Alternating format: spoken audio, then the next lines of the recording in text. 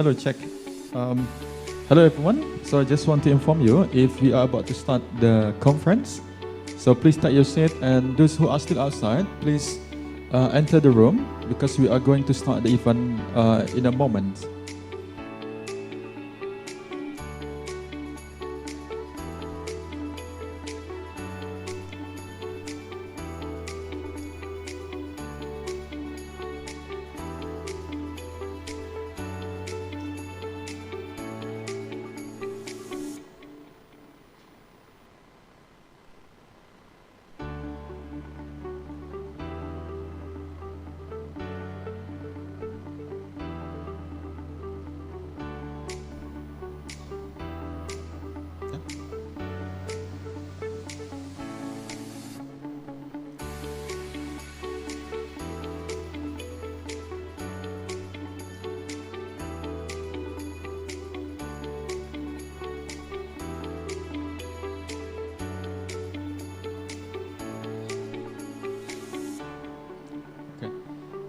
Assalamualaikum, Dr. Nurul.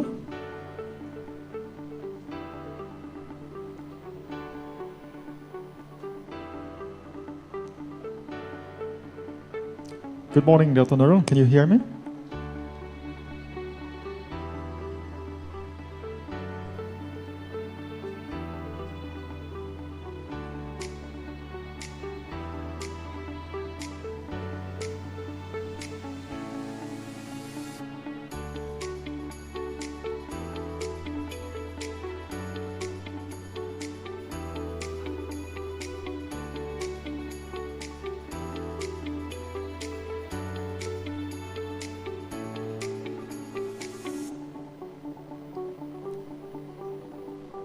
Welcome our keynote speaker, Professor Dr. Insinyur Fadi.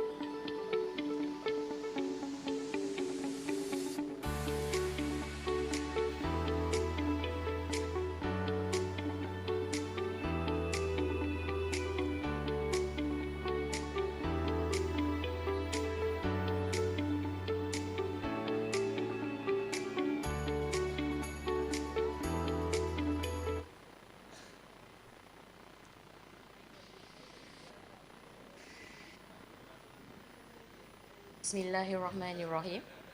Assalamualaikum warahmatullahi ta'ala wabarakatuh, and a very good morning. It is my pleasure to begin today's ceremony by welcoming our honorable guest, Yang Berusaha Professor Engineer Technologies Dr. Arham bin Abdullah, Vice Chancellor, University Malaysia Kelantan, the Honorable Dr. Haji Saidul Amin, Rector of Universitas Muhammadiyah Riau, Indonesia, the Honorable Dr. Sanjay R. Chitnis, Vice Chancellor of Reva University, India, the Honorable Dr. G. Pardasaraji Varma, Vice Chancellor of KL University, India, Yang Berusaha Associate Professor Dr. Zulhazman bin Hamzah, Dean of the Faculty of Earth Science, University Malaysia Kelantan, the Honorable Dr. Prasidya, Dean of the Faculty of Science, Mathematics and Health, Universitas Muhammadiyah Riau, Indonesia, the Honorable Professor Dr. Viswaswara Rao Pasupuleti, Director of International Relations and Research Collaborations, Reva University, India, Yang Berusaha Associate Professor Dr. Suganti Apalasamy, Chairman of International Conference on Tropical Resources and Sustainable Science 7.0. Our keynote speakers, Yang Berusaha Associate Professor Dr. Christoph Yap, Institute for Tropical Biology and Conservation, University Malaysia Sabah, Malaysia, the Honorable Professor Engineer Dr. Rifardi,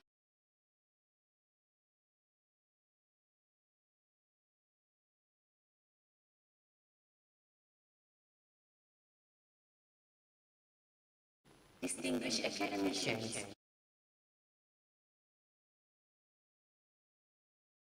participants attending both virtually and in person in Pekanbaru, Indonesia. Ladies and gentlemen, welcome to the opening ceremony of the 7th International Conference on Tropical Resources and Sustainable Science, CTRI 7.0, with the theme Tropical Nexus, Integrating Science, Innovation and Sustainability. Good morning to our distinguished guests, speakers, presenters, and participants, both joining us together virtually from various parts of the world and also joining us physically at Pekanbaru Riau, Indonesia. It is a great honor to welcome all of you to this prestigious conference jointly organized by the Faculty of Earth Science, University Malaysia Kelantan, Reva University, India, and KL University, India. I'm Dr. Nurul from University Malaysia Kelantan, and I will be your MC for today's event. Together with me is Dr. Fahmi from Universitas Muhammadiyah Riau, who is hosting the physical ceremony at Hotel Pangeran in Pekanbaru Riau, Indonesia. Ladies and gentlemen, to begin our ceremony, I kindly invite everyone to stand or remain respectfully attentive for the singing of Everyone the is national invited anthem. to rise to We sing will national begin anthem, with Indonesia Karatul, Raya. the national anthems of Malaysia, followed by Indonesia Raya, the national anthems of Indonesia.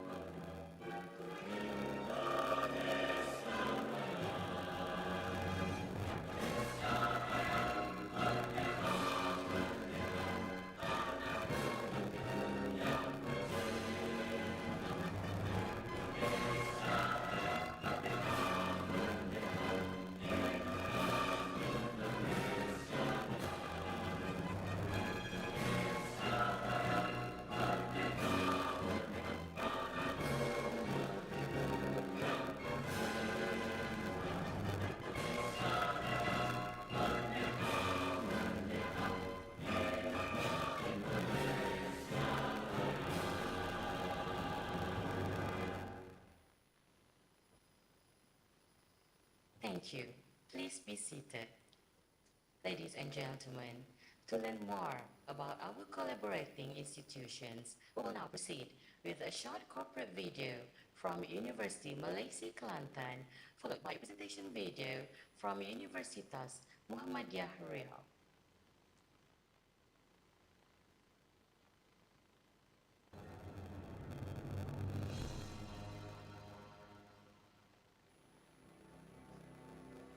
University Malaysia Kelantan, UMK, is an entrepreneurship-oriented university.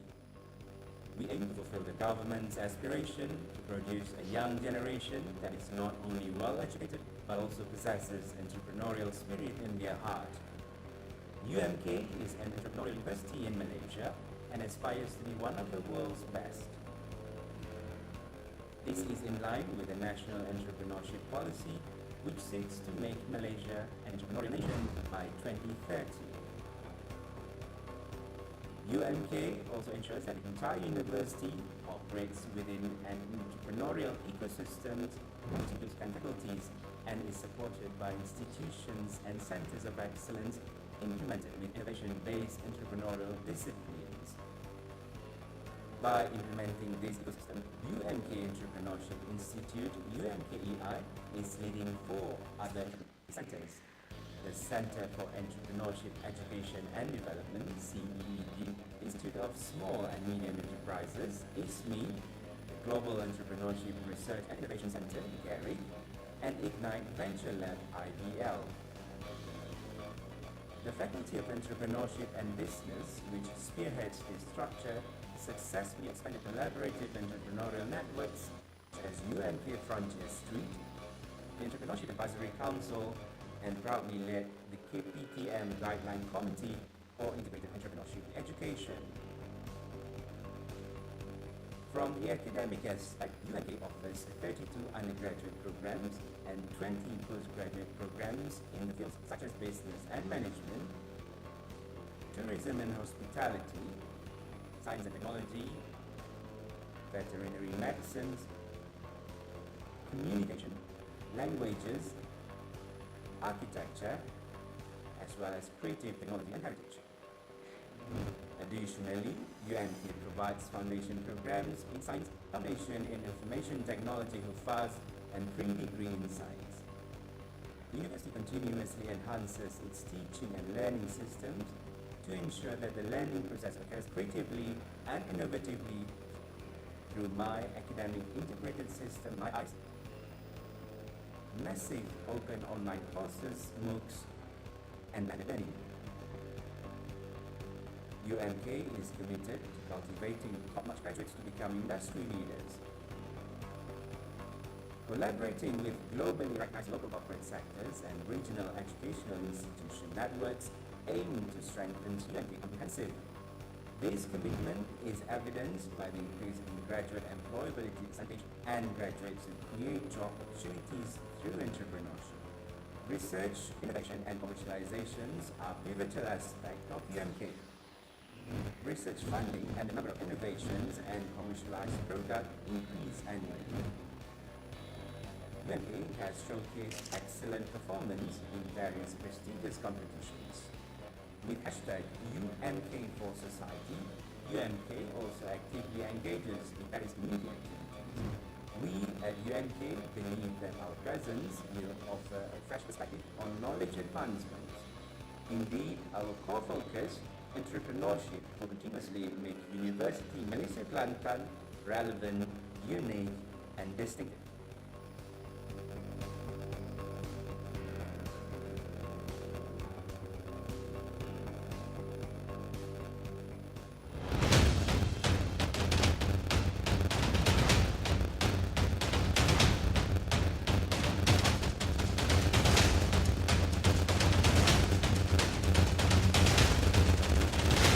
Sejarah Muhammadiyah adalah kisah tentang pencerahan dan kemajuan didirikan di Yogyakarta oleh Kiai Haji Ahmad Dahlan pada tahun 1912.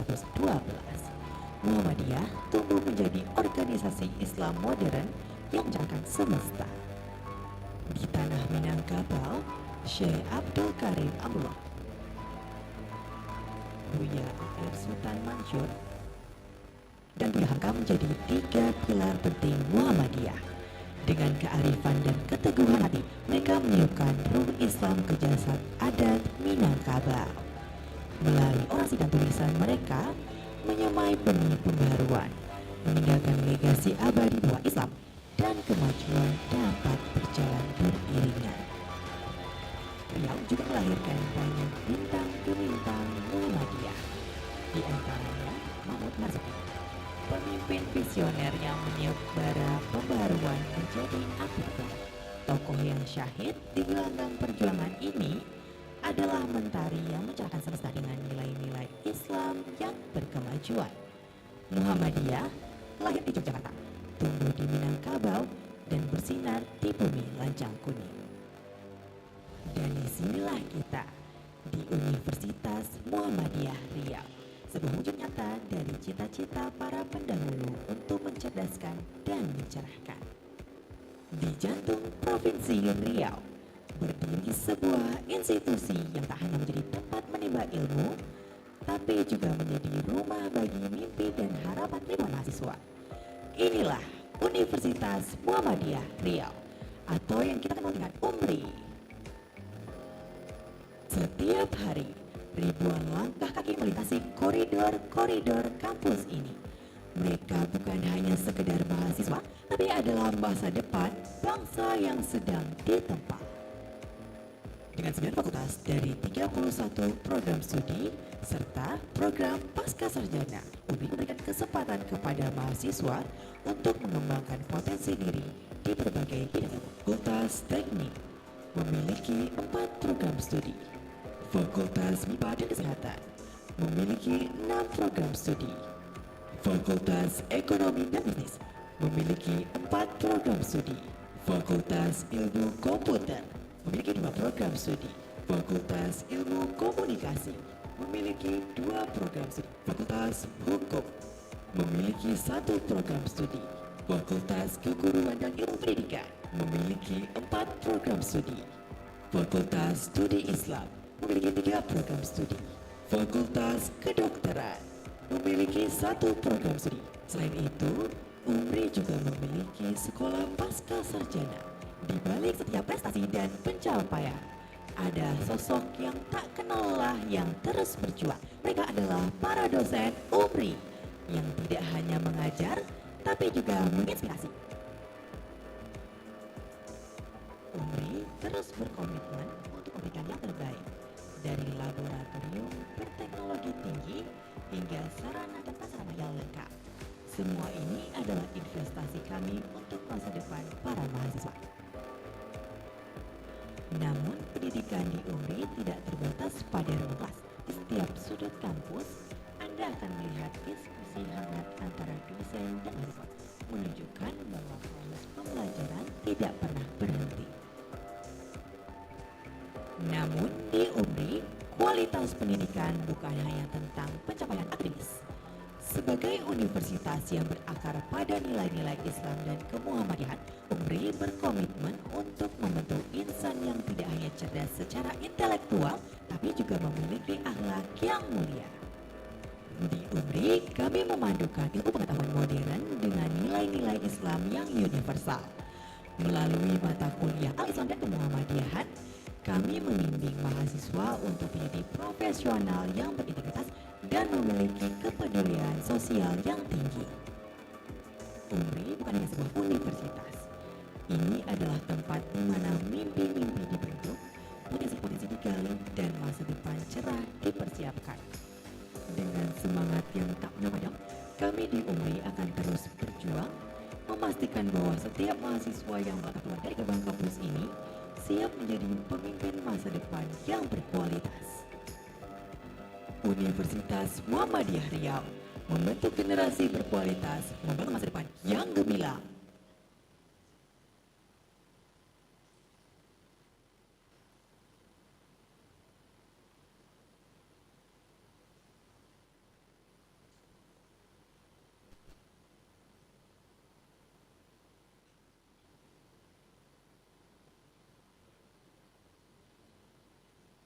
Thank you for those insightful and well-presented videos.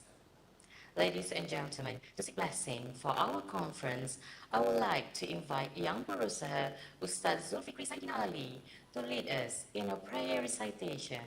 Please welcome.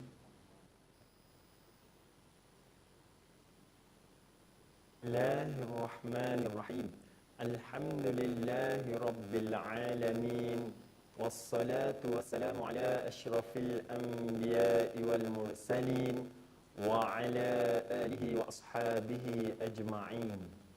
Ya Allah, thank you for granting us the opportunity to gather in this assembly.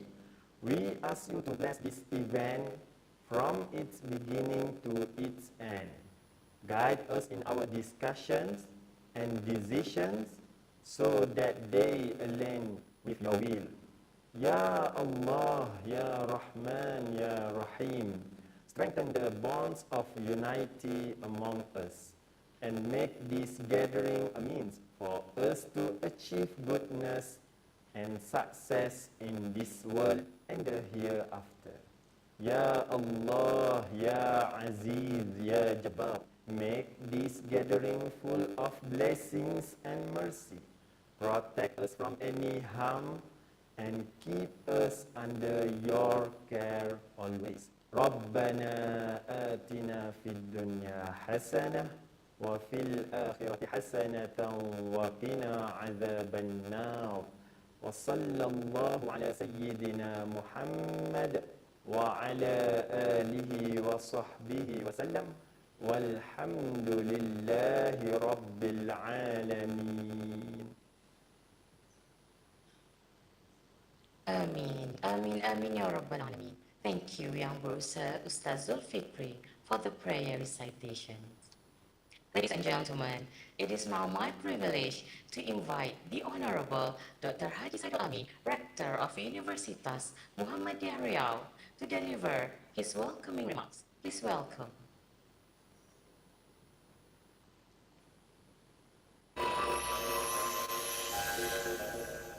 Assalamualaikum warahmatullahi wabarakatuh.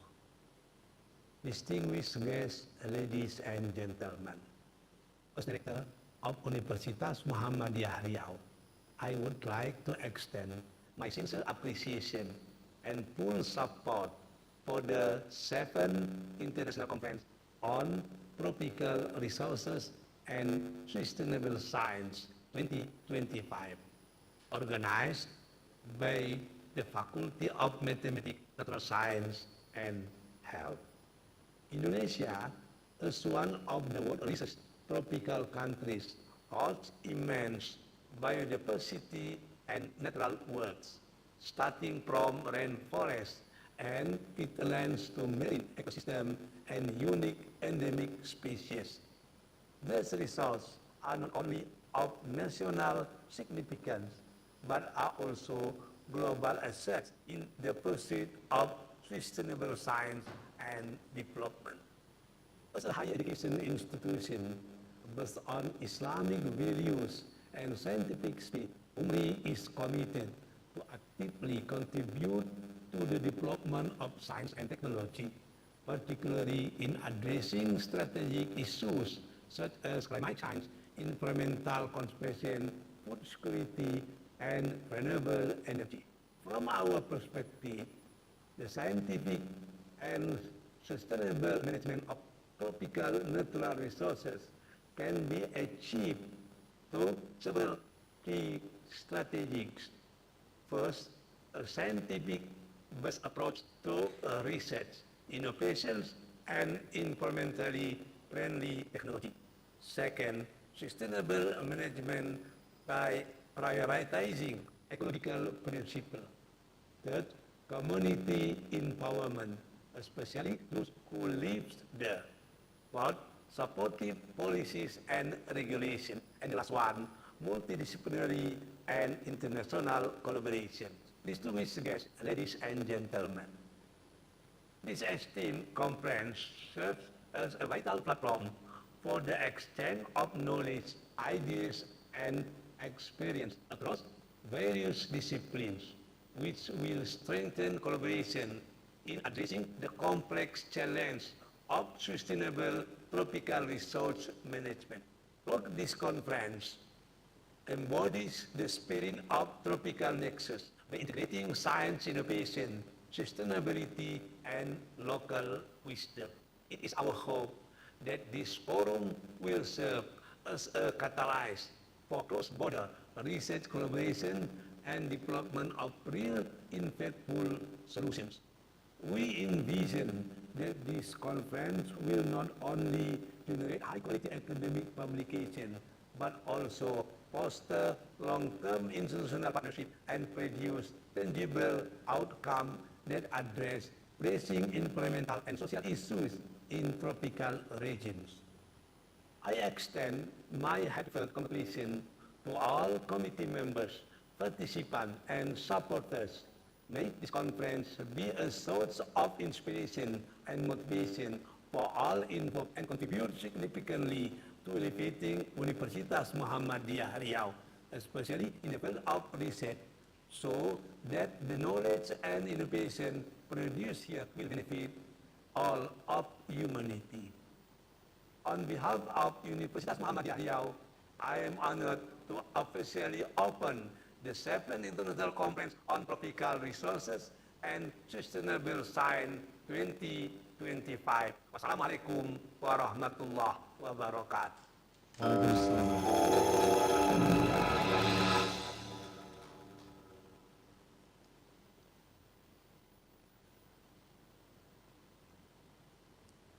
Thank you, the Honorable Dr. Haji Saidul Amin, for your warm and meaningful remarks. Ladies and gentlemen, we have now reached the important highlight for today's event, the official opening of CITRES 7.0. To formally inaugurate our conference, it is my honor to invite Young Berusaha Professor Engineer Technologies, Dr. Arham bin Abdullah, Vice Chancellor of University Malaysia Kelantan, to deliver the officiating speech and officially open CITRES 7.0. Please welcome.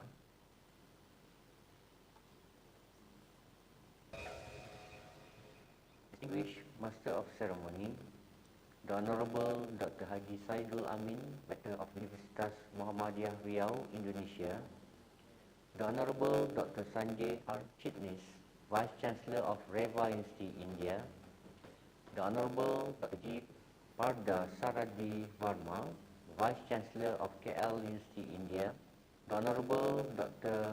Prasetya, Dean of the Faculty of Science and Mathematics and Health, Universitas Muhammadiyah Riau, CITRES 7.0 Advisors, Dean of the Faculty of Science, FSB, University Malaysia Kelantan, Associate Professor Dr. Zulhazman Hamdah, Director of International Relations and Research Collaboration, Reva University, India, Prof. Dr.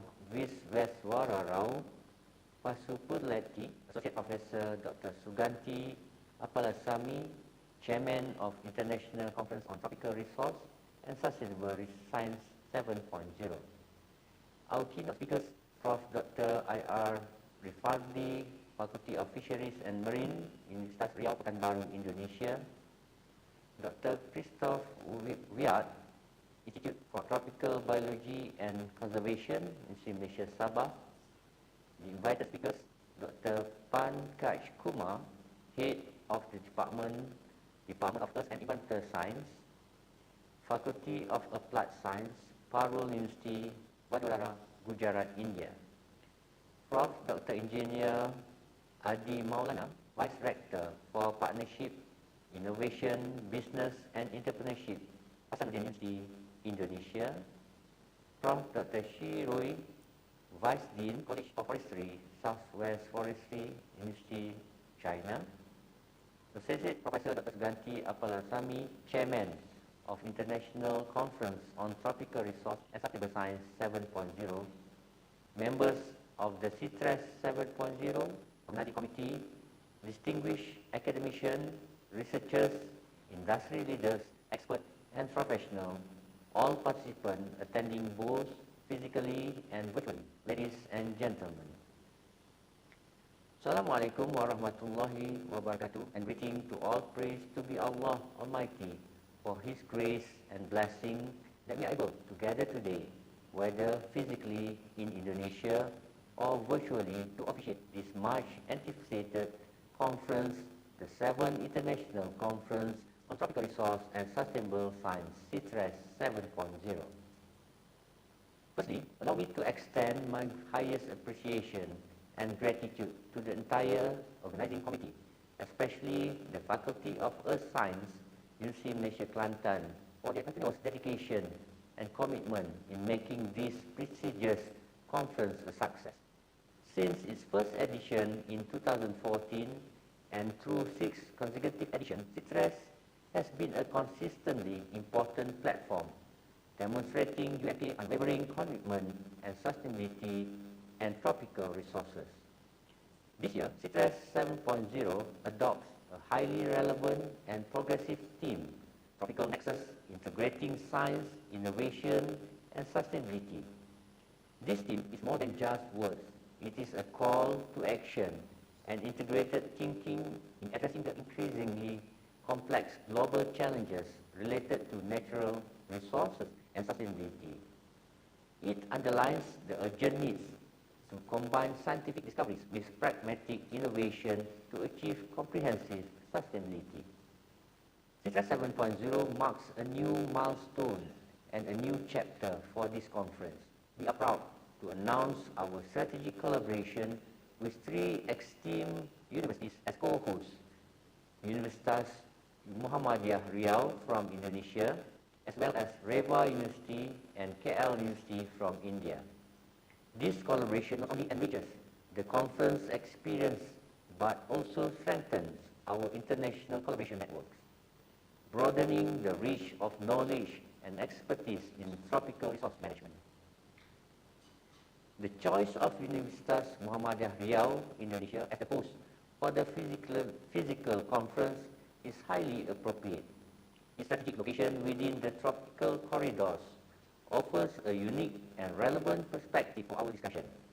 Furthermore, the hybrid format implemented will ensure broad participation from around the world, allowing more academicians, industry leaders, experts, and professionals to share their latest insights and findings. Ladies and gentlemen, as a dynamic platform, CITRES 7.0 will explore sustainable solutions for responsible natural resource management. This includes viewing from environmental, social, and economic perspective. I'm confident that the discussion and presentation throughout these 2 days will generate new ideas, stimulate innovation, and pave the way for closer multidisciplinary collaboration. Let us seize this opportunity to exchange views, build professional networks, and collectively contribute towards building a more sustainable future for our planet, especially in this richly biodiverse tropical region. Your contribution, whether in terms of research, best practices, or policy, are invaluable in shaping the global sustainability narrative. Finally, I would like to reiterate my gratitude to all parties involved in the organization of CITRES 7.0, the co-organizers, the working committee, the sponsors, and not forgetting all participants who have committed to attending and participating in this conference. With the recitation of Bismillahirrahmanirrahim, I have a great pleasure to officially declare that 7th International Conference on Tropical Resource and Sustainable Science, CITRES 7.0, open. Thank you. Thank you, Young Bursa, Professor Engineer Technologies, Dr. Arham bin Abdullah, for impactful address and for officially inaugurating the CITRES 7.0. Ladies and gentlemen, CITRES 7.0 is now officially open. To mark this occasion, we will now proceed with the group photo session. We kindly invite all physical participants at Bertua Hall, Hotel Panyaran, Pekanbaru, to prepare for the group photo. We also request all virtual guests on StreamYard Everyone, please to look turn at on the your camera at the cameras front. so that we can capture this special Should we moment start? with Yeah, both ready, we our can start, everyone, physical please. and online attendees.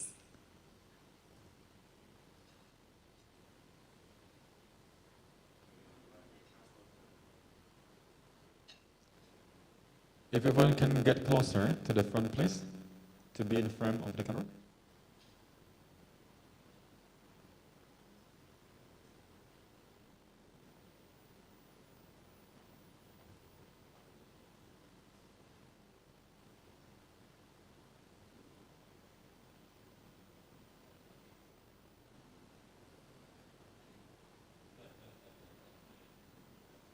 Ladies and gentlemen, on a count of three.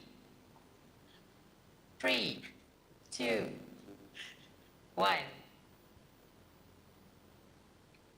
Thank you to all.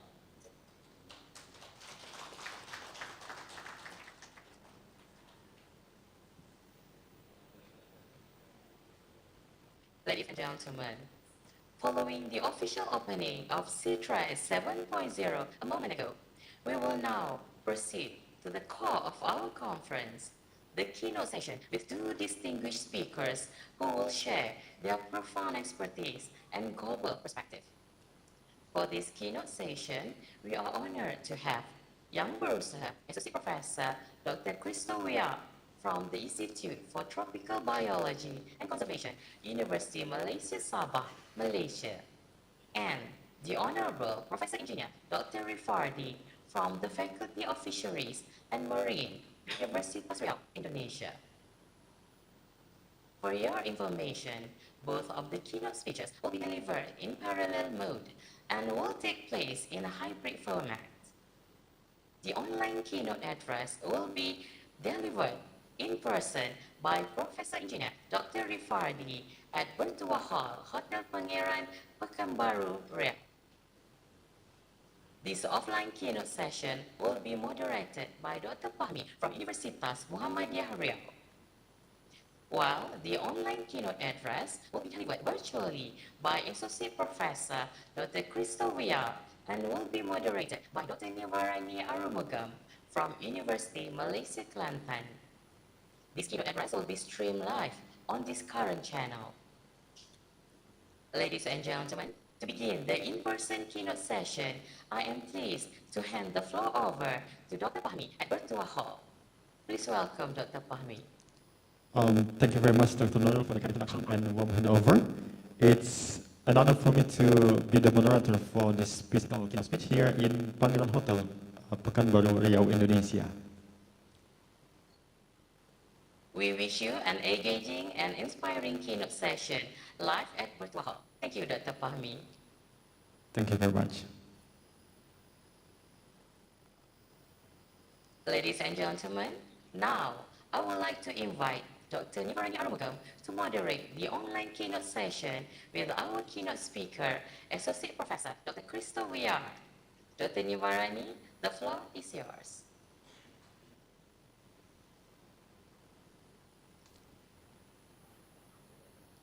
Thank you very much, Dr. Nurul. A very good morning, everyone. I'm Dr. Nivarani Arumugam,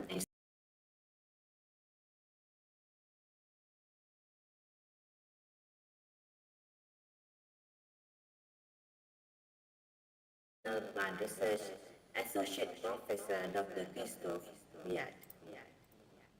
So the keynote presentation today is titled Ethnopharmacology in the Asia Pacific.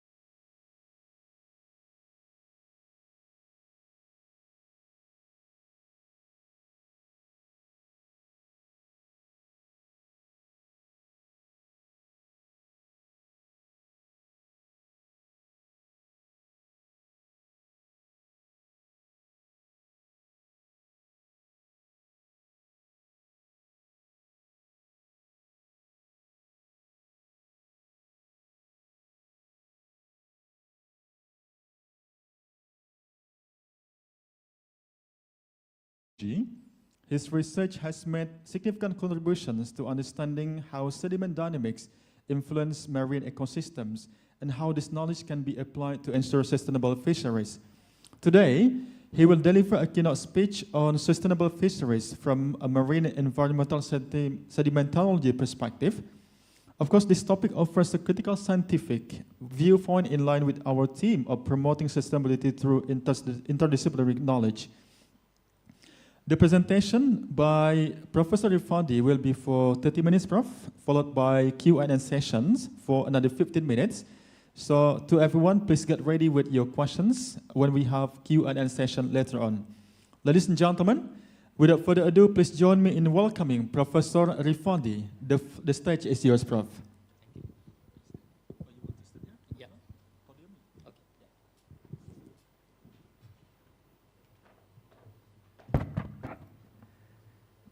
Bismillahirrahmanirrahim. Assalamualaikum warahmatullahi wabarakatuh. The Honorable Vice Chancellor of the University Malaysia Kelantan, the Honorable Director of Universitas Muhammadiyah Riau, and the Honorable Professor Muhammad Arifullah from the KL University, distinguished guests, ladies and gentlemen, who present and attend in this international seminar, even in online, also in this room. I would like to thank to the organizing committee who invited me to present my article as the keynote speaker in this very important occasion in this seminar. In this seminar, I would like to present my article titled with the Sustainable Fisheries from Marine Environmental Sedimentology Perspective. As the environmental marine sedimentologist, I conduct the many research related between the sedimentology phenomena and the water quality, also the health of marines. This article was written based on several results of my research, especially the research related to the relationship between the sedimentation phenomena and the quality of sea. The result of article have been also published in the several international journal. The next slide, please. As we know well that 2015 that the United Nations decided to continue the Millennium Development Goals into the Sustainable Development Goal, or we call it SDGs, that consists of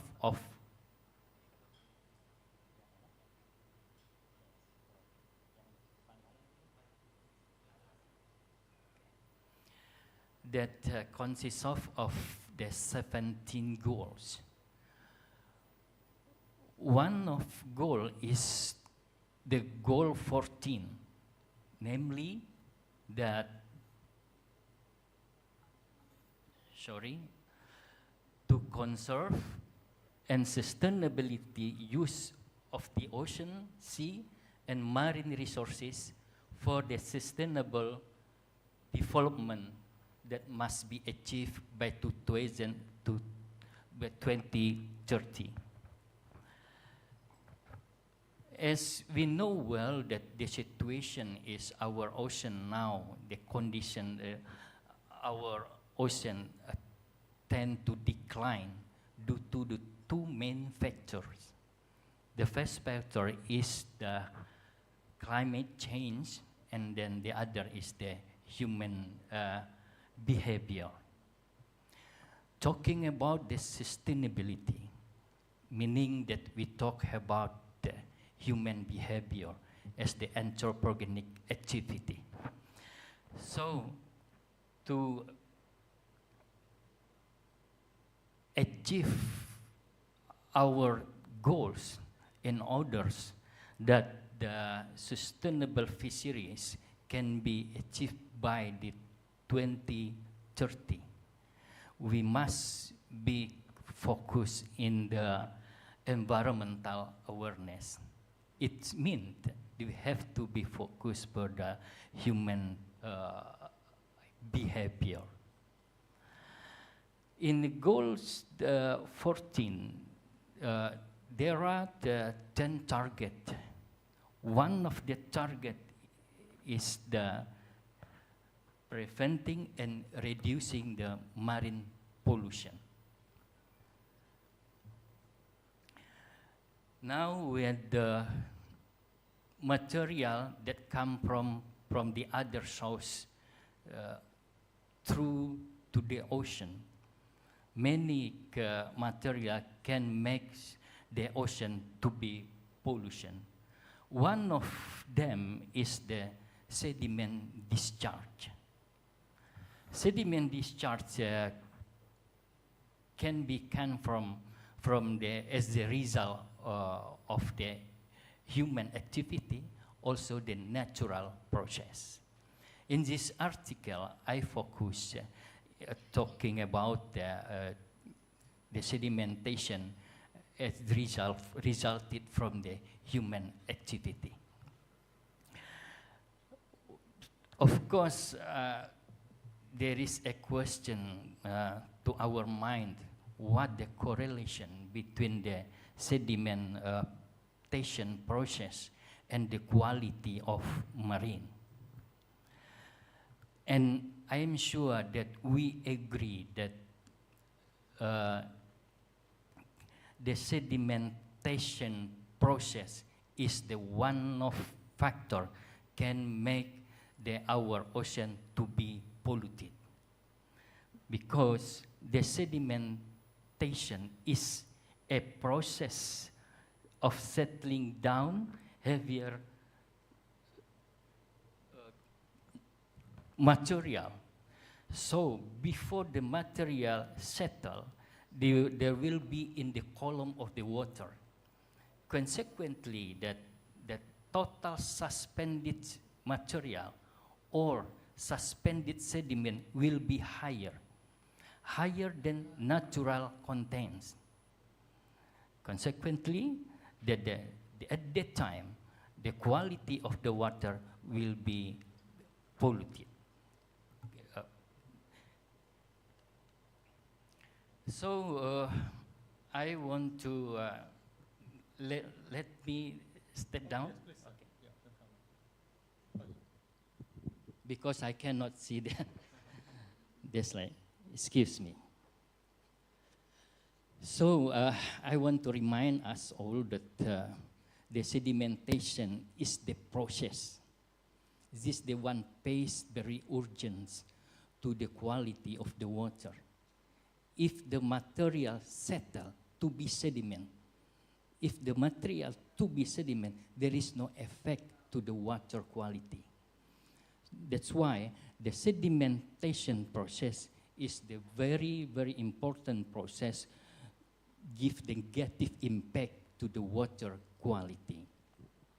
So from the sedimentological point of view, that there is three sizes of the sediment. The bigger is the gravel, and then sand, and then the very finer is the mud fraction. So the sediment in the column water generally in the mud fraction size. We can see in the sea or the lake or river that the many river with the high turbidity. High turbidity meaning that the sediment suspended concentration in the river and the ocean is high. So this the data from several river in the world. We can imagine that the number one, this the Huanghua River. Huanghua River discharge the sediment from the Asia through the Pacific Ocean as much as 2,100 million ton sediment a year. So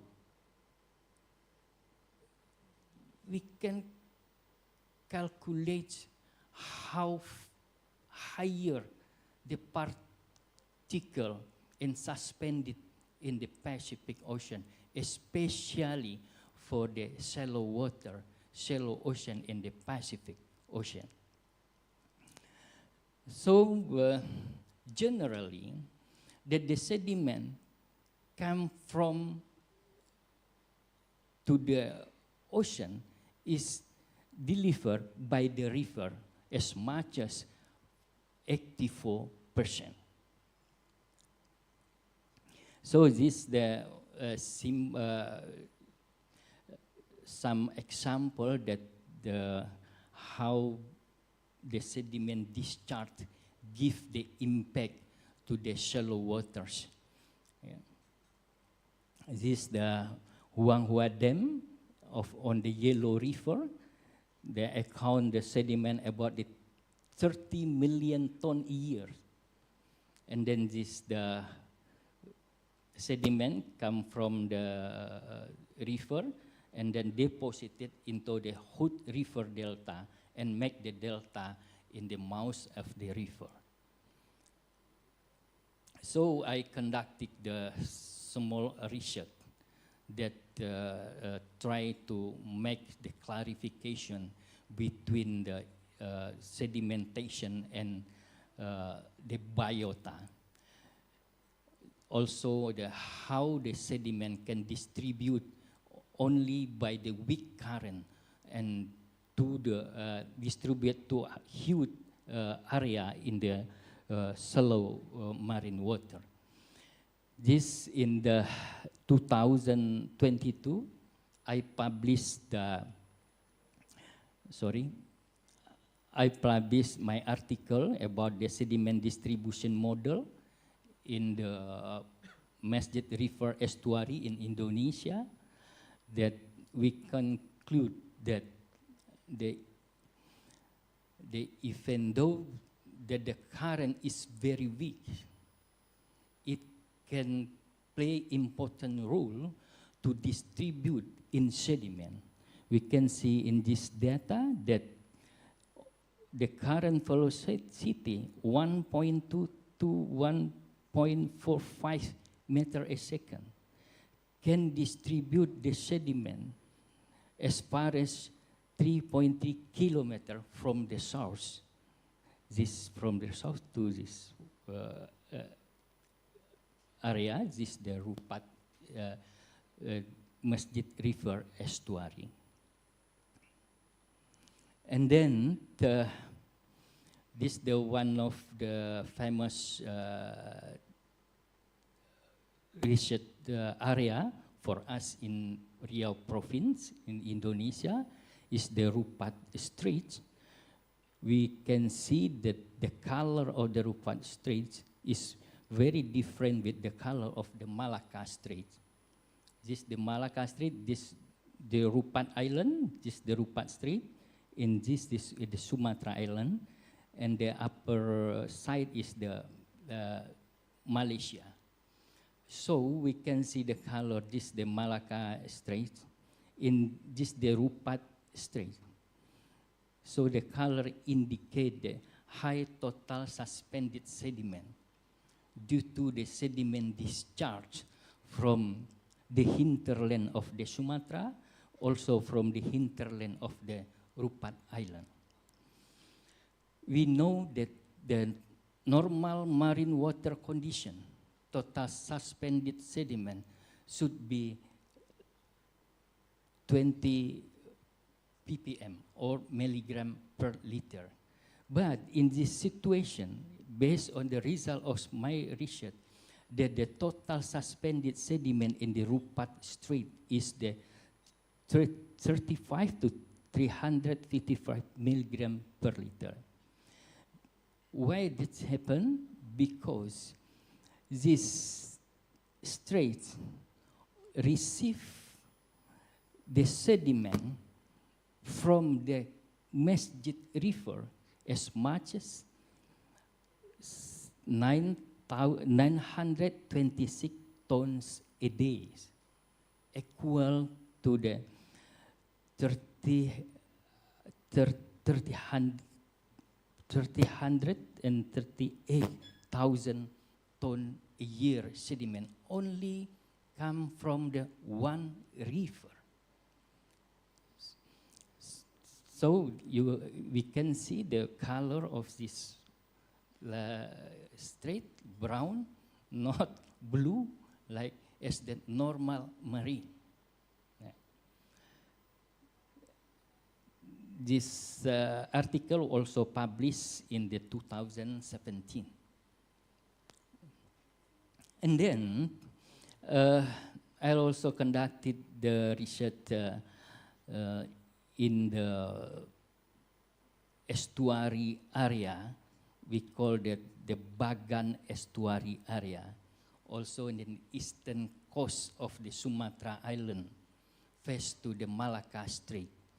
The result indicate that estuary Bagan or the Bagan estuary receive the sediment from the Rokan River as much as 137,000 cubic meters per year.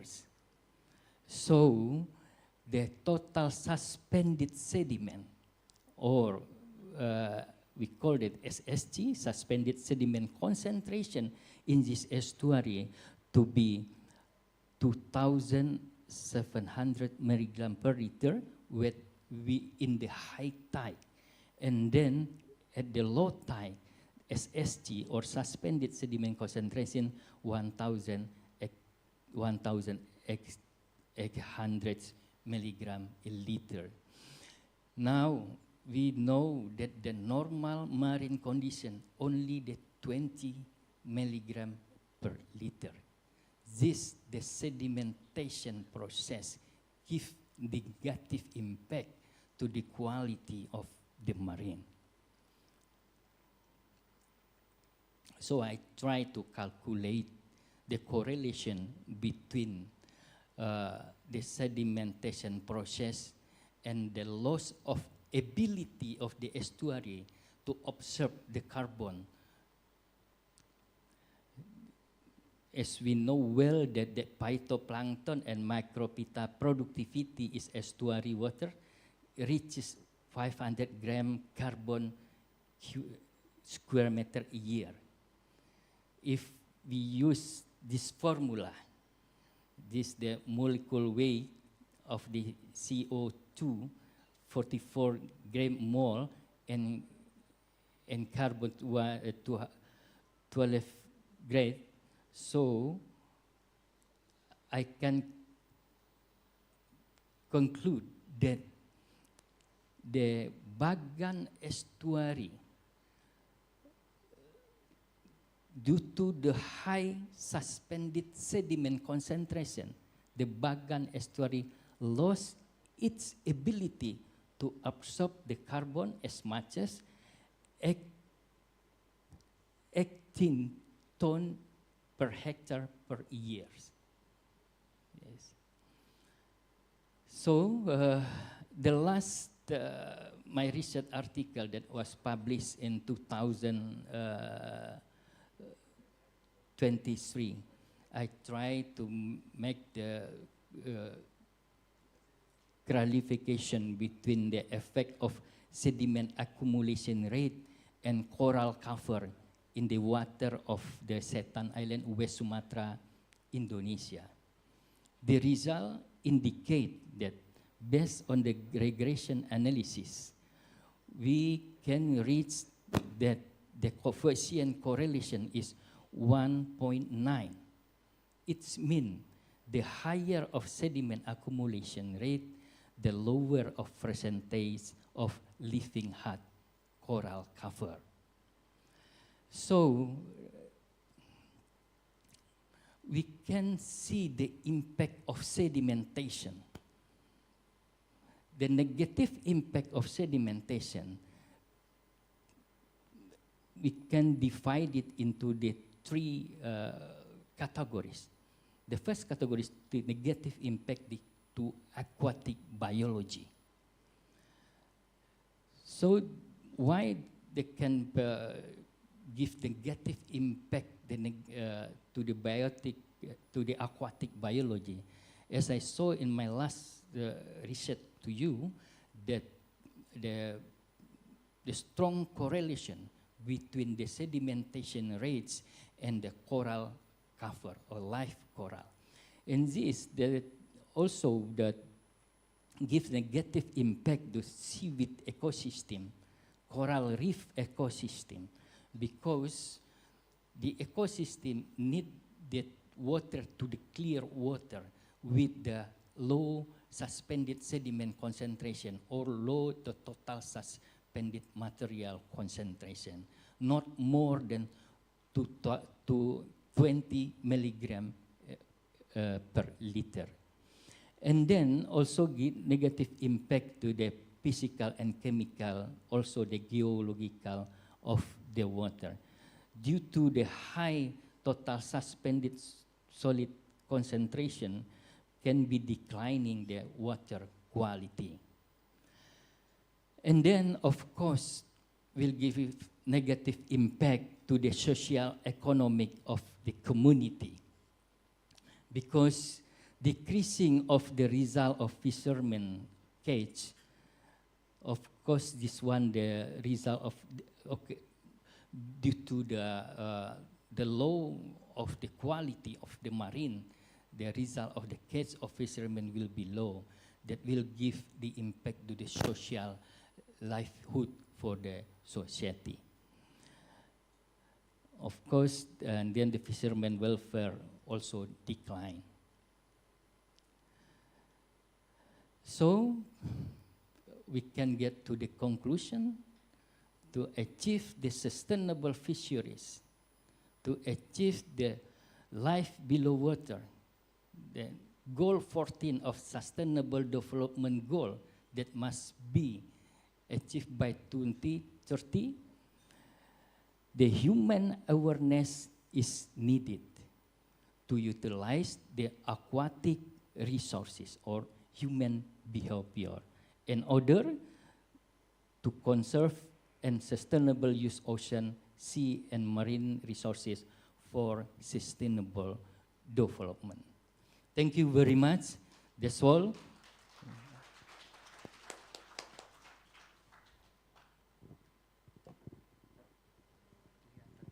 Oh yeah, okay, right.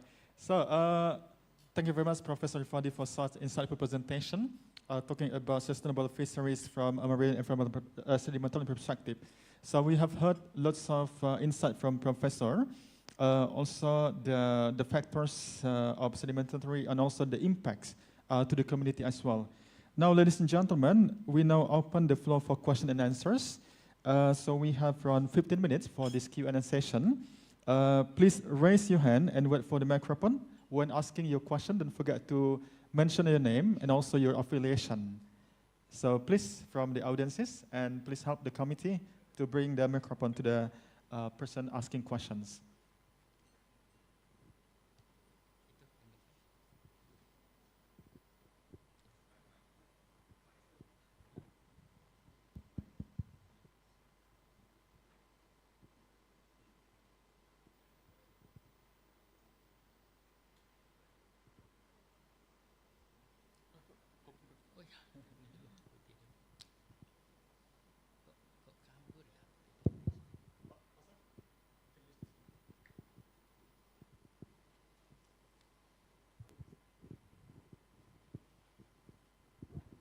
Assalamualaikum, selamat pagi. Saya Zul Hazman from UMK. My questions are the sedimentations of Intrude Park is quite high. But the data is in 2017, right? So there are 8 years back. So my questions are, the first thing is, what is the rate of sedimentation in the area now? Is it increase or decrease? And then the second question is that if increase, what is the action taken by the local government or by the society? Thank you. Okay, thank you very much. Before we forget the questions, mungkin boleh nggak apa-apa. Ya, can you start? Atau kita tampung dulu? Okay. Right. So we got 2 questions from Prof. Asman, yeah, from UMK. Zul Hasman, sorry, from Zul Hasman, yeah. Okay. I think we also maybe invite the next question, please, before Professor answers. Yes, I think in the middle.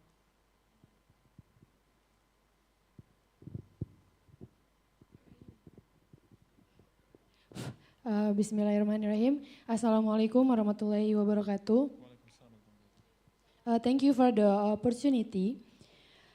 May introduce myself. My name is Melisa Yonara.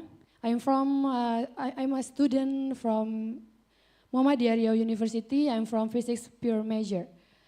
When you were presenting, I saw something about towards sustainable fishers. So my question is, how can small-scale fishers be more involved in environmentally with the friendly fishing practice? Because we all know about that, maybe due to involve and about the knowledge, about the technology, so they can to access that. So what's the solution about that problem? Because I think that's a really big problem for the fishers, small-scale fishers, exactly. So that's it question. I end with the wabillahi taufiq wal hidayah. Wassalamualaikum warahmatullahi wabarakatuh. Thank you very much, Marisa. And I think we invite one more question before Professor answers. If you have one more question from the audiences.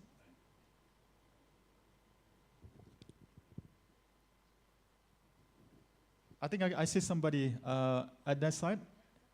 Yes, I think the lady.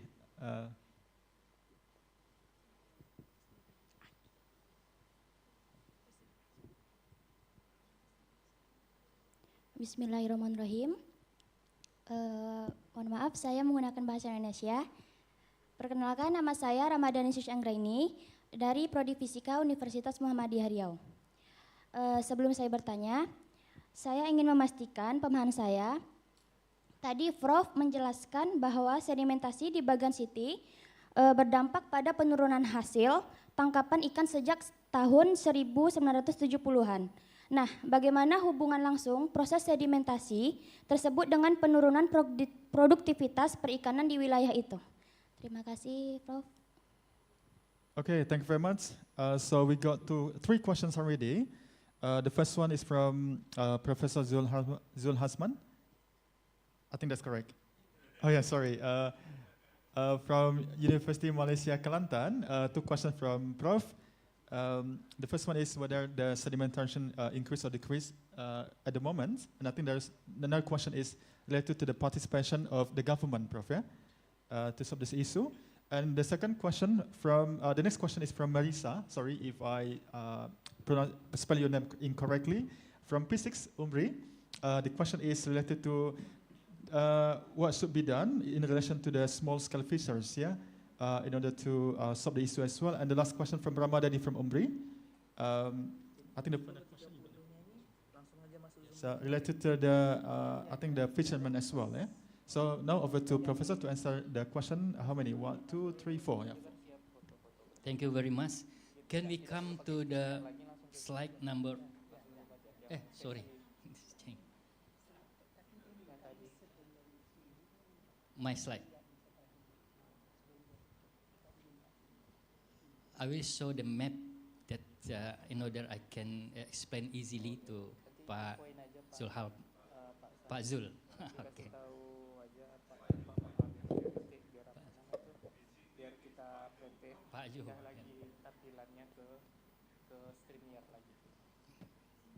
Okay, the slide number 2 or 3, please.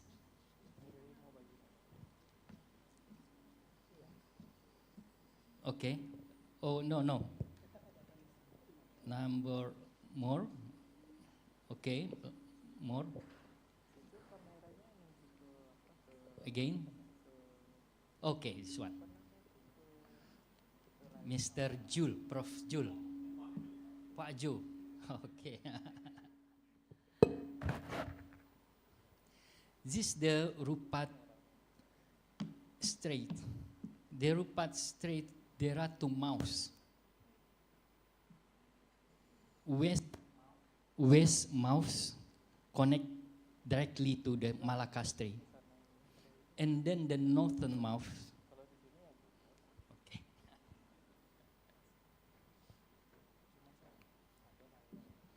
The northern mouth also directly connected to the Malacca Strait. As the Pak Jul asked me that how the situation on condition of the sediment process nowadays. So we must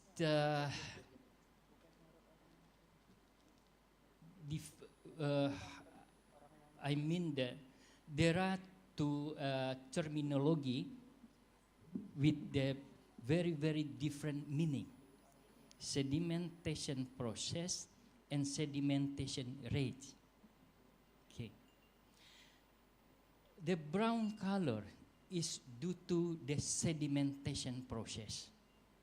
As I explained, the result, the high sedimentation process caused that high total suspended sediment, more than 300 milligram per liter. The normal water only the 20. The sedimentation rate is very low. Sedimentation process high, sedimentation rates low. Why? Because when the high tide, current flow from the Malacca Strait flow through the northern mouth to the west mouth. Okay? All the particle sediments in the column water will be discharged to other side. So the sedimentation rate is low. So the situation now, a sedimentation process, is still high. I'm sure that the total suspended sediment concentration is also high, more than 30 or 50 milligram a liter, more than a normal marine condition. This is the situation. Some part of the strait also have the high sedimentation rate. The strait will become shallow. So the government or the private sector do the dredge, dredge, how to dredge the sediment from the bottom and other the strait, some part of the strait become deeper. That's the situation. And that the government and the private sector now, maybe I'm sure that now are still doing that. That's all, Pak Jul. So the second question from my student, talking about the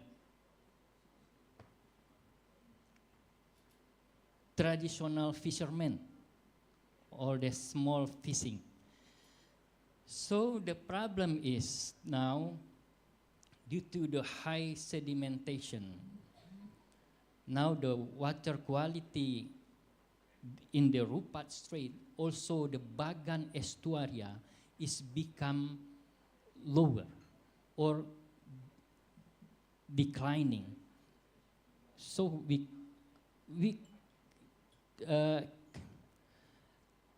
take a conclusion in the two waters, Bagan Estuary, Rupa Strait. The two waters now are in the polluted situation by the sedimentation. Consequently, is the result of the catching of the fishermen is will also declining or decrease.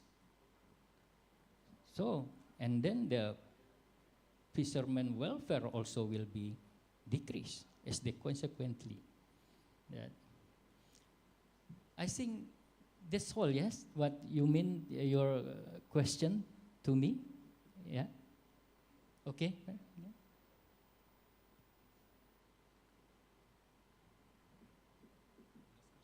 Yeah, sama.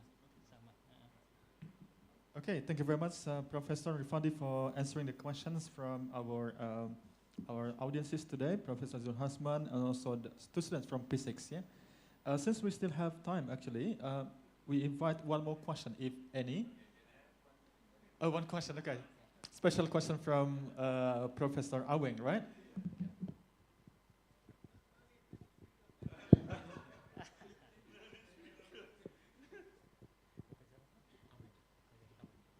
Good morning, Prof. Morning. Thank you very much for your presentation. This is related to the one asked by Pokjo just now. We know very well that the sediment came from land, isn't it? Yeah. So, land use is the key point of the sediment, isn't it? Yeah. So, is there any what it calls written land management that implemented here in this area by the government? Yeah? And that is the questions. And then the other question is that, based on your research, have you proposed to the governments an action plan that they should do in order to minimize the sediment to the river as well as the marine water? Thank you very much. Thank you very much, Professor Aweng, yeah, for two questions. The first one is related to if any written land management implemented by the government to solve this issue, and also based on the result of the study by Professor Rifadi, if you have proposed an action plan to the government or not, sir, please. Okay, thank you, Professor Aweng. Yes, of course, our government has the regulation how to use the land. We know that, as I explained previously, that the human behavior that can make the high sedimentation process in the water is as a result the human activity in the hinterland or the land side. Of course, we have the regulation about that. So actually in Indonesia, many regulation is issued related to the land use, this one, because we know well that if we open some area, that the high potential for that surface runoff, the result of the surface runoff is the high the particulate matter will be sent to the ocean by the runoff. Yes, that is one. And then, of course, some of my research results also give the recommendation, not all to the government, also to the private sector, especially for the activity along as long as coast area that will be correlated to the ocean or to the shallow water. Of course, we have to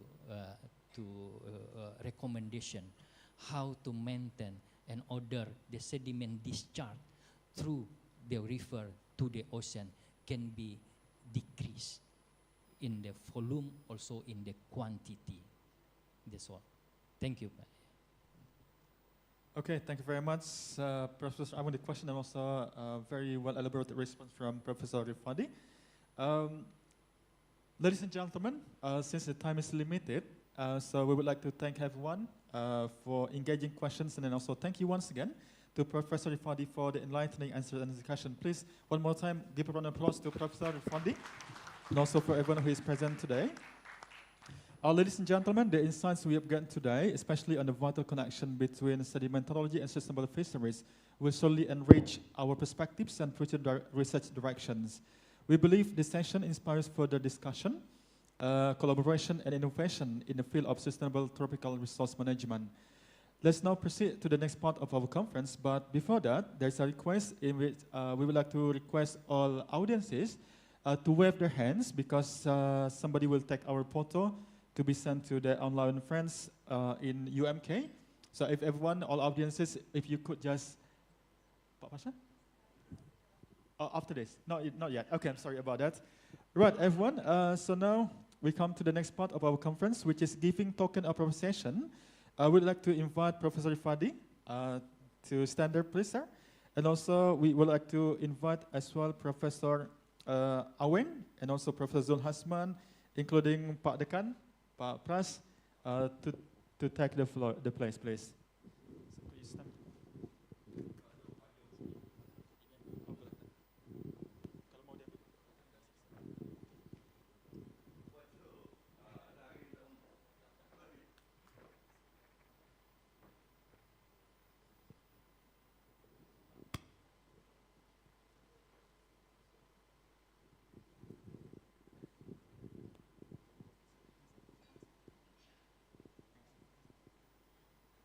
Okay, the first one, giving token of appreciation to Professor Rifadi by Pak Dekan. Pak Pras, please.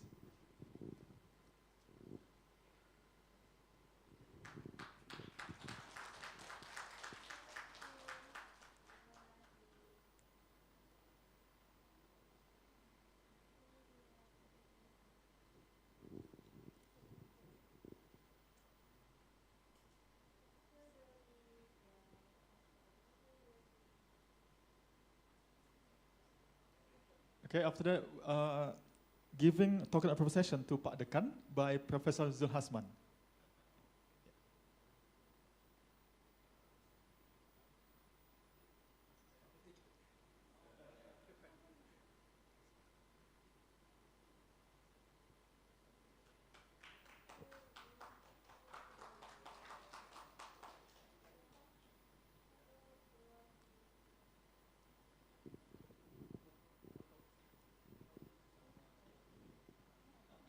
I think we also request Bu Fit to join the photo session. And also Prof. Yeah, please.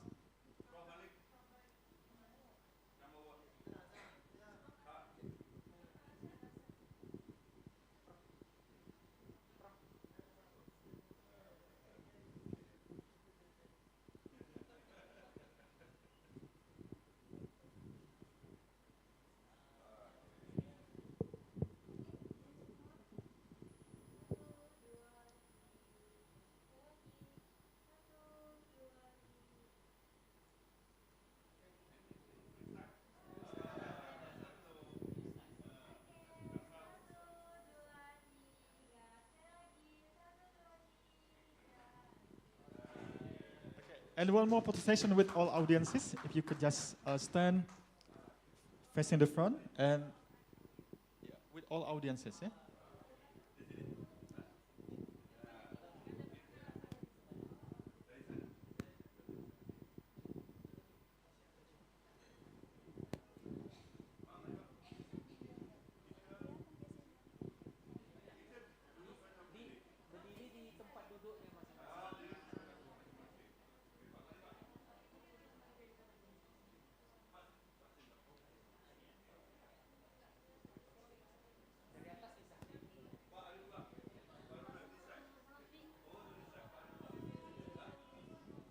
Okay, all audiences, could you stand up, please? So we have a group photo session.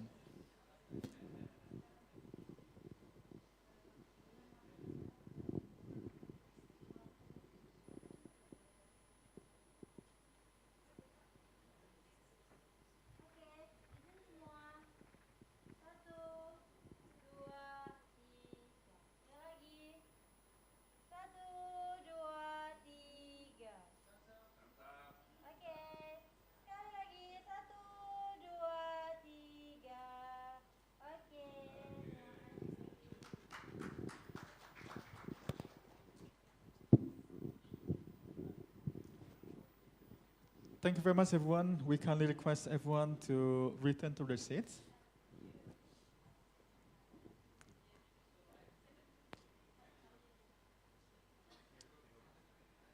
As we conclude our session, allow me to close and also to thank everyone, especially for, again, once more time, to our keynote speaker for the well discussion also during the session. And also we thank everyone for our distinguished guests. And of course to all audiences participating in this event. Since we are now entering an invited speaker session, we would like to inform to all students from Umbri, you may leave the room because that's the end of your session. And we are entering the invited speaker session. Thank you very much for all students for your participation, for your coming, and you may enjoy the snack before leaving the room. After this, we are going to come to the invited speaker session, which will take place in two rooms. So for those who are included in Batua Hall, please stay in this room. I think the committee maybe later on will display the names, the list of the names for those who are staying in this Batua Hall. And after that, the rest of you will need to go to Batua 2. If you just go outside and then turn right, so you will find Batua 2 for a session with another invited speaker. That's all from me as the moderator. Thank you very much for your kind attention and apologize for any mistakes. Wassalamualaikum warahmatullahi wabarakatuh. We're honored to be with you today, and thank you very much.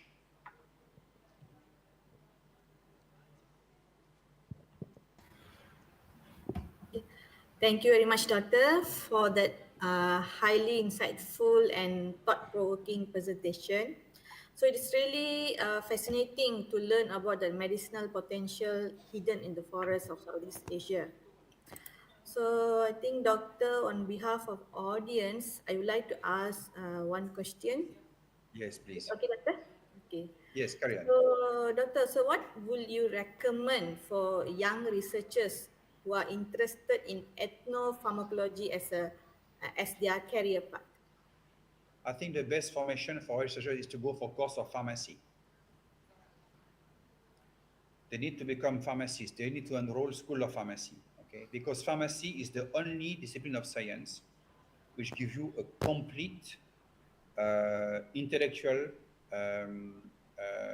understanding, you know, because medicinal plant is talking to everyone, with botany, right? one more time. We'd like to inform. Chemistry, two. Please find your name. Then on you're the going screen. to go for physiology, pharmacology. You are included in Batua Hall, so this now, is Batua Hall. If you don't go so you may stay here. So starting from Pak Jufri Sahri until Ibu Rahmadini Safri, and for those who belong to room Batua 2, from Bu Novia until Bu Medita Kemalasari, you may move to Batua 2 after this, because we are going to have another invited speaker session. But now maybe because it hasn't started yet, you can just enjoy your snack. But after this, please move straight away. Pindah Bapak Ibu yang di Batua Hall, boleh stay di sini gitu ya. Sementara Bapak Ibu yang Batua 2, boleh pindah ke Batua 2. Kalau tak salah, keluar, belok kanan Bu ya. Keluar nanti belok kanan akan ada Batua 2. Terima kasih.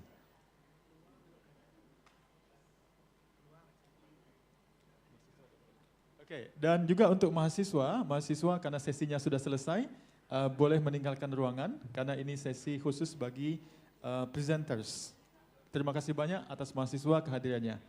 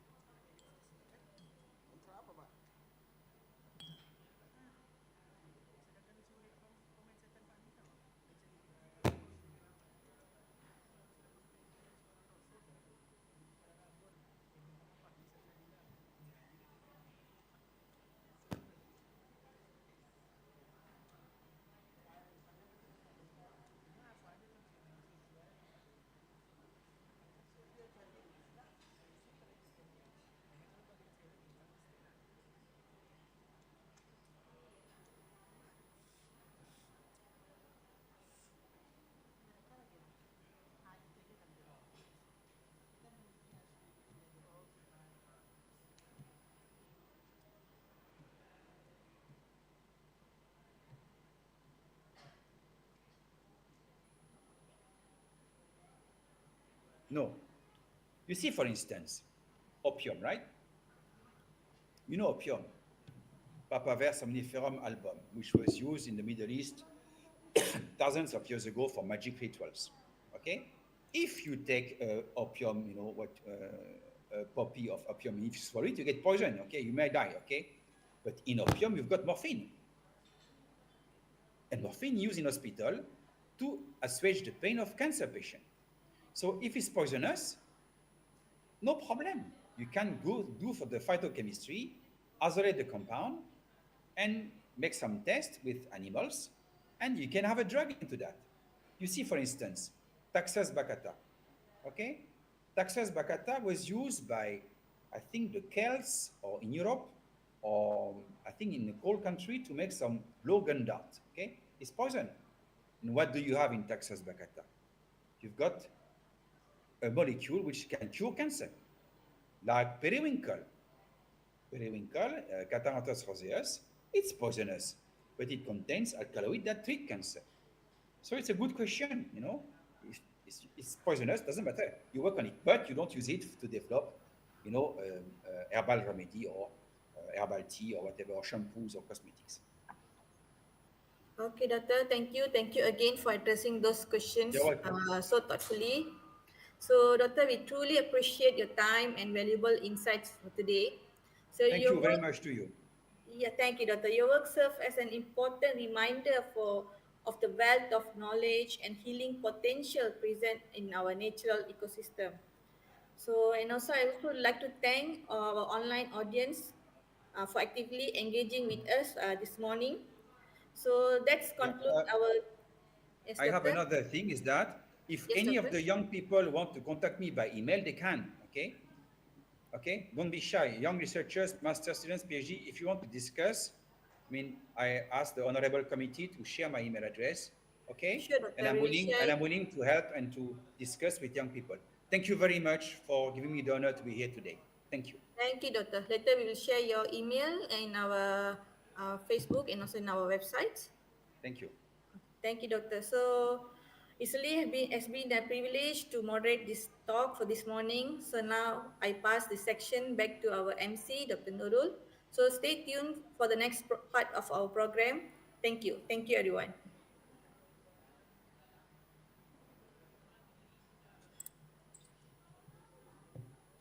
Thank you, Yang Berusaha Associate Professor Dr. Christo Wia and the Honorable Professor Engineer Dr. Rifardi for your excellent keynote addresses. Your presentations have provided meaningful perspective on the role of tropical resources in advancing sustainable scientific progress. We also express our sincere thanks to both moderators, Dr. Pahmi at Betua Hall, Pekanbaru, and Dr. Nivarani virtually on this channel for your outstanding facilitation of the sessions. Ladies and gentlemen, so we have now come to the conclusion of the CITRES 7.0 opening ceremony and keynote session. On behalf of the organizing committee, I would like to extend our appreciation to all distinguished guests and participants, both physical and virtual, for joining us this morning. Up next is the invited speaker session, which will begin soon at 11:45 a.m. Malaysia time and 10:45 a.m. Indonesia time. We highly encourage everyone to attend as we have an impressive lineup of invited speakers. This session will be conducted in parallel format and will be moderated by Dr. Amal Najihah Muhammad Noor and Dr. Muhammad Shakir Sulaiman from University Malaysia Kelantan. Please be informed that this parallel session will take place in a hybrid format. For online participants, kindly click on the Zoom link available on the conference portal to join the virtual room. For physical participants at Hotel Pangeran, please proceed to the designated venues, Betua Hall and Betua 2 Room. Ladies and gentlemen, before we end the ceremony, our deepest gratitude goes to everyone who has been involved in making this conference a success. To all participants, we look forward to the engaging discussion and valuable knowledge sharing that will take place throughout the rest of the conference. May you have a productive and enriching experience from today until tomorrow. To the participants who are attending the conference in person in Pekanbaru Riau, we wish you a pleasant stay in Indonesia until the end of the conference. Let us make this a meaningful and impactful experience together. With that, I end the ceremony today with Wabillahi taufiq wal hidayah. Wassalamualaikum warahmatullahi ta'ala wabarakatuh. Now, I hand the parallel session over to Dr. Amal and Dr. Shakir. Thank you.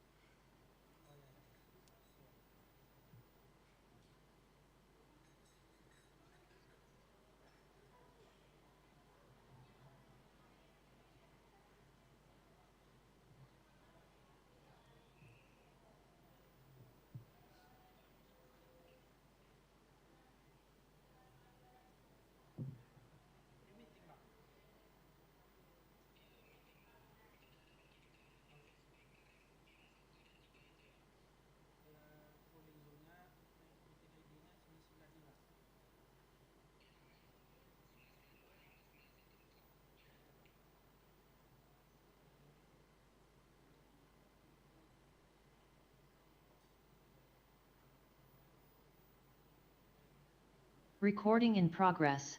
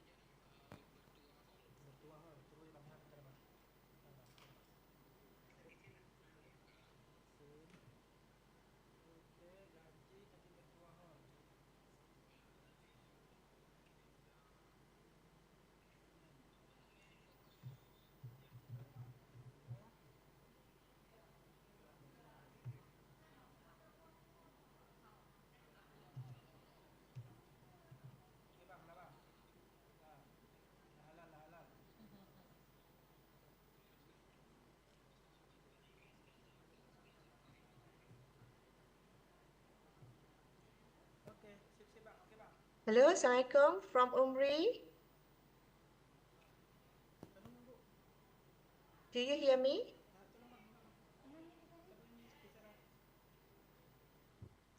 Check. Do you hear me? Oh, yes. Hello, hello, doctor. Okay, Yes, we great. can hear you. Okay, all right. So this is from Bertua Hall, eh? Oh, yes, we are in Bertua Hall Okay. now. Okay, thank you. Okay, so I can begin right now? Yes, please, doctor. Okay, thank you. All right. Assalamualaikum and salam sejahtera. Good day, everyone.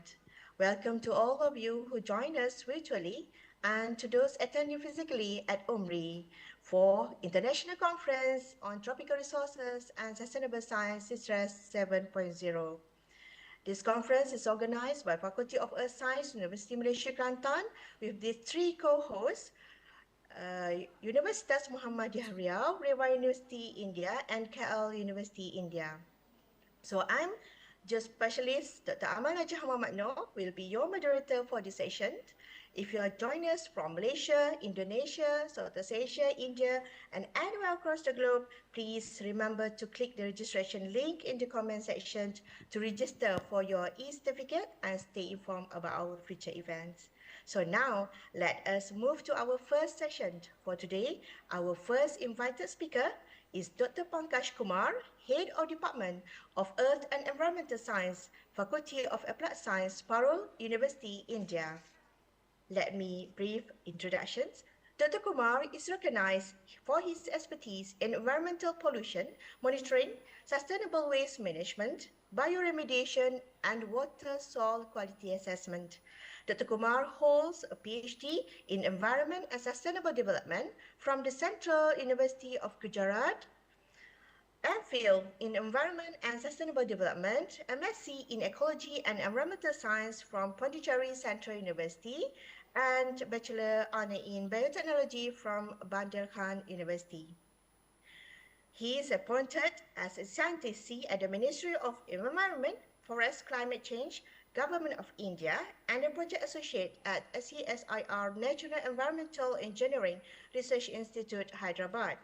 Dr. Kumar has published widely in high-impact international journals, including topics microplastic e-waste, heavy metals, bioremediation, and environmental risk assessment. So his work is commitment with the sustainable development, knowledge exchange, and technological innovation for environmental management. So his research focuses on environmental sustainability and technological application for climate change mitigation. Today, he will present a talk entitled Biotechnological Strategies for Environment for Greenhouse Gas Mitigation Towards a Sustainable Low Carbon Future. So now, I would like to welcome Dr. Pankaj Kumar. You're already here. Thank you so much. Okay, so the floor is yours. Okay, am I audible? Okay, if you can share your slide. Am I audible clearly? Yes, very clear, your voice. Okay, so I think my PPT is also visible to all of you. Yeah, if you can slideshow. Yes, it is on slideshow. Okay, great. Okay, doctor. Okay, so you can start. Okay. Good morning, everyone. Good morning from India. I'm Dr. Pankaj, currently heading the Department of Earth and Environmental Science, Parul University, Vadodara, Gujarat, India. And today I will be talking about the biotechnological strategies for greenhouse gas mitigation towards a sustainable low carbon future. So I have chosen this topic because as we all know that nowadays the greenhouse gas emission is the major issue around the globe. Okay, and we do have some technologies, but still the temperature is increasing day by day around the globe.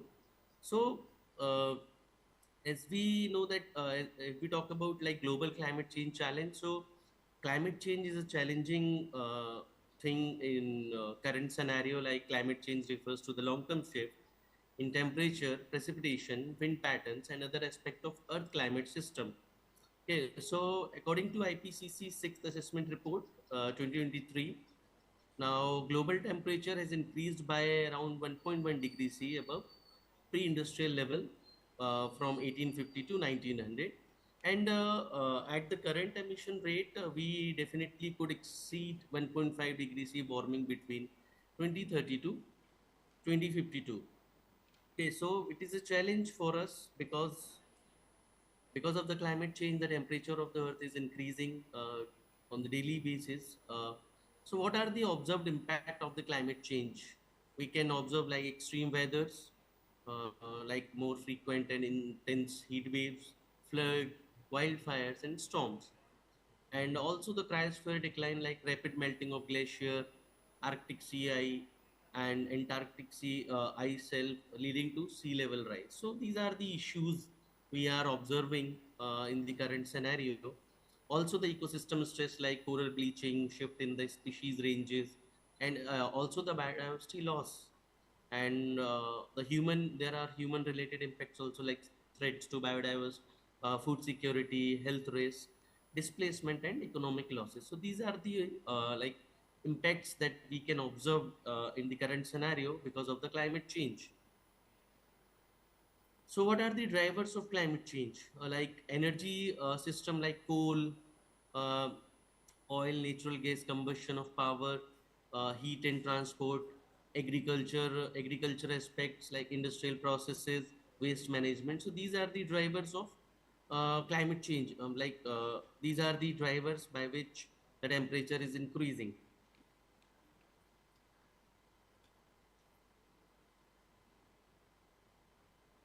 Just a minute.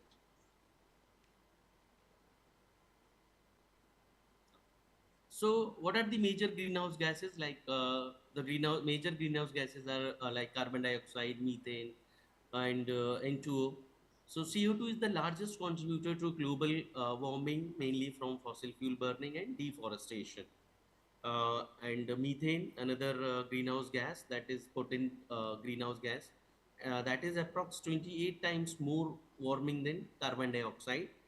and generally it emits from the agriculture.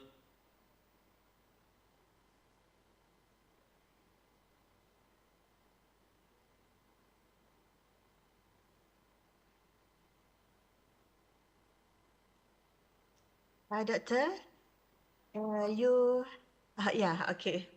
Uh, Okay, Doctor, your video, is it viable?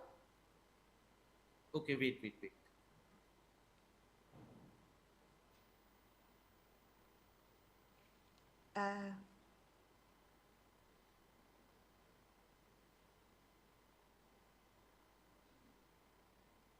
Uh, okay, slideshow. Yes, I can see your uh, okay. your Is it screen right fine? now. Yes, yes, I can see right now your screen. Okay, okay, okay. Can continue. All right.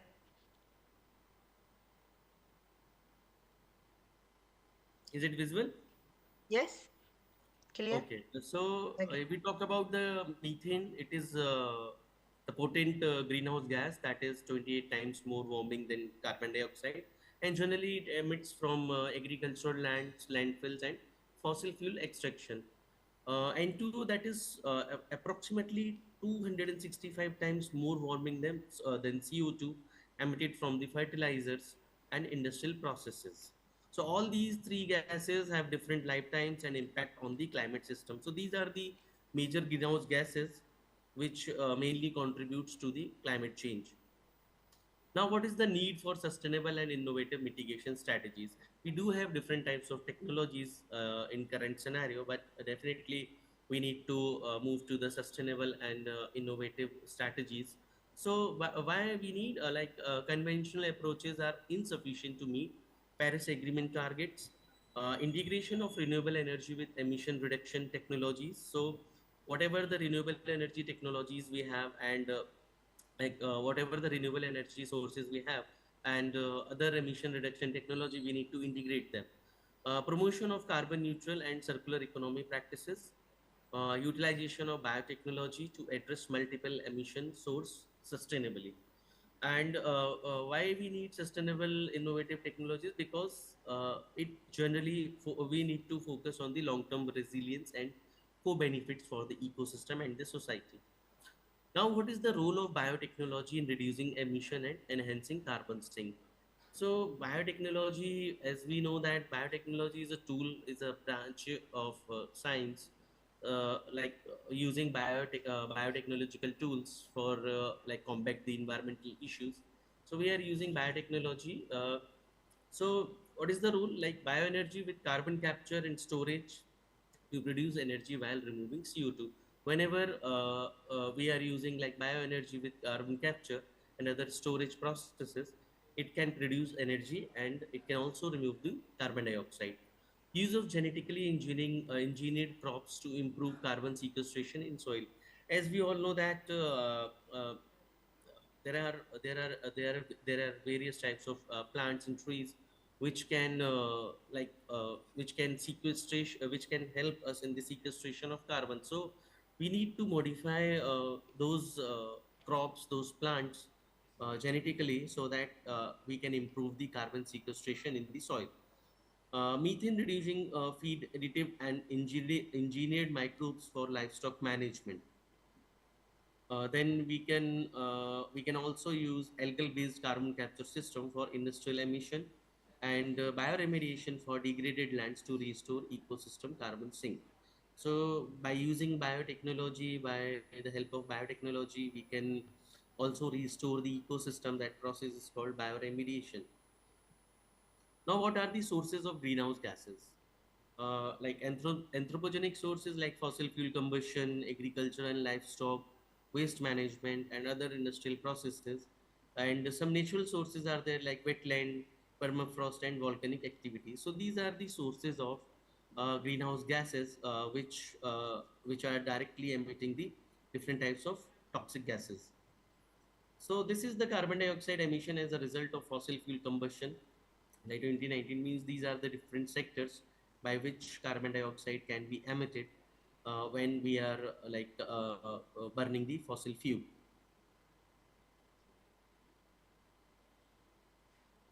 This figure is also showing that greenhouse gas emission from livestock sector. We can see 14.5% of greenhouse gas emission comes from the livestock sector.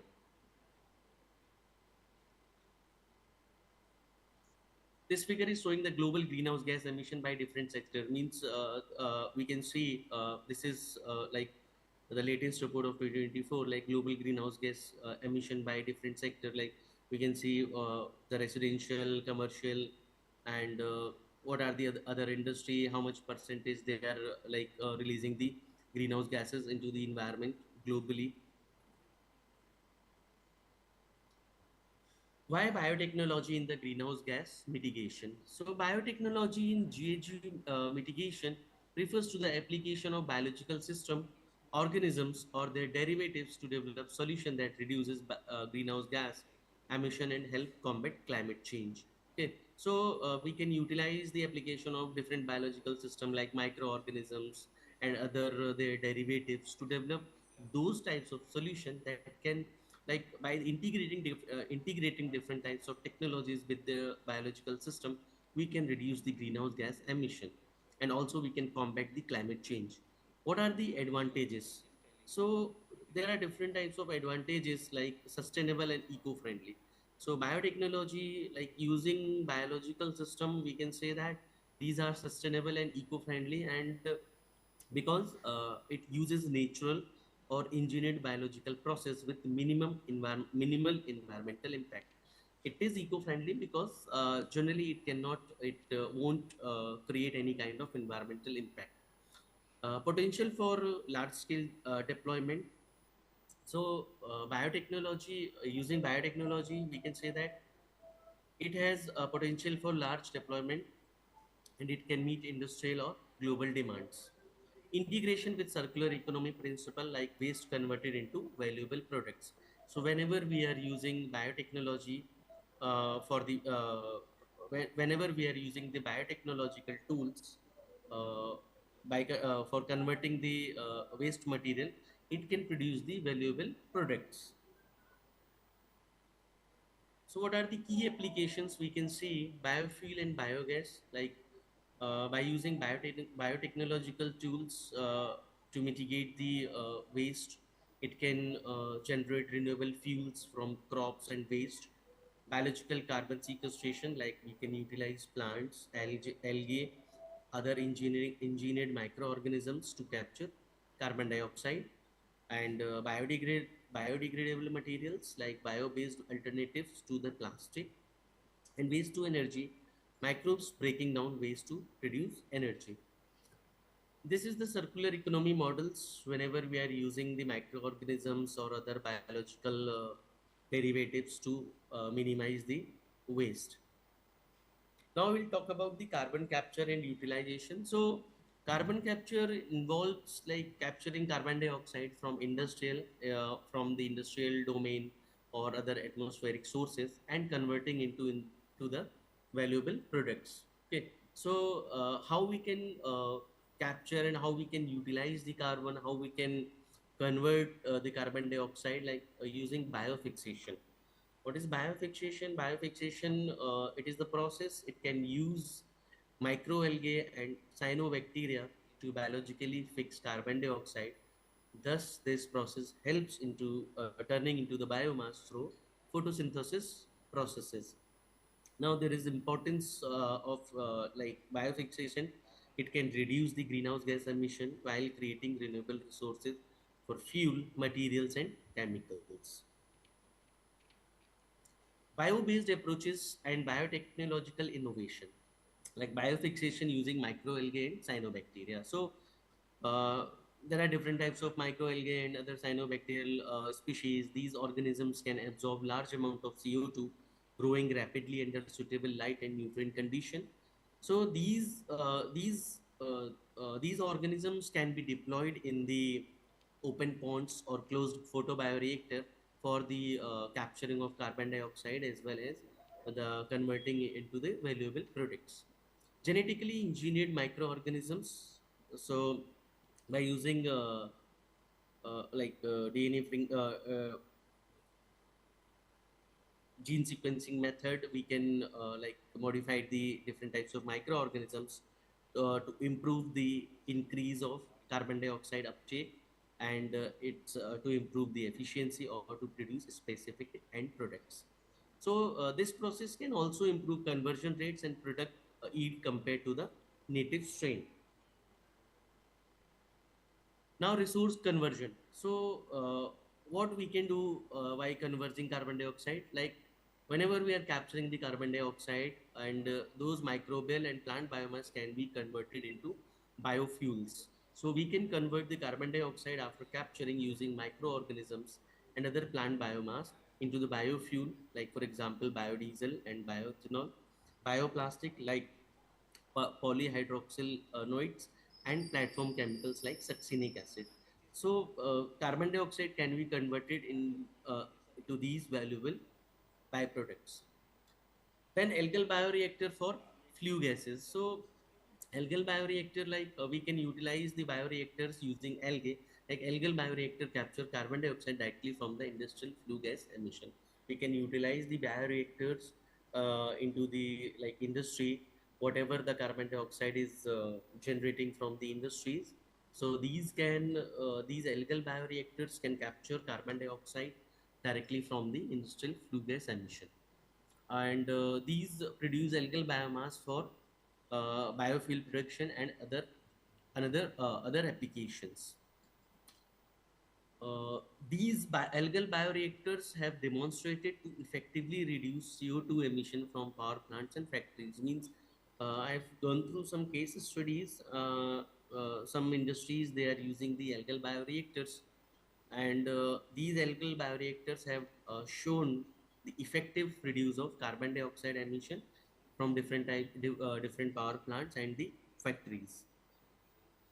So these are the mechanism. Now, methane mitigation strategies, we can utilize the methanotropic bacteria for methane oxidation. So generally methane emits from the landfill site, so we can utilize the biofilters for landfill gas treatment. We can utilize the methanotropic bacteria for the by integrating in the bioreactors or filters. Then inhibition of methanogenesis in ruminants using feed additives and probiotics.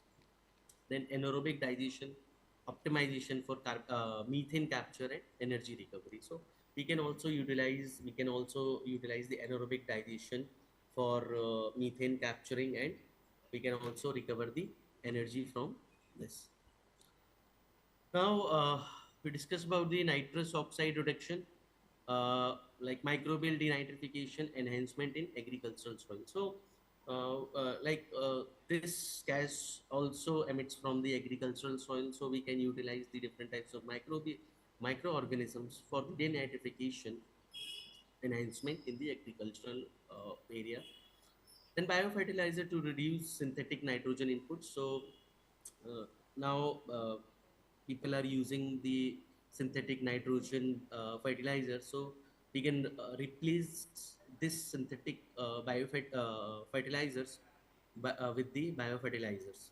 Precision agriculture for optimized fertilizer use. Means if we are reducing the synthetic fertilizer uses, we can definitely reduce the nitrous oxide from the atmosphere. Now we'll talk about the agricultural biotechnology for climate action. Like agricultural biotechnology is also having various potential to combat the climate action, like drought tolerant, pest resistant crops. So we need to develop those types of crops, these genetically improved crops that can reduce the need for chemical inputs such as pesticide, fertilizers, leading to lower environmental pollution. So then zero till no till farming, like this conversation agricultural practices supported by biotech herbicide tolerant crop reduces soil disturbance. It also promotes soil carbon sequestration by maintaining organic carbon in the soil, thereby reducing carbon dioxide emission. So in agriculture also, in using agricultural biotechnology, using different types of drought tolerant crop, pest resistant crop, no-till farming, we can reduce the emission of different types of greenhouse gases. Biotechnological advances in biofuels, if we talk about like low carbon alternatives like derived from plants like sugarcane, corn, algae, lignocellulosic biomass, and waste. So we can use these types of crops, these types of waste material, these types of plant biomass for production of biofuel, because it contains low carbon. So these are the low carbon alternatives for the uh, restoring or recovering the energy. Emission benefits like significantly lower greenhouse gas emission versus fossil fuel. Some processes achieve net carbon removal. So we need to go for the renewable energy resources so that we can minimize the greenhouse gas emission. Algae and waste valorization, high potential for sustainable production due to efficient resources use and co-products. So for energy recovery or for energy generation, we can utilize the algae and whatever the biomass, whatever the waste biomass, biological waste, we can utilize so that it can produce low amount of greenhouse gases. Then green manufacturing and material innovation. We can for uh, for this we can utilize bio-based plastic, like it can reduce the life cycle of greenhouse gas emission derived from the renewable biomass sources such as corn starch, sugarcane, and cellulose. Okay, so in terms of plastic, we can utilize the bio-based plastic, which can be derived from the various renewable biomass resources, such as we can utilize corn, sugarcane, and cellulose. It can also reduce the greenhouse gas emissions significantly compared to the conventional fossil-based plastic. And life cycle assessment show emission reduction of up to 25% or more. So whenever we are utilizing those bio-based products, it can show the reduction of carbon dioxide greenhouse gas emission up to 25%. Biodegradable and compostable bioplastic helps to mitigate plastic pollution in landfill and oceans. Okay. Carbon sequestration occurs during the growth of biomass feedstock and creating a carbon sink effect. And challenges includes balancing land use and water consumption trade-off for sustainable feedstock production. So, green manufacturing and other material innovation, it can also tool it can also helpful in the reducing the plastic waste. And also if we are using the bio-based plastic, it can reduce the greenhouse gas emission up to the 25%. Then low carbon products through biotech innovation, like biotechnology enables the production of bio-based chemicals and materials using renewable feedstock. Also, the industrial biotechnology leverages enzyme and microorganisms to promote energy efficient and environmental friendly manufacturing. So, in industrial biotechnology, different types of microorganisms and different types of enzymes that can be utilized for the energy efficiency and eco-friendly manufacturing. Examples include the manufacture of bio-based plastic, biofuel, and the variety of sustainable chemicals. These innovations supports a circular economy by converting agriculture and industrial waste into valuable new products. Now, sustainable industrial processes and impact, it can also help in the greenhouse gas reduction, like microbial fermentation and biocatalyst techniques lower greenhouse gas emission in chemical manufacturing. So whenever if we talk about, if we see the chemical manufacturing industry, so these industries are generating the higher amount of greenhouse gases. So in these processes, we can utilize the microbial fermentation and other biocatalysts. We can utilize different types of enzyme, different types of microbes to lower the greenhouse gas emission. Renewable biomass feedstock replaces fossil resources, reducing the carbon footprints of production processes. Biotic-based manufacturing often operates under mild conditions, saving energy compared to traditional chemical methods. So whenever we are using the biotechnological based manufacturing, it uh, it can be operated under the mild conditions. Okay, so if it can be operated in the mild condition, so definitely they are saving the energy whenever these are compared to the traditional chemical methods. Also, although bio-based processes currently face higher production cost, uh, advances in synthetic biology and processes optimization are improving cost effectiveness. Although what happens, bio-based processes, they need higher production cost, and some advances in the synthetic biology and in these processes that definitely these will be improved as the cost effectiveness. Environmental biotechnology for the waste management, like if we talk about the waste landfill sites, the methane is the bigger problem. uh, like recently I visited one solid waste dumping site in Vadodara, in the city, and definitely I was feeling means the mismanagement of solid waste, and methane is the bigger problem in the landfill site.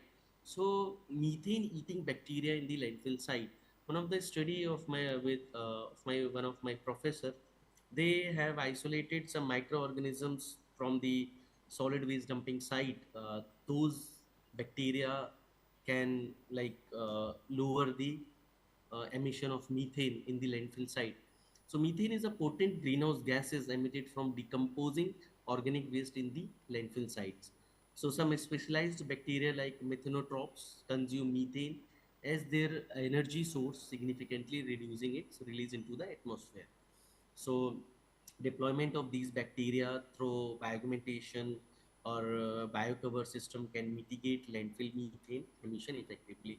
So these bacteria can be utilized in the bioaugmentation processes. We can deploy these bacteria or other biorecover system to mitigate the landfill methane emission. This biological approach complements physical and chemical methane captures technology for integrated landfill gas management. So these types of bacteria, like uh, uh, we can utilize to minimize the methane emission from the landfill site. Now, bioremediation of contaminated land. Bioremediation uses microbes to degrade or transform pollutants in the soil, water, and restoring environmental health. So, in bioremediation, we can utilize the microbial processes to break down the chemicals, heavy metals, and other organic pollutants into the less harmful substances.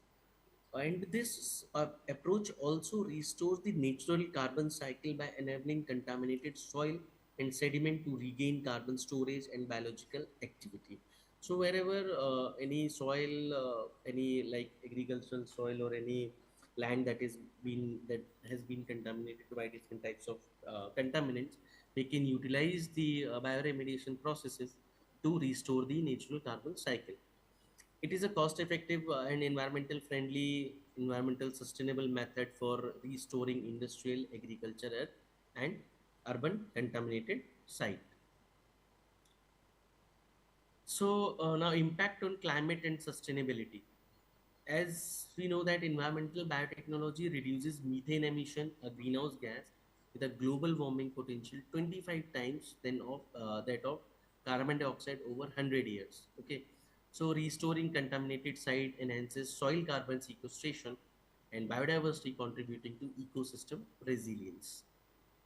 These biotechnological solutions support circular economy goals by converting waste and pollutants into less harmful or useful byproducts. So the continued research, policy support, and technological advances are essential for scaling these sustainable waste management practices. Now, case study, I have gone through some case study like agricultural biotechnology and climate adaptation and mitigation, like drought tolerant and pest resistant genetically engineered crops such as those cultivated in the United States.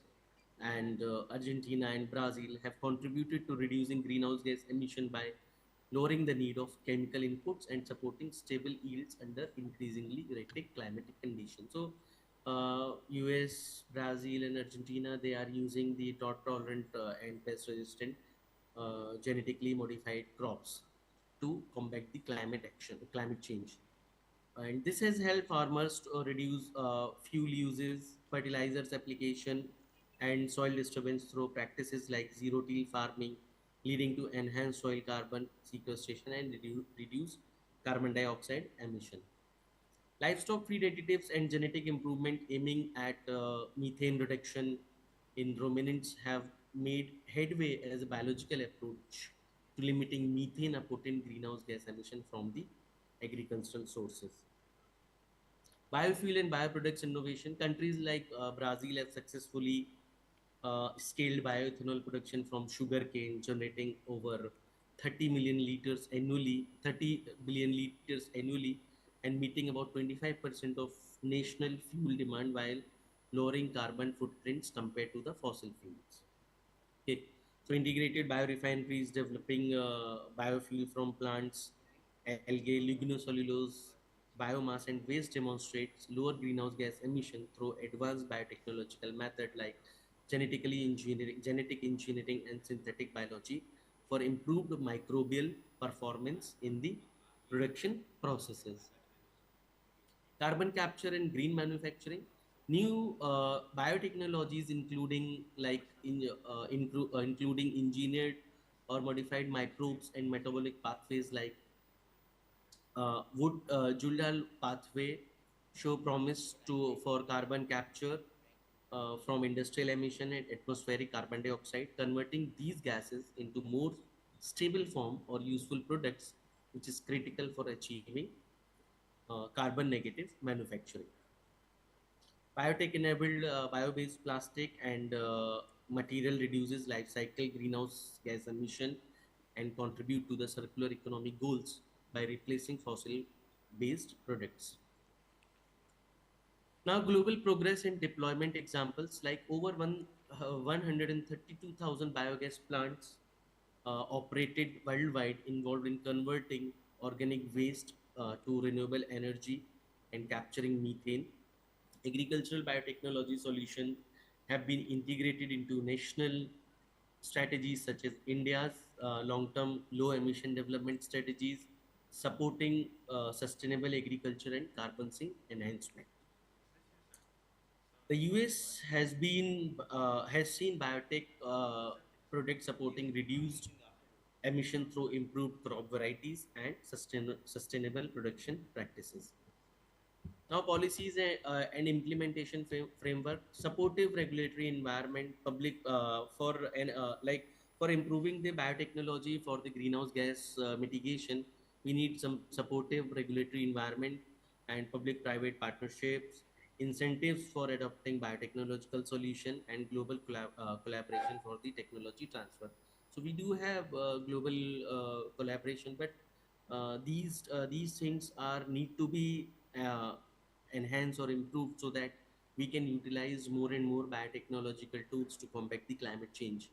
Now, what are the challenges and future perspectives like technical limitations and scalability issues? Like if we talk about means in lab, while working in the laboratories, we are able to perform develop the technologies, but whenever we are going into the industrial application, so some technical limitations are there, some scalability issues are there. So these are the challenges while implementing those technologies in the on the industrial scale. Economic viability and market acceptance, research gaps and innovation opportunities, vision for a low carbon bioeconomy. So these are the future prospects also. So now if we talk about the conclusion, biotechnology offers diverse tool for greenhouse gas mitigation, like as we all have discussed about the carbon dioxide capturing, bioethanol production, methane mitigation in the landfill sites. Integration with other climate strategies enhance impact, A sustainable low carbon future requires coordinated global action. So, uh, in this presentation, we talked about the how we can utilize the biotechnological tools to combat the climate action. So, thank you. Okay, thank you very much, Dr. Pankaj, for very such informative presentation and inspiring, also interesting presentation, Dr. Pankaj. We see that you highlight the potential of biotechnology in addressing the climate change through the innovation and also sustainability method. And it can be applied by the researchers, policymakers, and industry that working on the greener or the sustainable future. So now we are now at the question and answer session. We can see a number of two questions, not a number, one question. Okay. Before that, I would like to call the question, if any question from the participant from Umri. Ada pertanyaan Bapak Ibu? Dari Bu Dini, Pak Romi. Is there any participant from Umri would like to ask for the speakers? For the speaker? For now, no, Doctor. So no question. Okay. Yes, maybe later on, Okay. Doctor. Back to you. Okay, no worries. Okay, so I will read our one question here at the chat box. Okay, would it be ethical to release GMO bacteria into environment for bioremediation, Doctor? Okay, so Yes, please, Dr. yes, Parthas. yes. I can see the question. Would it be Yeah. ethical to release GMO bacteria into environment for bioremediation? Yes, because yes, definitely we can utilize the genetically modified organisms for bioremediation processes because first of all we need to check the uh, potential of those microorganisms into the laboratory. Once we can once we make sure that it won't be harmful to the environment or harmful to the human health, we can definitely utilize genetically modified microorganisms into the field for bioremediation processes. Okay, Dr. Suganti asked the question. Hope it answer your question. Okay, thank you, Dr. Pankaj. Love sticker, Dr. Pankaj. Okay, thank you, Dr. Su. Is there any question? Dr. Pankaj, just a very general question from me. For the Malaysia context, if you can observe how it can apply in Malaysia as the developing country, especially in the industry and also plantation, is it possible? Which these technologies Hmm, that we I talked think about? Yes, especially definitely means waste. yes, yes, definitely, because like India is also a developing country, it is not developed yet. Okay, so in India also, if I talk about myself, during my PhD work, I have utilized different types of microorganisms to lower the contaminants from the electronic waste contaminated site. Okay, and if we Mm. talk about the biotechnological tools, definitely in India also we are utilizing those like bio scrubbers. We are utilizing algal bioreactors. We are utilizing for carbon capture.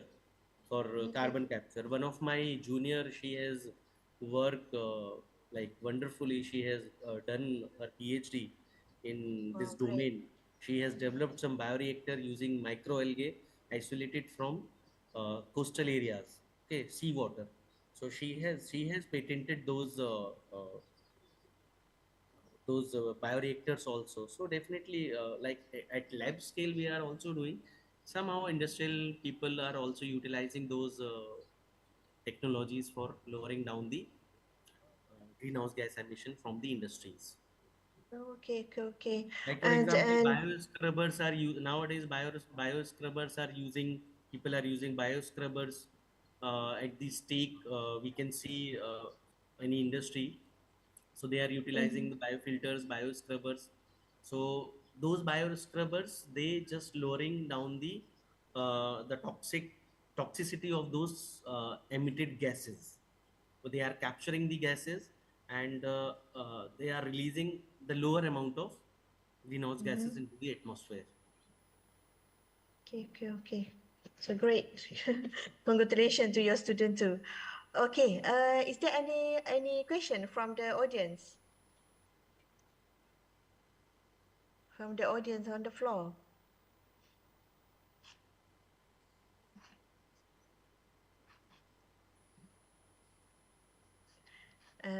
If no more, I think last one more question from to the Dr. Pankaj. Um, if you do you see any the current innovative or research project that can be collaborate with us in Yes, yes, University of yes, Malaysia Kelantan? definitely, Yes, yes, yes. yes. Actually, last month I have applied one project related to the same topic, greenhouse gas emission. Okay, in Gujarat state, where I'm staying currently. So definitely, if there is if anyone approaches from your side, if we can work on this project, we can submit the project collaborate in collaboration also. So I'm open for any kind of collaboration, like research paper, articles, projects. If anyone wants to collaborate, so if you want, I can type my email ID. You can write me an email. Okay, Okay. So great. I'm If writing. doctor, yeah, if doctor can put in chat box your contact details, so Yes, yes, any yes, of the definitely. researchers can contact you. Okay, So thank you very much. I'm writing my email ID in the chat box, also my Yeah, contact detail. So if yeah, anyone interested, they can connect with me yeah. for Great. developing any collaborative projects, for writing Yeah. articles, for developing any Okay. research project, student orientation, student mentoring. I'm open for all. Okay, great. Okay. Awesome, Dr. Pankaj Kumar. I'm very happy with our this session. And now I'm afraid this is all the time that we have for this session. So for any questions, you can just contact Dr. Pankaj Kumar in the chat box. And ladies and gentlemen, so that concludes our first invited speaker session for today. So we would like to thank our speaker once again for his valuable contribution and to our audience for your active participation. So the audience can stay tuned for the next invited speaker. And with that, I thank you and enjoy the rest of the program. Thank you so Assalamualaikum and a much. very Thank you good so much day. for inviting me as an invited Thank you. speaker, Okay, thank and you so much. definitely we will in touch. Yes, of course. And Okay. if we will be organizing these types of conferences in future also, Yeah, definitely we will in touch. yeah, okay, okay. Okay. Thank you, thank you. Okay. Thank Next you so much. time, we Thank will you see you so much, again. organizing committee. Thank you, everyone. Okay, thank you. Thank you, everyone. See you again next year. So can I leave, or just I need to stay? Forgot. Sorry. Before leave, we would like to take the picture first. To take the Yes, yes. photo. Please share the Yeah, picture. I forgot. Okay. How can this?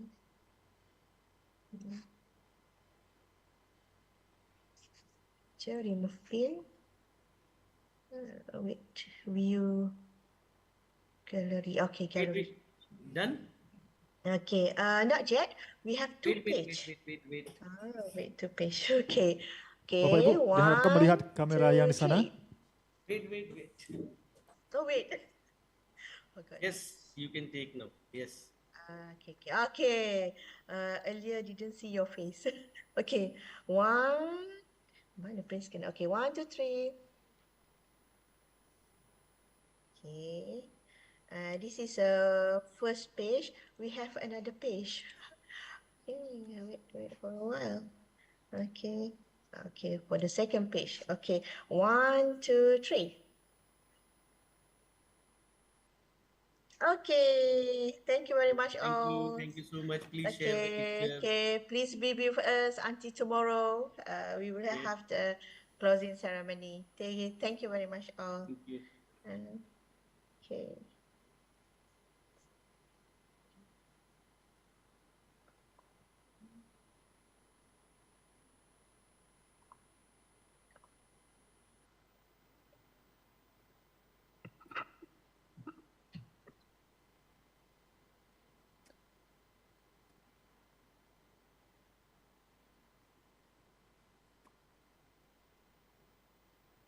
Welcome everyone to this new session. Bismillahirrahmanirrahim. Assalamu alaikum and good afternoon everyone. I am Muhammad Uwais Ansari and I will be a moderator for this session under the theme Environmental Economics. The presentation is titled Cultivation Innovation of Chinese Medicinal Herbs Under Forest, and it will be delivered by our distinguished speaker, Professor Dr. Shirui. Professor Shirui is professor and vice dean at the College of Forestry, Southwest Forestry University, China. She holds a PhD in pesticide science from Yunnan Agricultural University and completed postdoc research in geographic ecology at Yunnan University. With over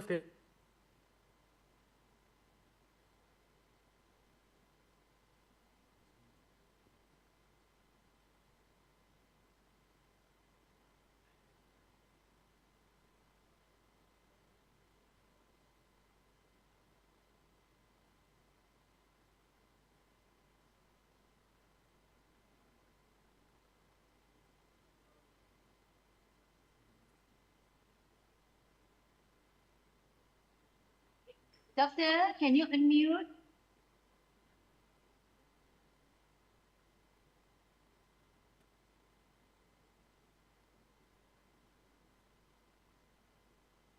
Am I audible? Yes, doctor.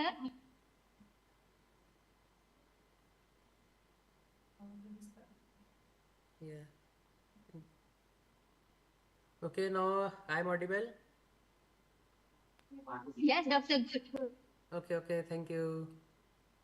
So I am Muhammad Uwais Ansari and I will be a moderator for this session under the theme Environmental Economics. The presentation is titled Cultivation Innovation of Chinese Medicinal Herbs Under Forest, and it will be delivered by our distinguished speaker, Professor Dr. Shirui. Professor Shiryu is professor and vice dean at the College of Forestry, Southwest Forestry University, China. She holds a PhD in pesticide science from Yunnan Agricultural University and completed postdoc research in geographic ecology at Yunnan University. With over 15 years of research experience, she has led major national projects, published extensively in top journals, and holds several patents in medicinal plant cultivation. Her work has earned her prestigious awards, including the National Teaching Achievement Award, Yunnan Provincial Teaching Achievement Award, and the Yunnan Talent Support Plan for Revitalizing Yunnan. She has also guided winning teams in national innovation competitions and contributed to setting industry standard for Australian nuts and under forest crops. So this session will last about 1 hour, followed by a question and answer sessions. We have participants joining us both online and on the floor in Indonesia. If you have any question regarding and after that during this presentation, please type it in the chat box if you are joining online, or note it down if you are here in person. We will take questions from both our online audience and our audience on the floor after the talk. Now it's my great pleasure to invite Professor Dr. Shirui to begin her presentation. Hello everyone. My name is Shirui. I come from China, and our city is located in Kunming. Kunming is like a spring city. It's very good weather here. you see that this is summertime in China, but Kunming is raining every day. The temperature is about 20 degrees centigrade. So I welcome all of you come to China. Yes, and you can connect with me. So I will show you my presentation right now. So can you hear and see my presentation now? Yes, Professor. Okay, and we can begin.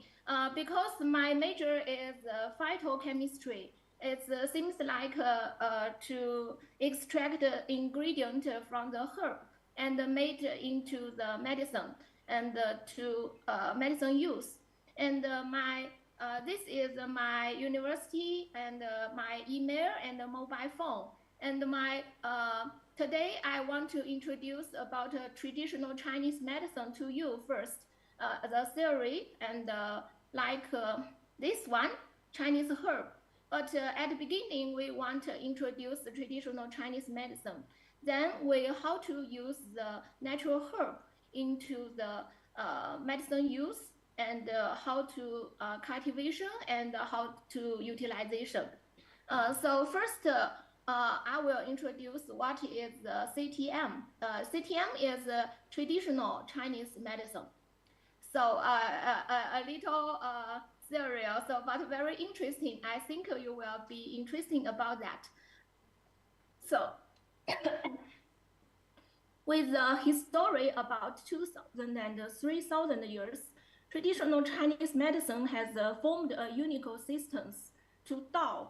So this picture showed that in ancient times, the pharmaceutical, the experts to try the many plants and to make it into the medicine use. Sorry. The medicine approach is fundamentally different from the Western medicines. So this is the basic theories about traditional Chinese medicine. The first theory is yin-yang theory. Another is the 5 elements and other theories. So in traditional Chinese medicine, the understanding of human body is based on the holistic understanding of the universe and described as Dao. This is the Chinese characters meaning Dao. Dao is the treatment for illness is based primarily the Dao and other theories. So you can see in the pictures, this is the Chinese, but I can expand for you. Dao has some interesting systems, such as the concept of yin-yang. So this is the Chinese character Dao, and this is a 1, this is a 2, this is 3, and this is 1. What meaning about this is about everything in the universe is beginning from 1, and then 1 separated 2. So 2. 2 meaning about yin and yang. I will explain in next page. And from yin yang will separate to 3. And from 3 we can create the universe for everything. It's funny, but I think you will be yes. So the world is considered as a whole material according to the theory of yin yang. Yin, everything is a natural content, opposite and relative between yin and yang. So what is the yin and yang? Such as I'm a woman, and maybe we have a woman and female and a male. So male is yang, and because it's sunshine, it's strong, and women is yin. It's named very peaceful and very calm down. So everyone separate yin yang. So this is just a simple explanation about yin yang. Generally speaking, the things and the phenomena that bear opposite being warm, bright, and moving, and the external and the rising activity, strong and function, it belongs to yang. And while some all the things that meaning cold and dark and internal and descending, passive, weak, and belongs to yin. So everything separate from yin and yang. So the yin yang holds that things and phenomena, the two factors, is the yin aspect and the yang aspect. So that's the basic theories. So like these pictures, we can see this is our Earth, and this is the picture about the sky. It's bright, it's very light, and this is seems like we also can call the yang. And this is our mainland. It's heavy and in the ground. That is the meaning yin. So this is the first picture. And the other picture is winter and summer. So the hot summer we separate to belongs to yang, and the cold winter we belongs to yin. So, and this is a daytime. In the daytime is called yin, and in the evening we call the yin, and in the daytime we call the yang. So I think you can a little understanding about theory about yin yang right now. And another theory is about 5 elements. So what is the 5 elements?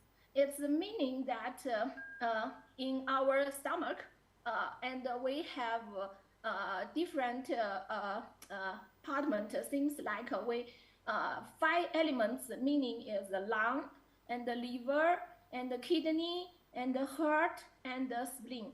And spleen is hard to explain, because in Western medicines we cannot find these tissues in our body, but it can produce to promote our bodies. So it don't just ignore it. Just you can remember that heart and kidney, liver, lung is enough.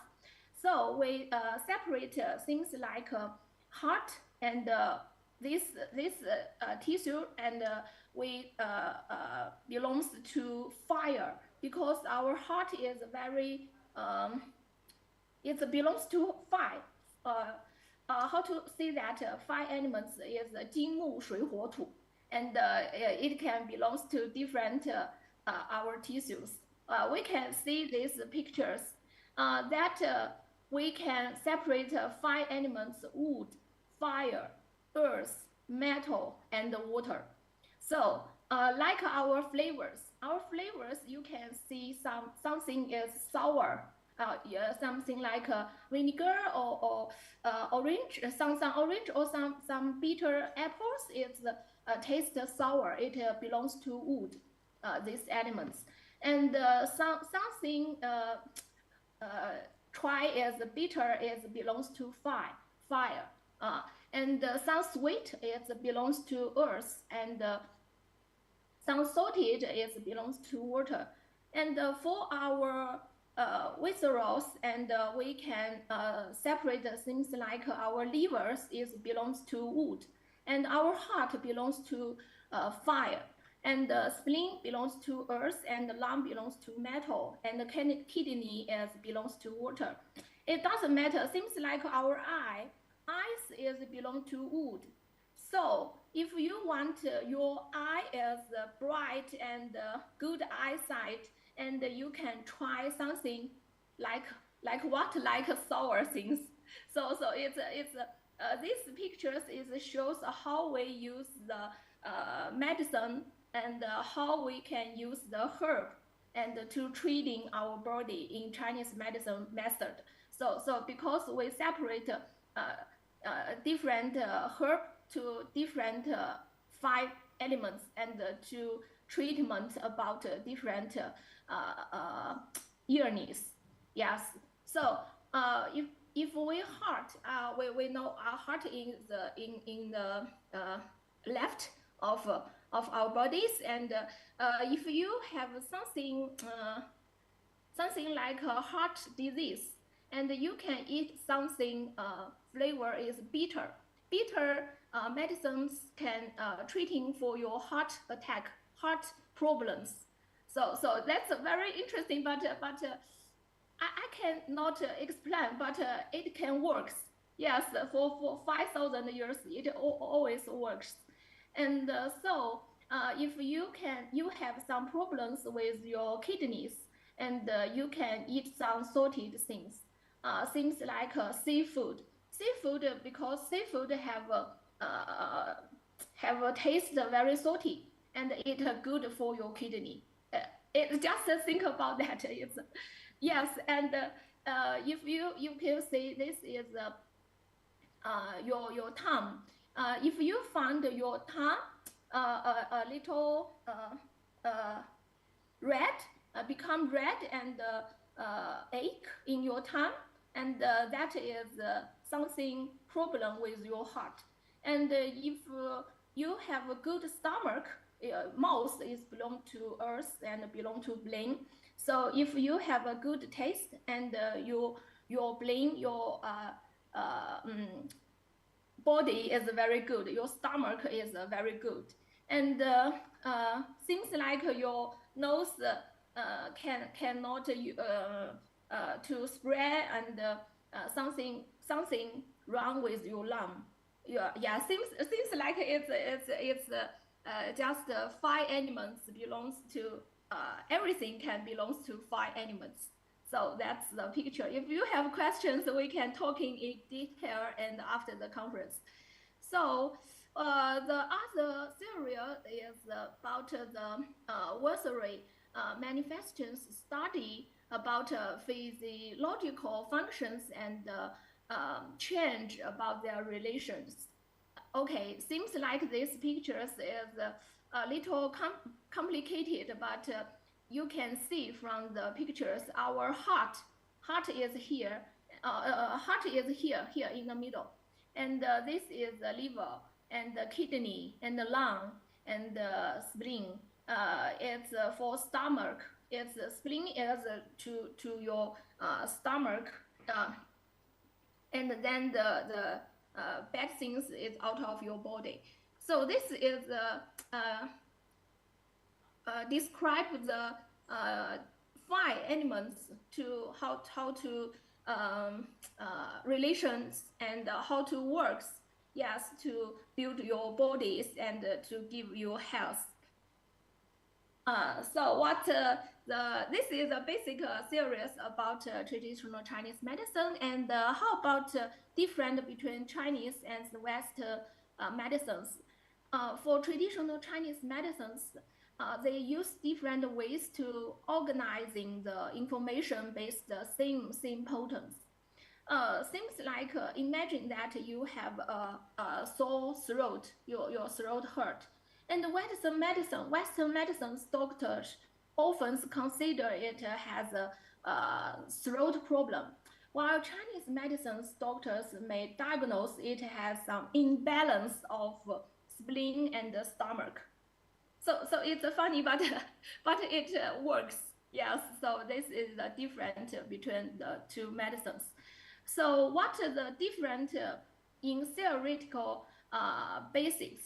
Things like traditional Chinese medicines is based about yin and yang theory and 5 elements theory. It believes that disease is basically caused the imbalance about the body. So when you have some illness and have some problems with your body, and traditional Chinese medicine think it's imbalance. So but in Western medicine is based on the physiology and microbiology. So it believes that disease is caused from the bacteria and other external meanings. So that's the different theories. The third difference is in Chinese medicines, there are 4 traditional diagnosis method. I'm not sure whether you can understand about this cereal. I will show you later. And in Western medicines, there are two methods as use the machine, CT or MRI or chemical test to give your examination. So how about this? It's a four traditional diagnosis method. You can, the first one is C. So when you see the Chinese medicine doctor, Chinese doctors, and he will see your face, see your the whole things, and I think they can handle some information about your illness already. And the second one is to smell. To smell what your flavors. Seems like if you have a stomach ache, and you can smell some badly smelly about your mouth. But it's not a problem with your mouth, it's a problem with your stomach. And the third thing is to inquiring. So they will ask you what you are doing these days, what food you eat, and what your habitat and can cause your problems. So the third things. And the fourth method is task taking. And you can see, I don't know whether you can see me, my picture now, but you can use your hand and put just beside your heart like this, and like you take your blood pressures, and then you can use your three fingers like this, three fingers, and put on your here. You can take it. You can get your heart. You can get and to pulse taking and to test what problems you have. This is for traditional Chinese medicine method to the okay. So the next we will introduce about Chinese herb medicine. It's my major. In China, herbal medicines is considered as the primary therapeutic method in Chinese medicines. Seems like you know that ginseng is famous in the world, and our group also takes some research on the note ginseng. And also other mushrooms and very valuable herb medicines. I think in Malaysia we also have these plants and to medicine use. So the next we can introduce about acupuncture. Acupuncture is a very interesting and medicine method for the treatment, and use the needle. You can see in the pictures the needles is put into your skin, and to like this. Treatment is like this, and you can treat some illness. So we can see the different theories about the acupunctures. You can see in the pictures we can use in your ear, in your body, yes, in your leg. So this pictures shows that the Chinese doctors to acupunctures. Acupunctures is very popular, and it's good for rebuild your body balance, and especially in because if you want to keep fit, and you can use acupuncture. If you have some problem with your leg and with your headache, it's good for the treatment. Okay, so this is another method. I'm not sure. This is a herb. It's a Chinese herb, but we use this herb into the powder, and use the powder, and we fire the powder and put on your body. It can for treatment, especially for your stomach ache and some yes.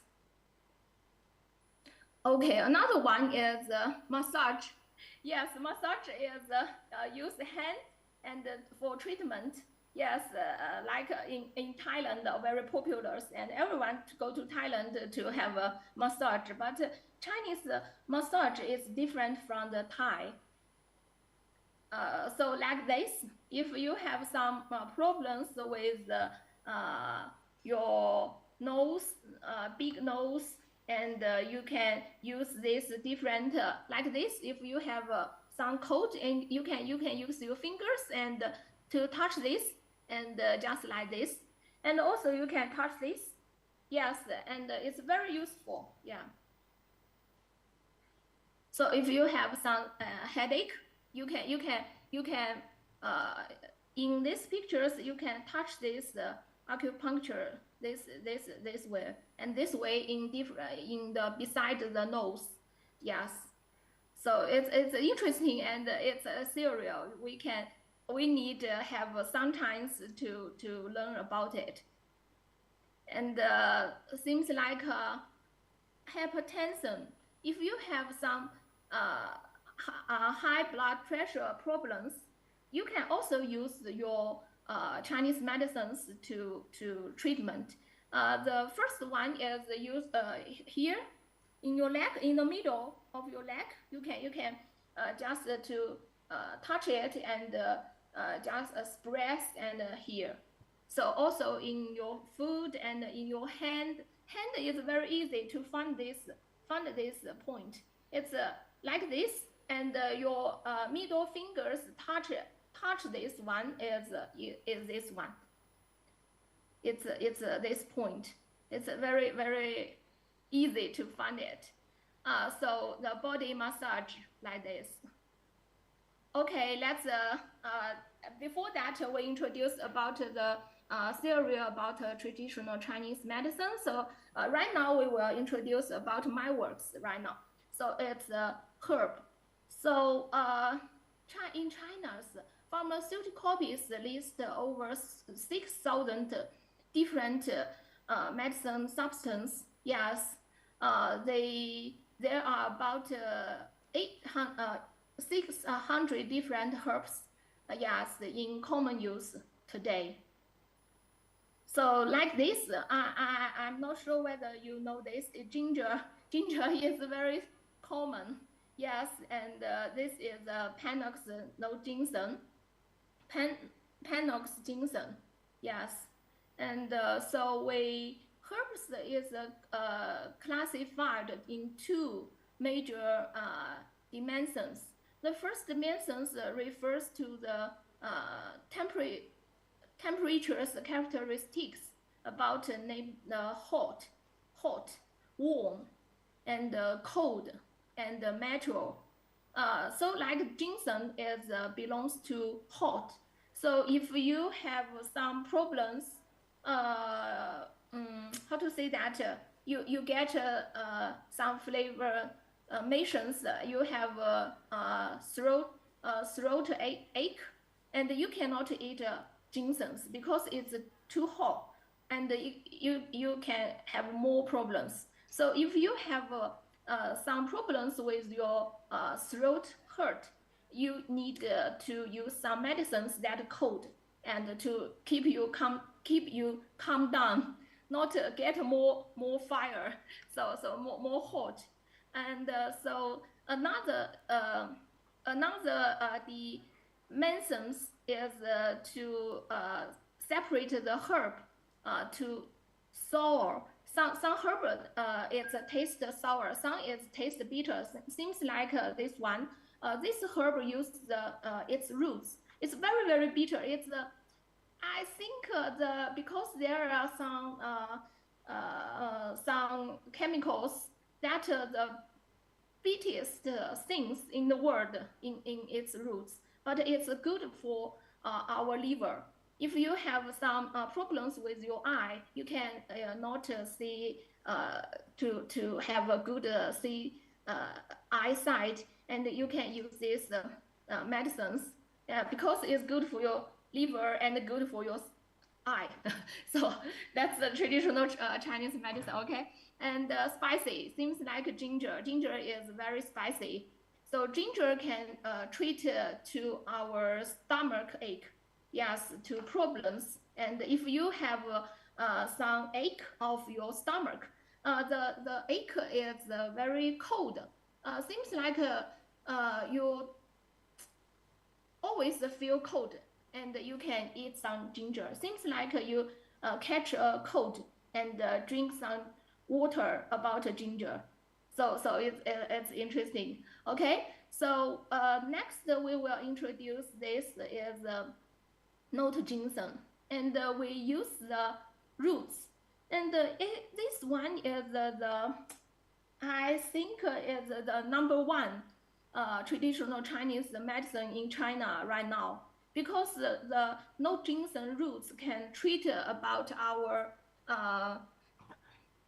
blood pressure, high blood pressure, and we also can good for our heart attack and other illness. So this is the biggest one, because we have the huge plantations, especially in Yunnan, our province. So we can see this map of China. The main produce of no ginseng is in Yunnan. Yunnan is here. So Malaysia is here. So we can fly 2 hours to Yunnan, to Kunming, and to see me. Yes, I can show you the plantations. Yes. When you arrive to our cities. And in Yunnan, we have a huge plantation, the medicine plants, yes, produce. Yunnan is the biggest producer about traditional Chinese medicines, yes, in the world. No, in the world, in China. Okay, this the pictures is the photo about no ginseng, very beautiful, I think. And this is the no ginseng's roots, yes, roots. And the medicine use is here. It's roots, but we also use the leaves. Do you know what's the use about the leaves? The leaves can keep you calm down and have a good sleep. So if you have some problems about sleeping, and you can use the leaves, and we can use the leaves into your tea, and boil in the water and drink the water, and you will get a good sleep. And the seeds is used to make more no ginseng. Yes, it's for planting things. So this one. So this is our plantations cultivator about Panax no ginsengs. This is their seedlings, and like this. So how we can to characteristics about different no ginsengs is like this. And this part of no ginsengs is most expensive, and another is less price, yes. But this one is the very expensive one. Okay, so we can see in Chinese medicines, we can call the no ginsengs is a warm medicine, and but taste very bitter. So I remember I show you in the last pages that if you taste some medicines bitter, it's good for what? For our heart. Yeah, so you know that no ginseng can treat about your heart attack and heart problems right now. So you mean that in ancient times, our ancients and they separate all the things belongs to yin yang theory, belongs to 5 elements theories. It works, yeah. So it's bitter and good for your heart. And so this is the first I want to introduce, and it's micro in micro characteristics. And this is the HPLC about the medicine ingredient in Panox no ginseng. Yeah, this is the standards, and you can see that we have the character about the peak.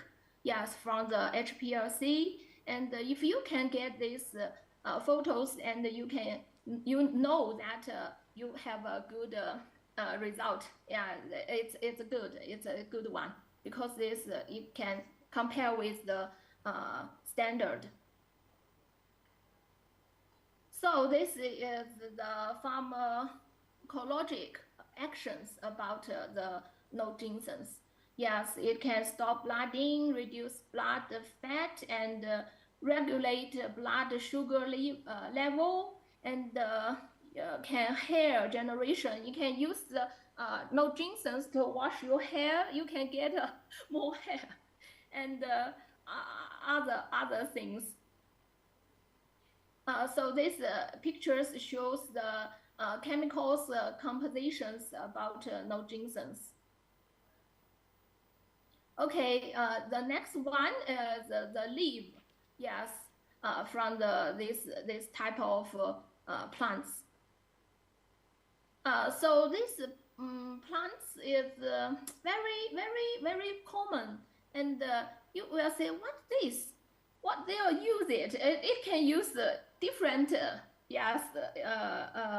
films. I think we can use the roots. Yes, it can put into the yellow powder, and this is the Chinese medicines use these roots of these plants. So this plant is spread in the middle of China. Yes, the characteristics about in the microbe.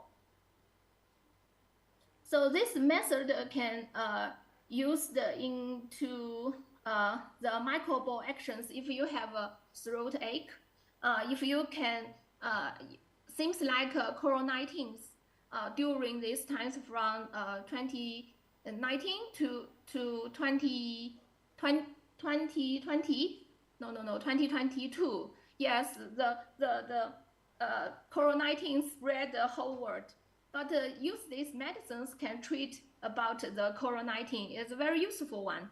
Yeah. And this is their chemicals components in these plants. It's indigo. But another interesting about use about these medicines, it can made into clothes. Yes, it's in Dali. Dali is a famous tourism cities in Yunnan, and the people use these plants to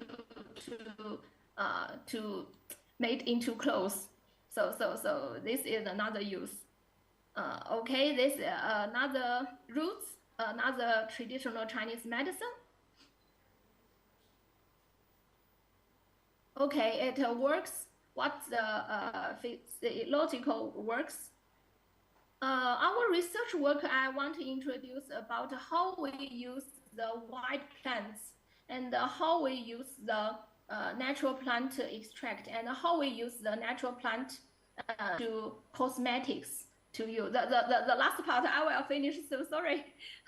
Okay, so I think in this is the mountains areas in Yunnan, and we found some wild ponies species like this in Shangri-La. Shangri-La is a very beautiful sceneries there. Okay, so we use extract the oils from the pony seeds, and this is the pony seeds in different regions. And we extracted the pony oils in different type. You see the flowers is very beautiful. It can spread to 7 different kinds of flowers, from red, yellow, and to purple, and from white. And it's very, very beautiful one. And we extracted the oil compositions and standard substances. you see the different flower. We extract the anthocyanins from the flower leaves. And this is the fingerprint in HPLC. Yeah, we can see the common fingerprint.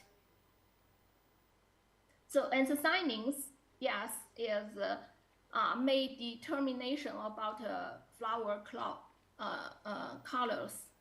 So we do some research about the biosensins pathway about sensins from the pollen flowers. So we have biosensins or pathway about the sensinin. And to use the HPLC to focus on their pathway. So this is our base. So in Yunnan, we at the beginnings we found these pollens in the wild field, and at last after our research we can use the pollens for planting and for cultivation and to get more medicine use to the market. Okay, so this is our base, art cultivation base to planting these plants. That bitter one, I introduced that the bittest one is good for your lung. And this is another herb cultivation base. And also lily, it's a wild lily flower. We not use the flower, we use the roots in Chinese medicine. And we have factories about Sanqi as a no ginseng extraction. In Wenshan, we have huge factories to extract the no ginseng extract to made into medicine use. And these are our products. Yeah, you see, we have a peacock in Yunnan, so peacock, we put the natural extract into our toothpaste. And also some, this is our use the flower to extract into the oranges, some drinks. Okay, thank you very much. That's all. Thank you, Professor. Very interesting presentation. Okay, thank you. So, is there any questions from our audience? Please type in chat box.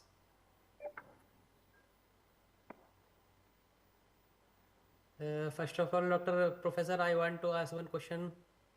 Yes. Is Panax noto ginseng cultivated in another countries? Yes. So what's your meaning?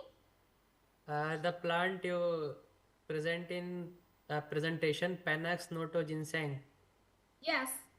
It is cultivated in another countries also? Yes. Right now we have the biggest plantations in Yunnan about no ginsengs. And if you if we have other chance to you traveling to Yunnan, you will see, because this wild herb cannot use if you destroy it, because if we make these medicines to the factories, it need a huge. So we cannot to dig out from the wild is for protection areas. But we use these seeds and for cultivation, and we also use tissue culture method, and we can spread and for plantation right now. So this is industrial right now. Yeah. Okay, thank you. Thank you. So I think there is some other question from Dr. Sukanthi. Yeah, I saw one question is, can we know if this traditional Chinese medicine need any extra certificate or testing if exported out? I'm not, no. Traditional Chinese medicine, how to, this is just agriculture. So if you need these medicines, because just in China, it named TCM. But out of China, like United States, in Japan, in European, British, and they also called it herb. It's just a herb. So it's easy. And I think we also have some herbs, the local herbs in your countries. Yeah, or we also can, if you find this medicine use herbs, you can take photos to me and we can characteristics it, and we can told you what they are useful to medicine use. So we can exchange our yes later.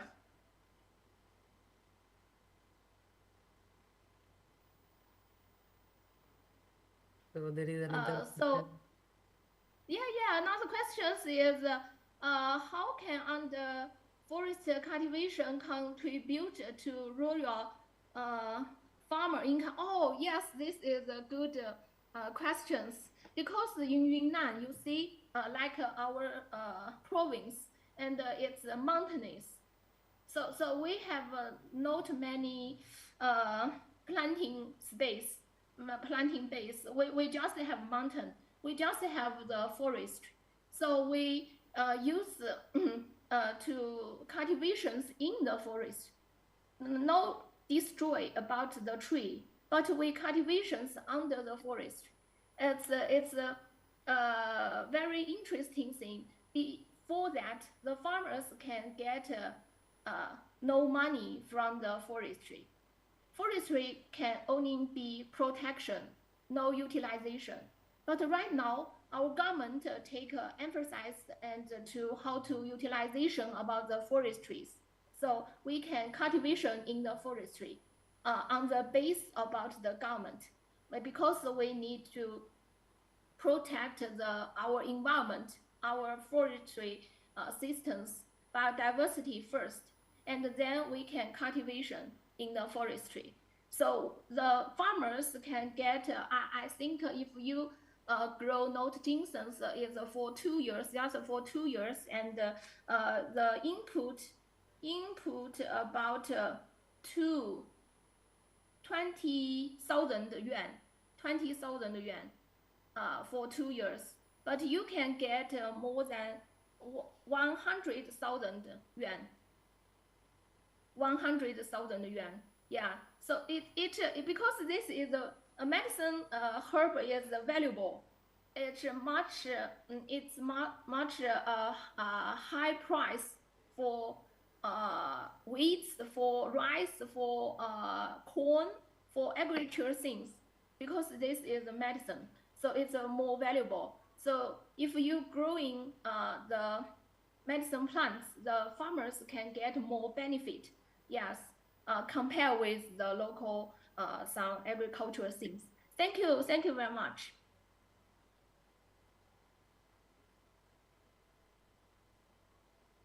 So, Professor, I want to ask one more question. Okay. As we see that climate change is a very dangerous and it affects many things. So, does climate change affect the biodiversity of herbs?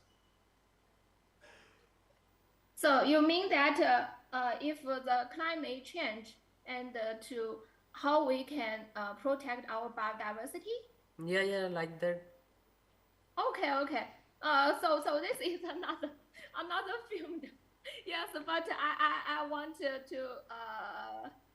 just to have to share some my opinions. What we have done right now is to protect our forestry. You see, we have some forestry fire, like in United States. It destroyed the whole city. But right now, why we have this fire in the forestry to destroy? Because you see, in the forestry, we have a very, very heavy in the leaves in the ground. So sometimes the leaves will burn by themselves. So, but if we have some cultivations in the forestry, we watering the medicine plants, yes, and people go into the street, go into the forestry. So we do something and to the forestry, so the fire will not yes, to occur again. This is the first thing we can use the, you see that cultivation in the forestry and the benefit to the biodiversity. And the second thing that you see that we have some climate change, but why cause the climate change? Because our destroy. Yeah, what destroy? Things like factories and some chemical use, and I'm not sure. But what we have done in our team is to protection about our environment, and we cultivation in the forestry. We don't know. We do not use the fertilizer. We do not use the pesticide. So no pollution about our water, no pollution about, and in fact, our activities in the forestry can, how to say that, can enhance our warm. You see, it can calm down the carbohydrate. Yes, so it benefits for our earth. So that's all. Thank you. Thank you, Professor, for your knowledge sharing and a very beautiful presentation. Thank you very much. I also thank to my audience. And last, I would like to inform everyone that we will have 1 hour lunch break from 12:30 to 1:30 p.m. according to Western Malaysian time zone. After lunch from 1:30 p.m. there will be physical session at Bartua Hall and Bartua 2 and an online session via the Citrus website. Okay. Thank you to Thank you. Bye bye. Bye bye.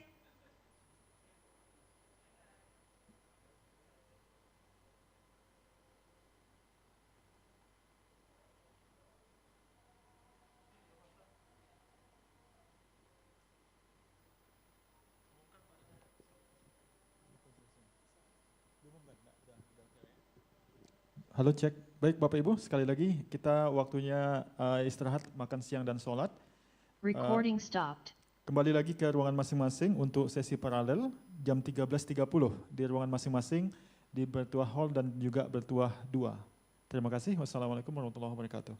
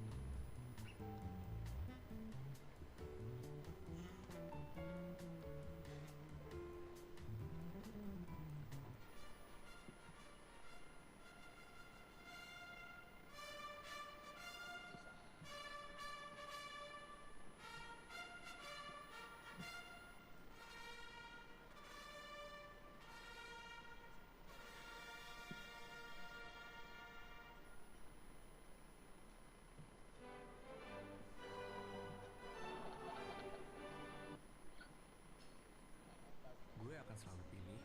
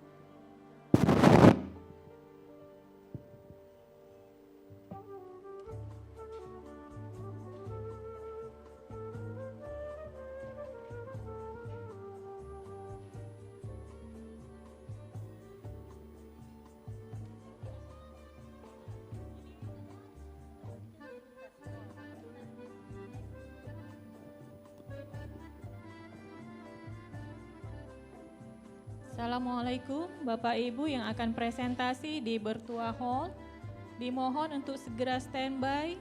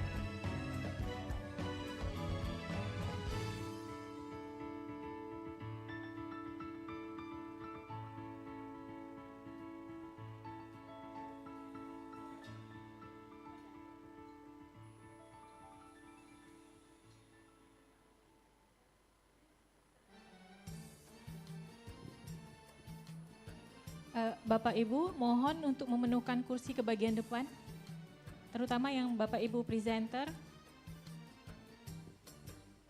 Mohon untuk standby Bapak Ibu.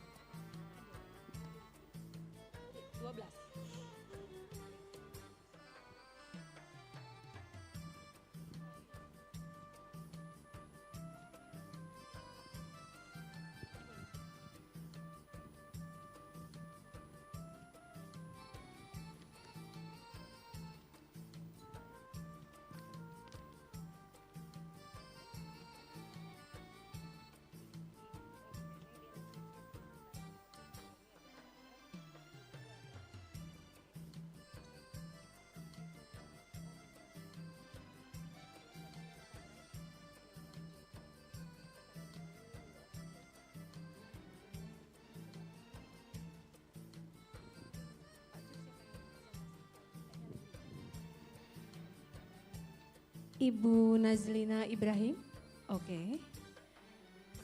Tuan Nur Zahrina binti Tuan Syahidi, belum hadir ya. Prof. Pokanti Malik Arjuna ini nanti yang dia itu dia dua. Para presenter diharapkan bisa duduk di depan.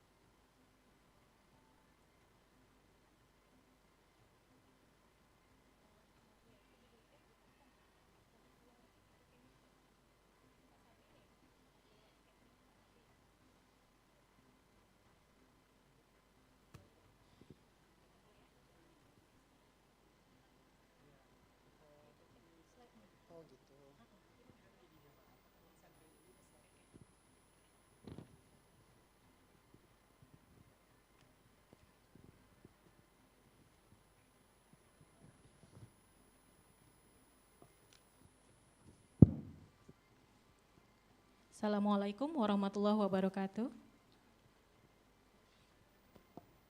Good afternoon, ladies and gentlemen. Welcome to the parallel session of 7th International Conference on Tropical Resources and Sustainable Sciences. With me, Rahmadini Shafri, as the moderator in this session.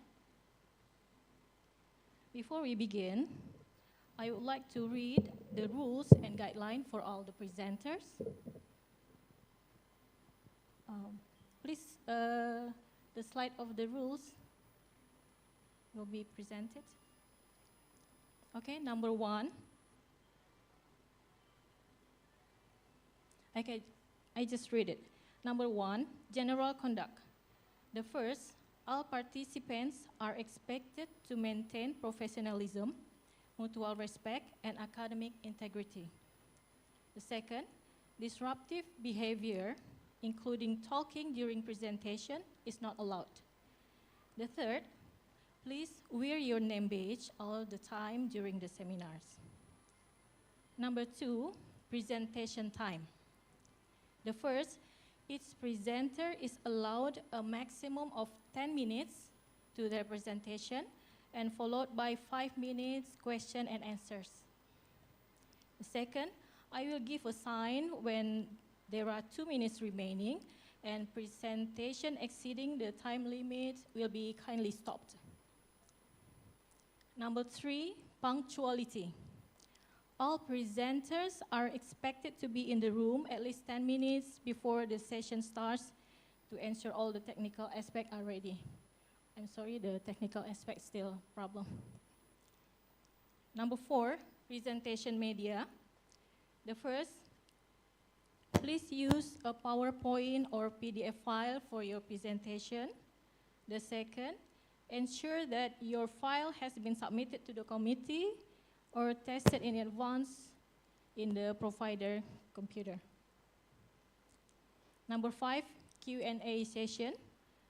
The first, questions will be taken only after each presentation is finished.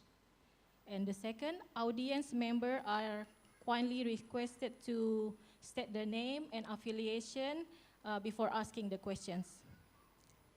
The third, please keep questions brief and to the point. And number 6, room etiquette. The first, please keep the room quiet during presentation and set your mobile phones to silent mode. The second, avoid entering and leaving the room while a presenter is speaking, unless absolutely necessary. Okay, that's all the rules and information. Thank you for your cooperation. We really appreciate it. Before we start the presentation, I will introduce you the judges today in our room. The first judges is Professor Insinyur Ahmad Kafrawi Nasution, and the second judges is Associate Professor Sri Hilma Siregar. Okay, now without further ado, we go on to the presentation. We call the first presenter will be Mr. Jufrizal Sahri with the title Synthesis of Manic Eugenol Oxyren Morpholine Compound as Antifungal in Vitro and in Silico. Today will be presented by his student, Ms. Nurlaili. Okay, to Ms. Nurlaili, time is yours.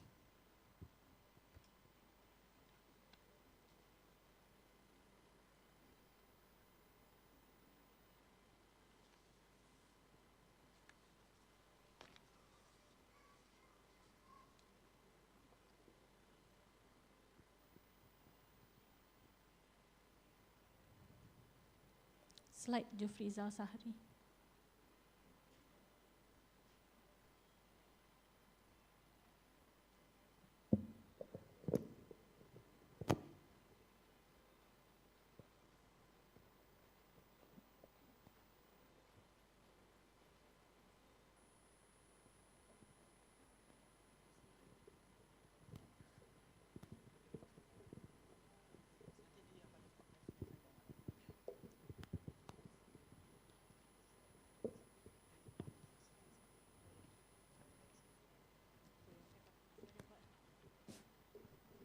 Assalamualaikum warahmatullahi wabarakatuh.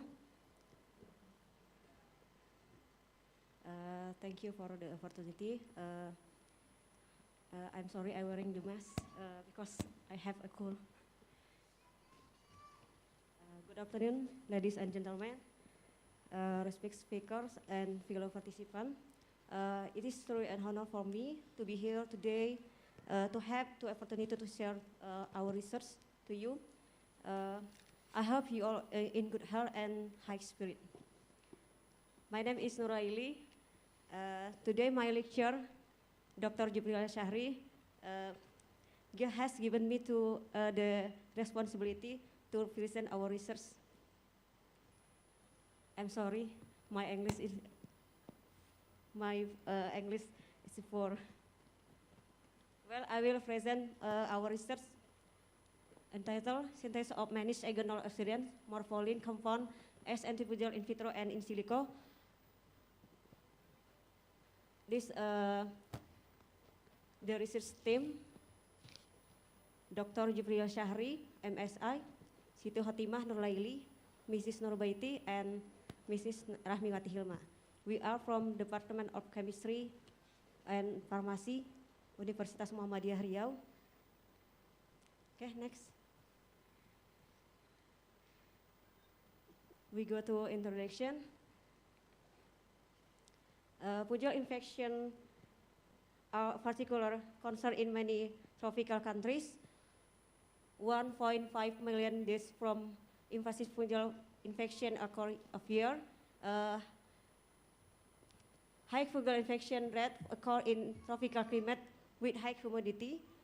One type of fungus that often affect Indonesian people is the Candida albicans.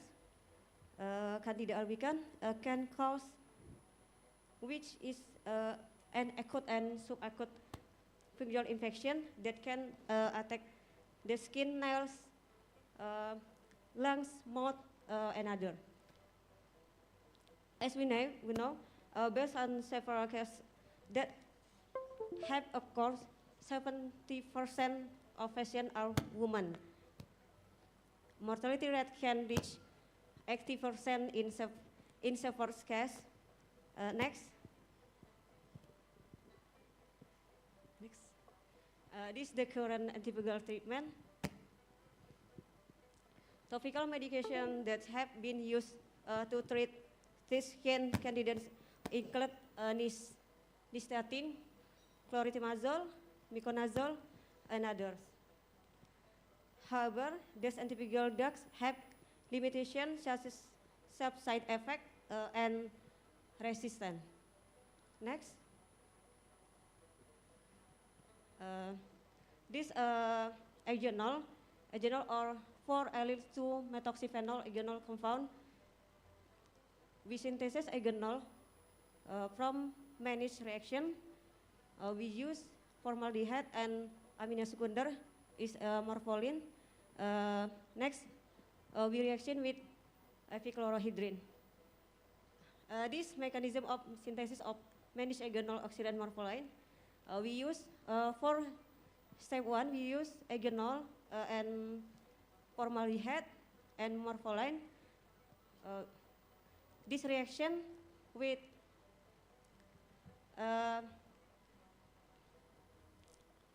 we use ethanol absolute as a solvent, and this reaction 36 hours, and the temperature 80 degrees Celsius. For the next step, we use epichlorohydrin and we use potassium carbonate and ethanol absolute as a solvent. Next. This is the method. In here, we synthesis of agonal morpholine and agonal oxidant morpholine compound. And next step, we in vitro antifungal activity test. Next step, we use in silico antifungal activity test. This is the result of the synthesis of agonal morpholine compounds. Next.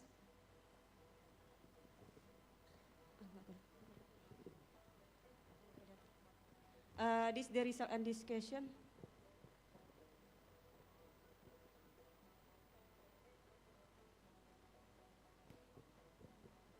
Sorry.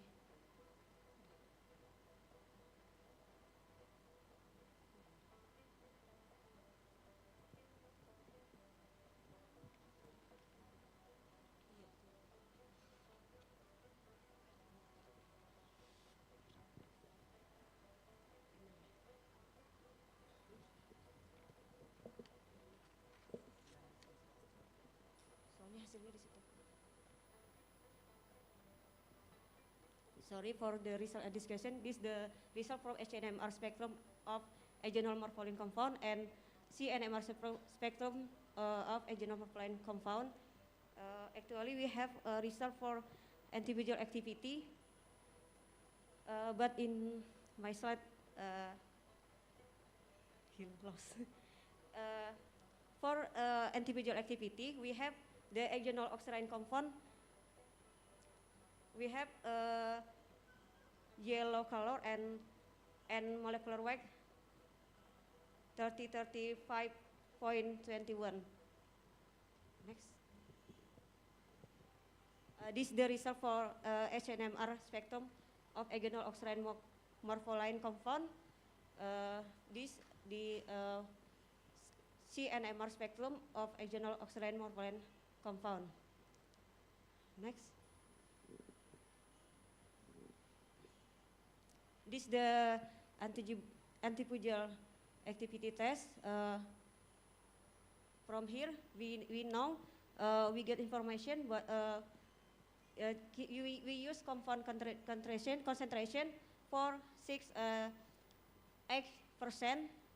We use ketoconazole as positive control and the MSO as negative control. In here, we get information that the agenol oxirine morpholine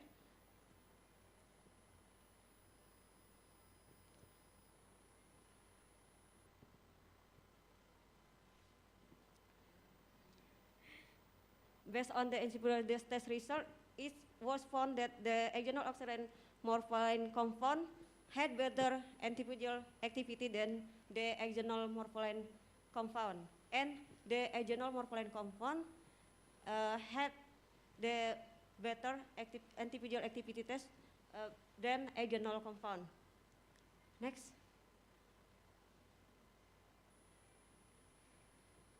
This is the Schedacker energy and binding fork of synthesis compound at 2 amino acids of candida albicans proteins.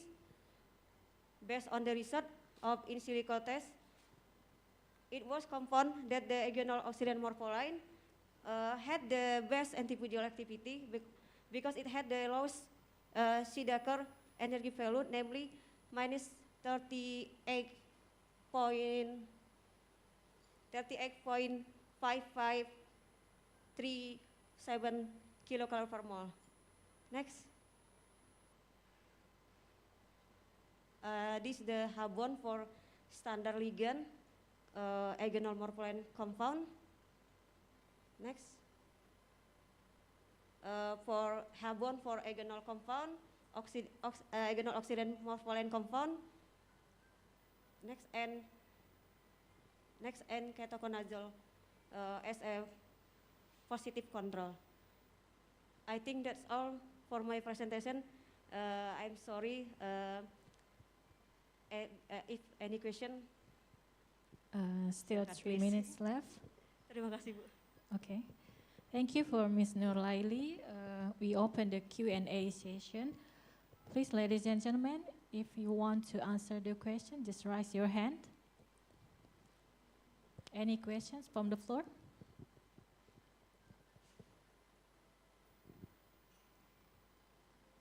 Is there any questions? Maybe the judges will give a comment. Okay, please. Waalaikumsalam warahmatullahi wabarakatuh.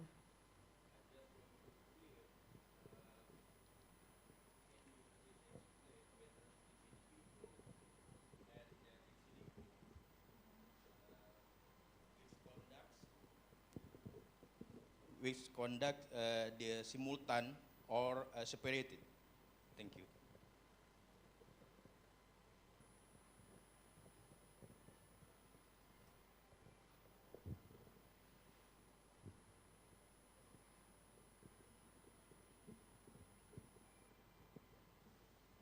Mother. Can you refer? Gak kedengeran.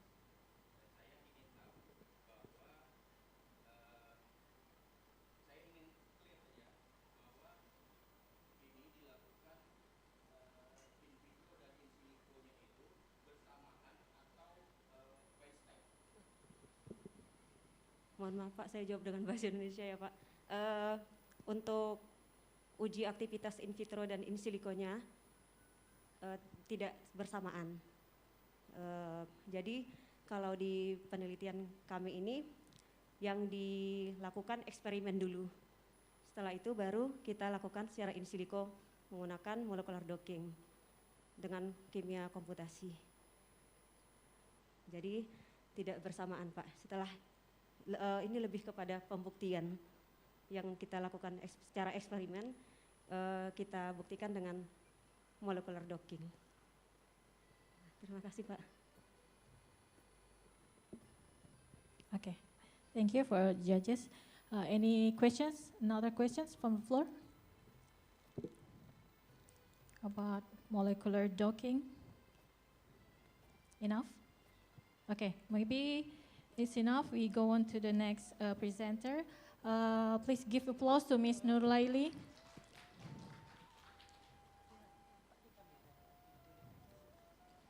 Okay, now we call the second presenter would be Mrs. Nazlina Ibrahim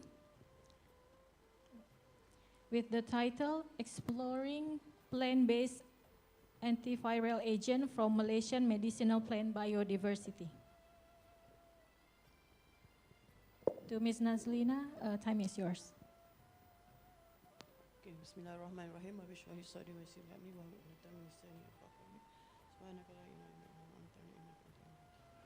Assalamualaikum.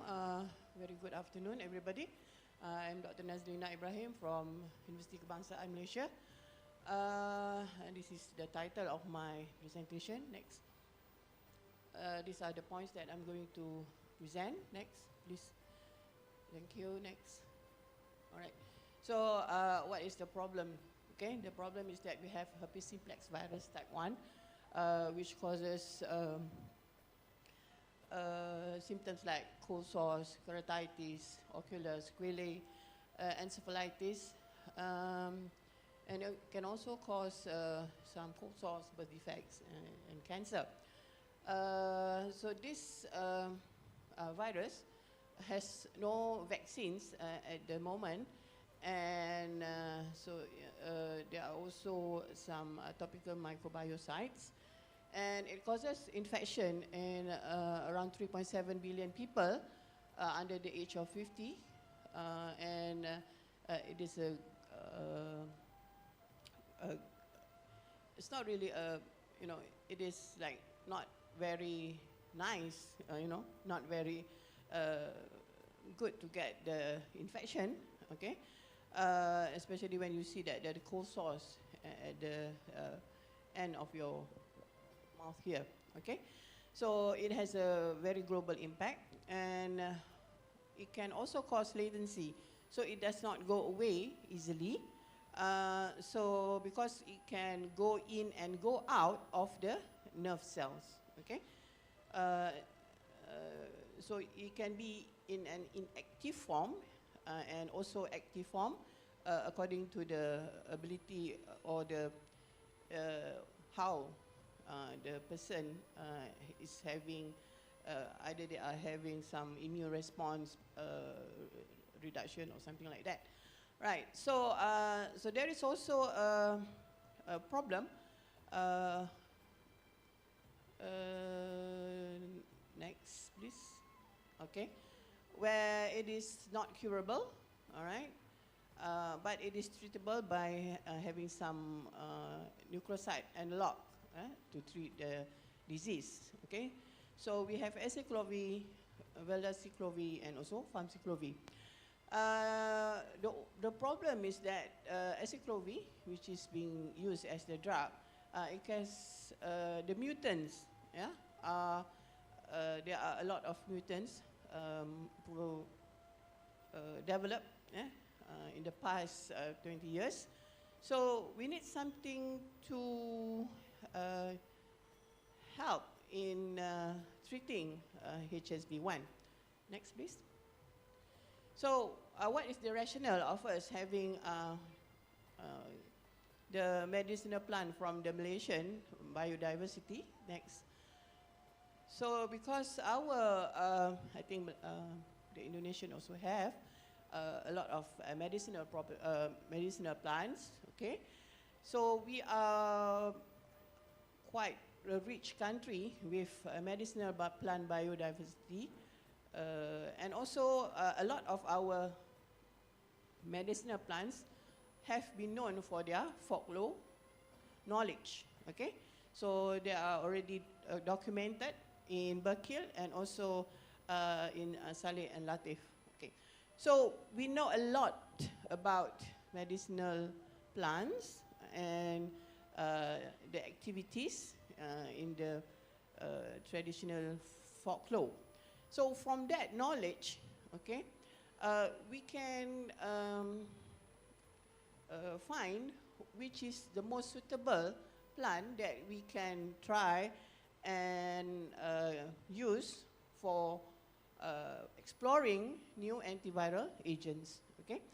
So we also know that some of these plants have phytoconstituent with antimicrobial and anti-inflammatory activities, such as flavonoids, phenolics, terpenoids, and xanthones. So if we can find medicinal plants with the antiviral properties, okay, we can have new antiviral drugs with different mode of action, okay? And perhaps we can reduce the possibility of developing drug-resistant virus mutants, okay? But we need to do in vitro screening for antiviral activity. So that's what I'm doing for the past 20 years, 23, 30 years, to find the scientific proof of these medicinal plants. So another point that we have is that the plants have diverse phytoconstituents, okay? So the diverse phytoconstituent will not only effect on the virus, but it may also improve or can also work on the immune response of a person, okay? You see that there are some with anti-inflammatory activity, so some might also work for improving the immune response when there is an infection. All right, next. Okay, so this is the first plant that we're looking at, Asplenium nidus, or we call it pakulang sui. Okay, it's a parasitic plant. It has several traditional uses: anti-inflammatory, treating wound, and also malaria, and also jaundice. Okay, so there are a lot of phytoconstituent in it. Next, please. The second plant is that this is the Phaleria macrocappa, next, which is also called as, next please, Mahkota Dewa, okay? So Mahkota Dewa also has some uses in the traditional medicine for anti-cancer and anti-diabetic properties. So we also find that there is a lot of secondary metabolites, tannins, terpenoids, alkaloids, and also has already been indicated with antimicrobial, antioxidant, and anti-inflammatory activity. Next, please. And the final one is Goniothalamus ambrosus, okay, which is also known for in Malaysia as Kenera. It is known to have anti-fertility properties due to the anti-estrogen property, which reduces human steroid levels, okay? So, and one of the compound found in this plant is the goniothalamine, okay? Gonitolamine is known to have activity in inducing apoptosis to cancer cells. Okay, and one is causing apoptosis, but HSV stops apoptosis. Okay, so we are using the activity of the gonitolamine to stop apoptosis, so that the HSV1 cannot replicate. All right, next please. Okay, so next objective. 2 minutes left. Doctor. Okay, all right, next. Next. Next. Okay, this is the methodology, extraction, working on the cytotoxicity and the antiviral mode of action. Next. Next. Next. Right, so we have extracted using several kinds of solvents and also from different parts. And we can see here there's a selective index of 63.25 for roots of the Aspergillus nidus, which is showing a good potential. Next. This is to see whether does it have effect on the virus itself. Yes, it has. Okay, it causes damage to the viral envelope. Next. So this is the mode of action where it causes, it doesn't allow attachment of the virus to the cell due to the virucidal effect, and the progeny reinfection is halted. Okay, it cannot infect others. Next. So this is Phyllorea macrocappa. Also the aqueous fruit extracts gives highest SI index. Next. So this is the mode of action.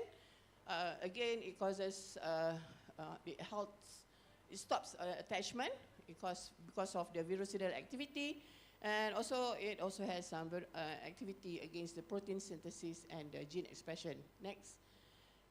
This is the gonitolamine extraction. One important thing about this is that it must have a cis configuration. If it has a trans configuration, it's not good because it cannot have a biological activity. Next. And how does it work? Is by stopping the cell cycle from dividing. So it has a quite low compared to others, but it still is a good potential antiviral activity. Next. So this is the proposed gonitolamine anti-HSV mode of action. Partly it stops the viral infection at the early replication cycle, stops cell cycle arrest, stops cell cycle, and also some activity on the catch-like protein at the immediate early genes. And it also stop the progeny release. Okay, next. Okay, so this is the conclusion.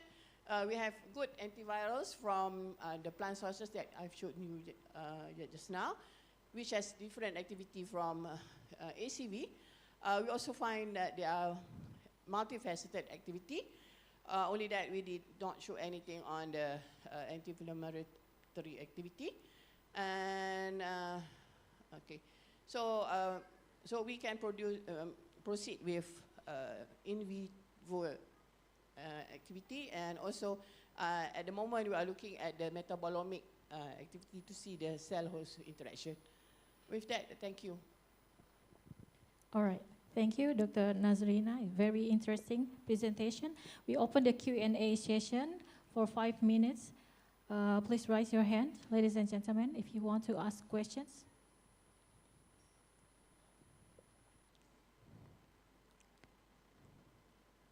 Yes, ladies and gentlemen. The judges, any comment from judges?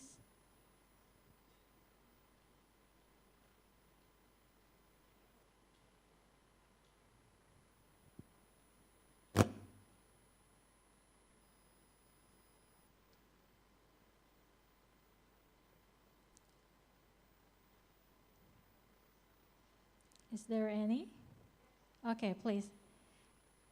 Please state your name and affiliation. Assalamualaikum warahmatullahi wabarakatuh. Waalaikumsalam warahmatullahi Doctor, I am Muhammad Arifullah from KL University, India, not Malaysia. Yeah, it's Koneru Lakshmaya University, India. Yeah, I have just query. The antiviral activity that you have shown here was done in the cell cultures, right? If I'm not wrong. Yeah, so you took the cell cultures and infested with that particular virus, then treated with the, okay, yeah, that was just query only.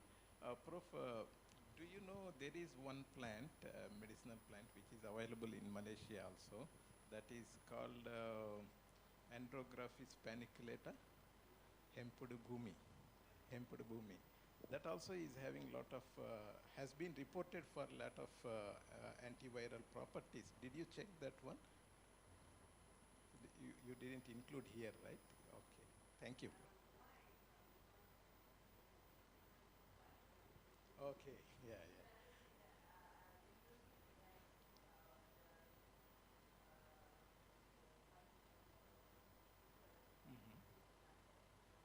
Oh, no.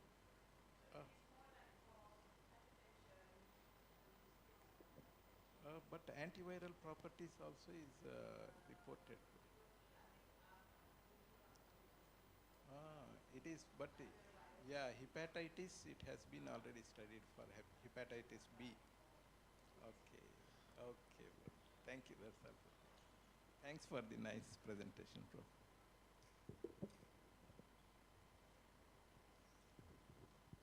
Okay, any more questions, ladies and gentlemen?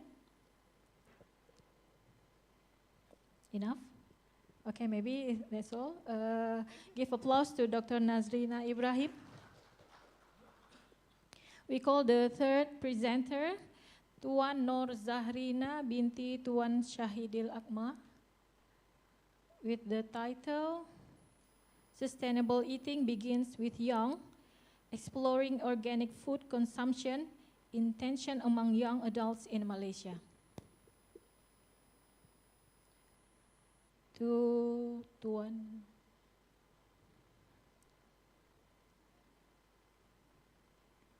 Wasn't here?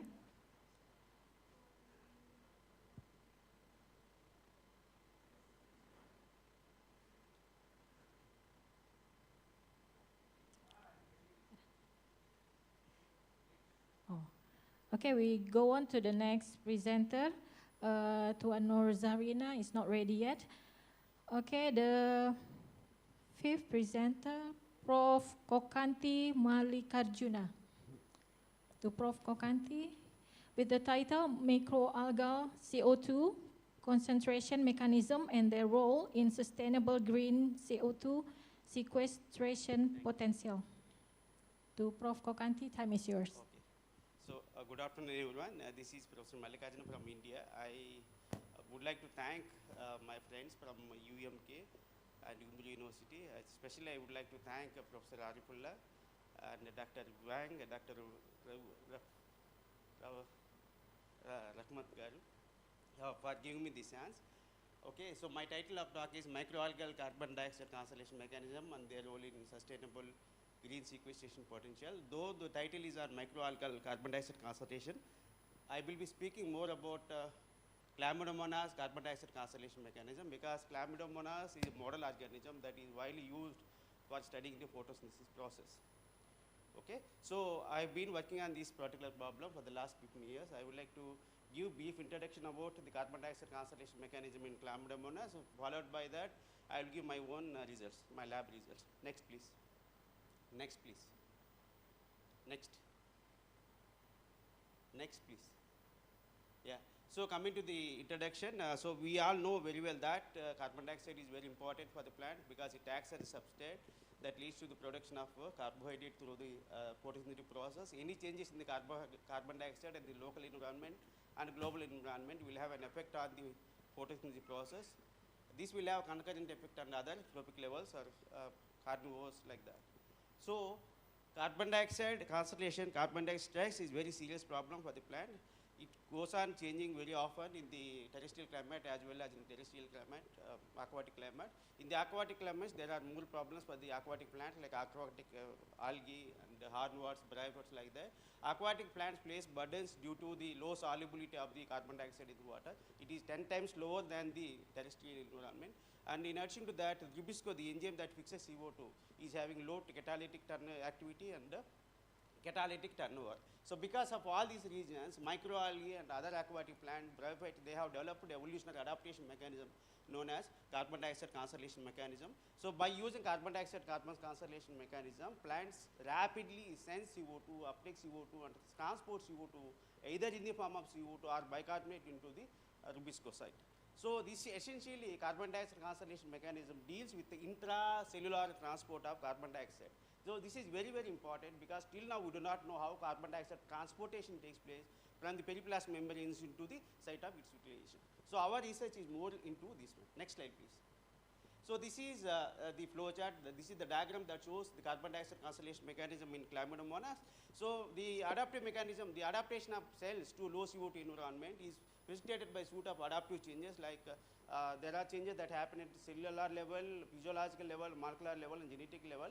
So genetic transcriptional changes, translational changes, lipidomic changes, metabolomic changes have been demonstrated and protein interaction networks have been established, gene regulatory networks have been established for this particular pathway. So in this you can see at the end of the day, the cells transport high concentrations of CO2 to the pyranid, which is there in the next slide. Pyranid is small globular structure that is there in the chloroplast membranes. Pyrenids are very, very important in the carbon dioxide conservation mechanism because in the pyranid only you can see the accumulation of rubisco, accumulation of carbon dioxide. They maintain high CO2 in the rubisco, high CO2 at the site of rubisco, especially in the pyranid, in spite of having low CO2 in the environment. In spite of having low CO2 in the environment, these cells maintain 100 times fold more CO2 in the site of rubisco, especially in the pyranid. So the pyranid is very, very important for the microalgal biology because they are helpful in fixing more than 50% of global primary productivity. So these pyrenids are responsible for fixing more than 50% of global CO2 through the photosynthetic process. So next slide, please. So in this background, studying this CCM process in the algae is very, very important because algae are known to be efficient in absorbing CO2 and produce 300 times more CO2 than more biomass than the terrestrial plant, and they are endowed with fast growth rate and they have a short generation time.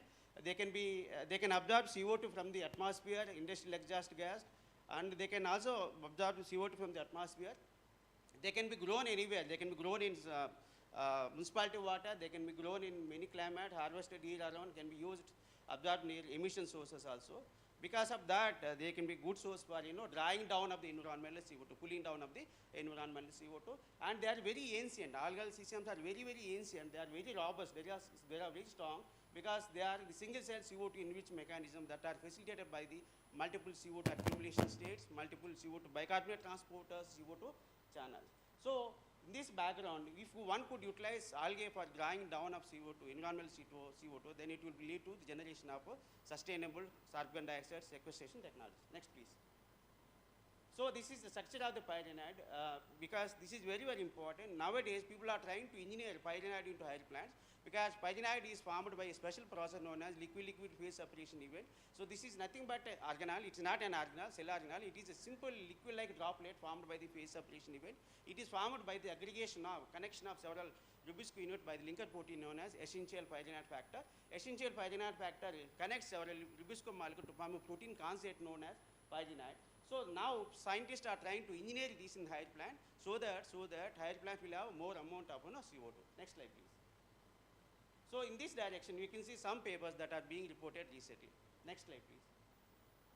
So these are the example where in some parts of the system, some genes that are there in the plasma membrane, chloroplast membrane have been transferred into higher plant and they have shown very good phenotype, indicating that yes, in course of time, we can transfer well-characterized genes from CCM pathway into higher plants. Next slide, please. So next, coming to this one. So this data indicates that there is possibility of drying down the environmental CO2 with the help of algal plant, with the help of Chlamydomonas or something like that. But in this background, my focus is on understanding the regulation of cesium by several other environmental factors like light, CO2, gamma radiation, UV radiation. And in addition to that, I wanted to develop high CO2 requiring plants such that we can use them for, industrial purposes, for drawing down the environmental CO2. In addition to that, much of the regulatory mechanisms that are operating in the cesium pathway is not known. So generating metanes, chlamydomonas methane, chlamydomonas cesium metanes would be helpful in understanding the pathway of the cesium. So with that aim, we try to generate high CO2 requirement with the help of high CO2 requiring methane with the help of gamma radiation. Next slide, please. Gamma radiation has been found to be the role of gamma radiation. The effect of gamma radiation in the biological system, algal biological system, is very well known. Gamma radiation has been very well used to understand the effect on, say, general biology, photophysiology. Gamma radiation has been used as a priming agent to induce tolerance. Gamma radiation has been used to generate methane for lipid protection and all. So with this background, with this information, I used gamma radiation as a mutagen to induce high CO2 requiring metanes in the chlamydomonas. Next slide, please. So this is the procedure. We have done it by screening process. In the first screening, we have exposed cells to gamma radiation from 50 gray to 400 gray, and then we have plated them on the plate, selection plate, and then we have assessed the growth and photosynthetic performance from that, and we have picked up the cells that are going very well. In the second screening, we have imposed light. We have segregated cells into low CO2 condition and high CO2 condition. In the third screening, we have clubbed another limiting factor, namely light. So in the first level, we have done simple screening, survivability, or more number of cells, less number of cells. In the second screening, we have done with the help of high CO2 or low CO2. In third screening, we have done with the help of, with the addition of light, low light, or high light condition. Next, please. So this is a slide wherein you can see these chlamydomonas cells that are being exposed to gamma radiation. The first slide is control slide. The second, the third ones are like that. So here you can see the higher doses. It is acting in a negative way, whereas middle ones are actually facilitating that. Like dosages that are ranging from 200 to 250, it is conducive, it is good for the growth, but whereas higher doses are not good for the growth. Next slide, please. So this is the growth curve of the irradiated cells that are grown on low CO2 condition. In this slide, you can see the cells that are exposed to 200 GVI, 150 GVI, 125 GVI has shown very good growth than the controlled cells, indicating that in this case, gamma radiation is acting positively for inducing growth in the chlamydomonas cell. And that is correlated well with the total chlorophyll content and total coronoid content. So total chlorophyll and total coronoids are actually supporting the data that mutagens are growing well when compared with the wild type cells. Wild type. Thank you. Yeah. Here you can see these 200, 150 GY cells growing more than the control. So black one is the control one. You can see the irradiated cells growing very well than the control cells. In this case also, you can see total chlorophyll being higher in to 150 and 200 GY cells. In this case also, you can see 200 GY cells having more total chlorophyll than the control cell, indicating that in this case gamma radiation is acting positively. Next slide, please. So this is growth curve constructed under high CO2 conditions. In this case also, you can see 200 and 250 GY irradiated cells growing very well than the control cell, indicating that in this case also gamma radiation is acting positively. Next slide, please. So for further screening process, we have done the screening process by following the protocol that has been reported in the Wang et al. Paper in 2014 paper. In this case, these are cells that are grown in low level CO2, high level CO2. In this case, you can see clear difference between cells that are grown in low CO2 and high CO2. In all these cases, wherever it is, be it a irradiated cell or control cell, high CO2 exposed cells are growing well when compared with the low CO2 grown cell. So in this case, the cells that are grown in under 250 GY cell at low CO2 were actually taken for further screening process. We do not know how high CO2 is conferring adaptation to the gamma radiation. We do not know how high CO2 condition is helping the cells to overcome gamma radiation. Next slide, please. So likewise, by using that 96 well plate assay, we have picked up cells that are growing very low under low CO2 condition. So this is the B7, C7, C10, C11, and D8. So these are the putative mutant that we have selected based upon the above screening process. Next slide, please. So the strategy, for characterization of those mutant, we have done photosynthetic assays, photochemical, photophysiological, molecular assays. In this nascent area, we do not know how photo accumulation takes place to different CO2 level, how photo accumulation changes to, and that means that how PS1 activity, PS2 activity, electron transport chain takes place to different CO2 levels is not known. So molecular mechanism behind the crosstalk of photo accumulating process to the type of carbon dioxide cancellation mechanism is not known. So we are trying to understand that by doing this 77K assay, NDP data and ROS data.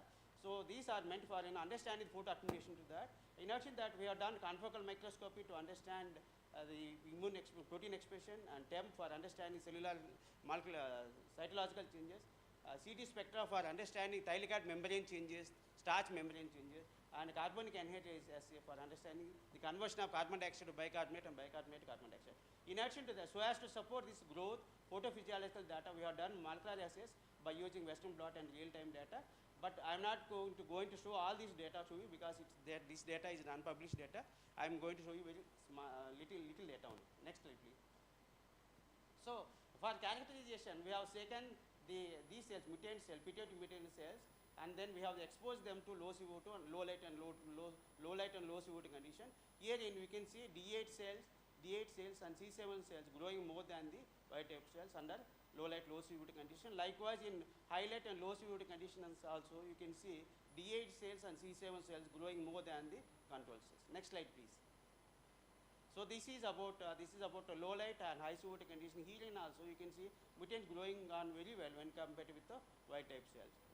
Though they are very near to us, but growth is seen more in mutant cells than in the wild type cell. So in the high light and high CO2 condition, you can see irradiated cells like the D8, B7, C11. They are growing very well on par with the control cells. But on the whole, irradiated cells perform very well than the control cells. Next slide, please. So we have done quantification. We have quantified the pigments in the putative mutant, and interestingly, the total chlorophyll, total carotenoids have come down in highlight and low CO2 condition, because of that could be due to photooxidative stress. Next slide, please. So we have estimated the biomass of these cells. We can see more biomass accumulated in low CO2 grown cells than more biomass has been accumulated in high CO2 grown cells than in the low CO2 cells. Next slide, please. We have done carbonic anhydrase because carbonic anhydrases are the enzymes, metalloenzymes that are present in all living organisms. They are very essential for maintaining pH homeostasis, ion uptake, and converting carbon dioxide into bicarbonate. So these carbonic anhydrases are there in several membranes of the cell. They are in the chloroplast, they are in the periplasmic membrane. They are very, very important for converting carbon dioxide into bicarbonate and bicarbonate into carbon dioxide process. So these carbonic anhydrases have been found to be carbonic anhydrase activity has been found to be more in irradiated cells than in the control cell, indicating that there is more conversion of carbon dioxide into bicarbonate in the irradiated cells. Next slide, please. So ROS, we have estimated oxidative stress levels in the irradiated cells because in this case, we do not know whether the effect is due to gamma radiation or CO2 level or light level, or it is the general process itself, the general cellular process itself. So as to find out the effect of gamma radiation or light on that, we have quantified the ROS activity, and we measured the ROS activity. So the red dots in these slides indicate the prominence of ROS activity, and interestingly, ROS activity is detected more in the irradiated cells than in the control cells. So this could be due to photooxidative stress, or due to the gamma radiation effect itself, or due to highlight itself. We do not know the actual reason. Next slide, please. So conclusion. So gamma radiation, lower doses of gamma radiation promoted growth, whereas higher doses inhibited growth. Cells exposed to 150 to 125 200 GWs promoted growth, and the LD50 values were noted around 200. Some of the 220 GY irradiated cells grown under low severity were taken for characterization. So based upon 3 levels of screening, we have picked up 4 mutants. So these 4 mutants, they have performed very well on 4 different conditions compared with the wild type cells. Under high severity and irradiated cells have shown better growth than the wild type. So total chlorophyll carotenoid candidates are severely affected in low severity condition. Higher cell biomass was achieved in high severity condition than the low severity condition, especially in irradiated cells. So irradiated cells were found to be having more CH activity and ROS activity. Thank you for your attention. Thank you, Prof. Kokanti. Very interesting. Okay, we open the question and answer from the audience. Please, ladies and gentlemen, please raise your hand.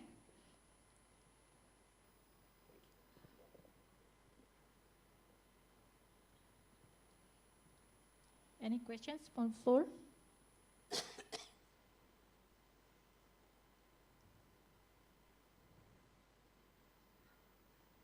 Okay, questions from judges?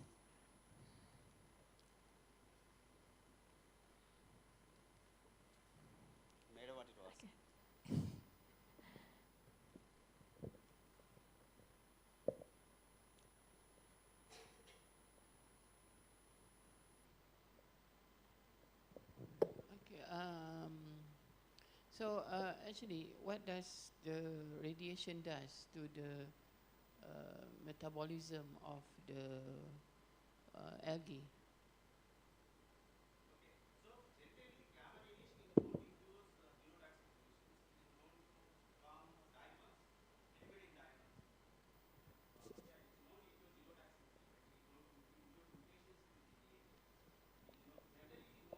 Affect photosynthetic process.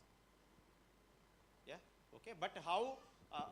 What is the genetic basis for that? How it is actually creating acting genetically?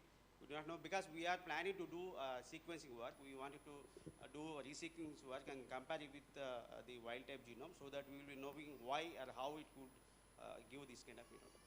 So that will give the right answer for this. But generally, previous reports are telling that gamma radiation induces pyrimidine dimer formation in the DNA. It is genotoxic in nature.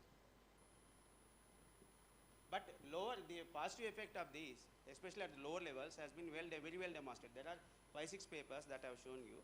All these papers are found to be having a priming effect on the physiology of the cells. Okay? Thank you. Sorry, Prof. One question from me. Yeah, please. Still not clear in me. What is the effect of gamma irradiation with the total chlorophyll? Okay, so we wanted to understand the effect of gamma radiation at different levels. So we wanted to understand how gamma radiation is influencing biology at various levels, because pigments are very important for understanding photophysiological changes. Yeah, we wanted to correlate that with the molecular changes, protein level changes, because because gamma radiation is a part of photosynthetic active radiation. Plants are forced to receive gamma radiation whether they like or they do not like it, because it is part of light. So because light is pursued by the pigment, so this is first receptor molecule that. The same with the beta carotene?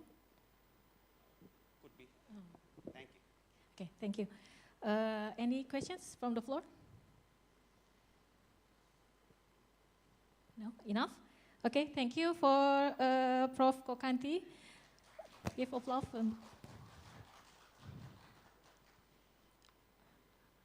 All right, we go on to the next speaker, Mr. Arifullah Muhammad.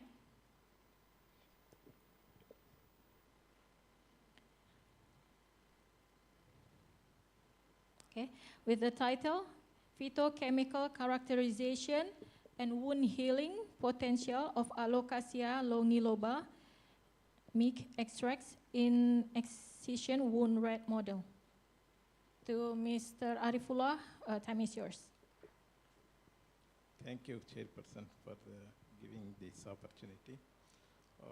I should thank the organizers of CITRES 7 for bringing me all the way from India to here. I'm highly thankful to all the organizers and especially for the UMRI organizers from the UMRI rather than the UMK, because UMK is more towards going on virtual, right? Okay. Could you please open my...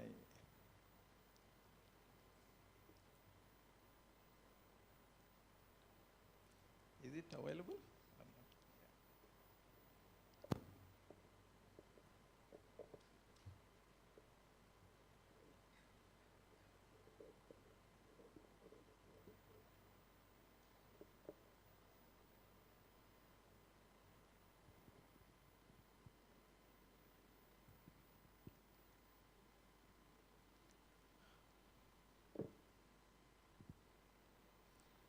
Maybe you are confusing the title. I have changed a little bit different title. That's why maybe you are confusing.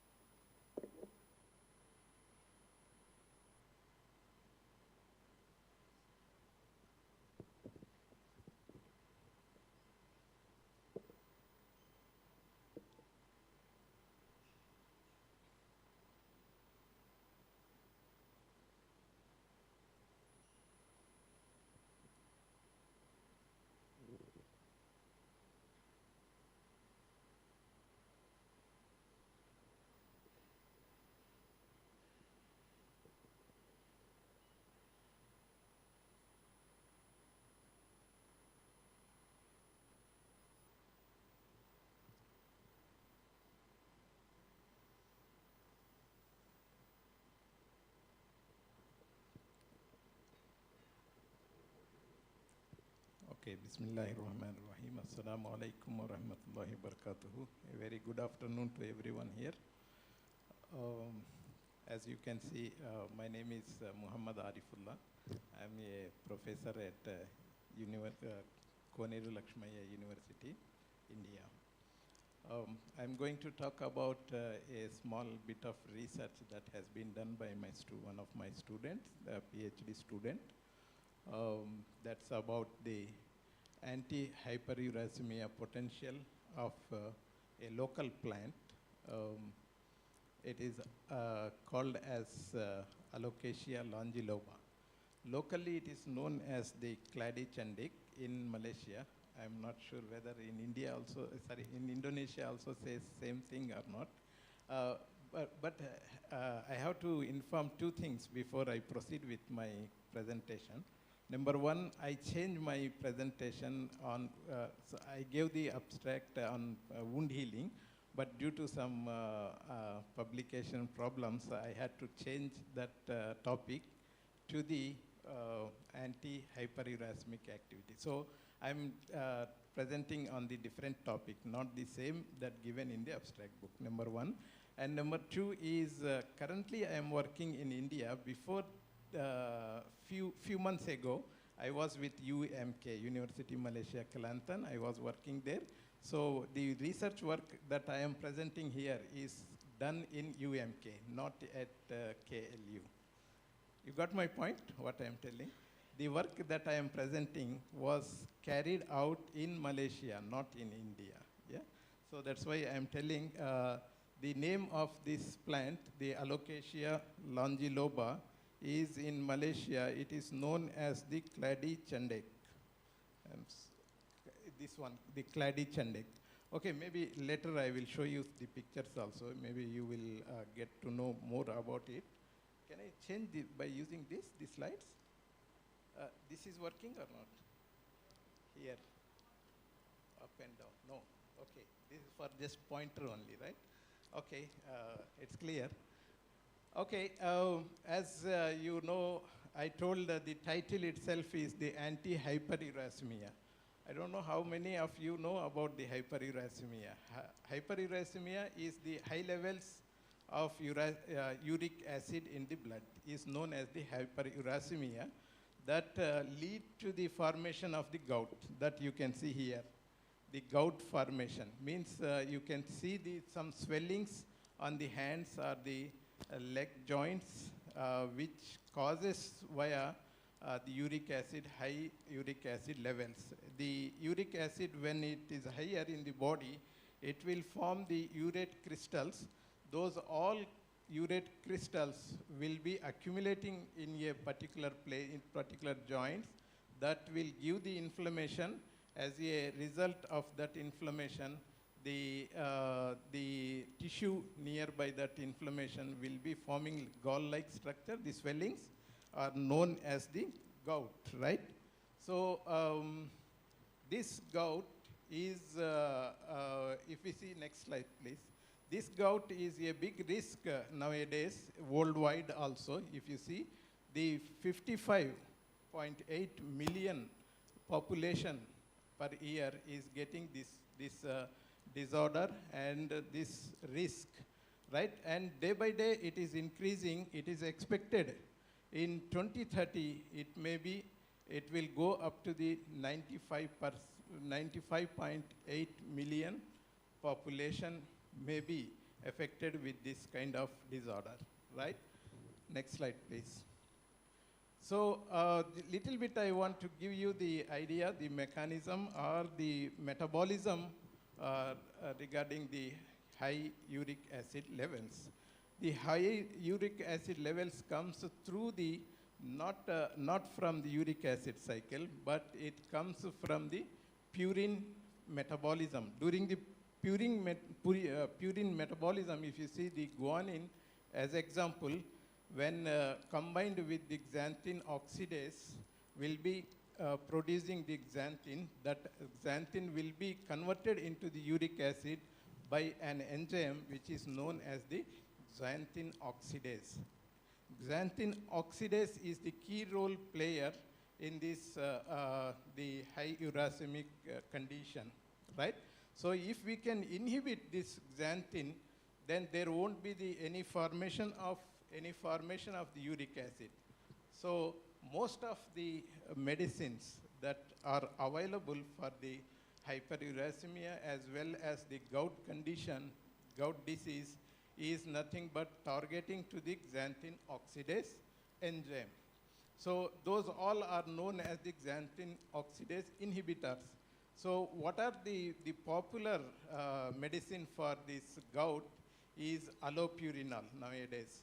Allopurinol is the commonly used medicine for the gout, which targets the xanthine and known as the xanthine inhibitor. But unfortunately, this chemical, allopurinol, is having a lot of side effects. And it's giving a lot of problems, creating the other risks in the human. That's why there has to be a user-friendly medicine and without side effects, right? That's why people are screening the natural products. Could you please go to the next slide? Some of the natural products has been screened for the gout activity, but none of them is completely studied and completely given the result about their effects. So what we did is, could you please go to the next slide? I'm trying to finish within the time. Okay, so what we did is we have screened this plant, Alocasia longiloba, and what is the rationale for using this plant? I should say this plant, in Kelantan especially, Orang Asli use this plant seed, which you can see here in the red color, the seed. This seed is boiled with the water, hot water, and then taken by the patients who have the gout. So fortunately, when we are going for some expedition, we saw some of the Orang Asli and we got this idea from them. Then we thought, why don't we study the scientific reason behind this natural product? Then we have proposed a research grant, which is called in Malaysia, FRGS, Fundamental Research Grant Scheme. So we have been given the fund for studying about this plant. So because of having the use of these seeds by the natural, what do you call, healers, and as well as the Orang Asli, the tribes, we have proposed this research, and we have conducted the research on this effect of this particularly seed on the gout. Okay, next slide, please. Could you please go back once again? Sorry. So, do you have the same plant here in Indonesia too? Right? Oh, because the shape, the outer physics of the morphology of the plant looks like that only, but if we keenly observe, the shape of the leaf may be different, not the same, right? This type of Alocasia species, there are many, but this longiloba is having its specific differences with the other plants, other Alocasia plants. I studied that this plant is endemic to Kelantan only, but I am not sure whether it is, whether it is here also available or not, I don't know. But I heard, I studied somewhere it is endemic to Kelantan, not in the other parts of the Malaysia also. Okay, could you please go to the next? Okay, so as I told you, when we got the funding to work out on this problem, then we had the objectives to work out, especially to investigate the in vitro xanthine oxidase inhibitory activity, as well as the in vivo conditions. By using the animal model, we did both the tests to prove that whether how it is affecting and what is the mechanism of inhibition of the xanthine oxidase in that particular plant, the plant extract. Okay, maybe this one I'm not going to, I thought to present this objective also, but maybe the time won't permit for this one. That's why I may skip this, the third one, but I will concentrate on the two, the xanthine oxidase inhibitory test and anti-hyperuricemic activity in the rat model. Okay, next please. Next. So as you know, if we want to screen the plant for any activity, we have to prepare its extracts, right? So to prepare the extracts, we have collected the plant material. As I mentioned you, the seed is used by the local tribes, but still we wanted to check the other parts of the plant also. So what we did, we took the seeds as well as the petiole of the plant, the leaf petiole also we have taken as a the material for screening. Okay, so so we have collected all the plant material and dried it into the dry form, and we have grounded the plant and made into the powder. That powder has been extracted by using the, especially here we have used only ethanol solvent to extract this plant material. And finally, we got the crude extract. That crude extract has been subjected to the different experiments. Okay, next please. So the first one, as I told you, the xanthine oxidase inhibitory in vitro test we have done.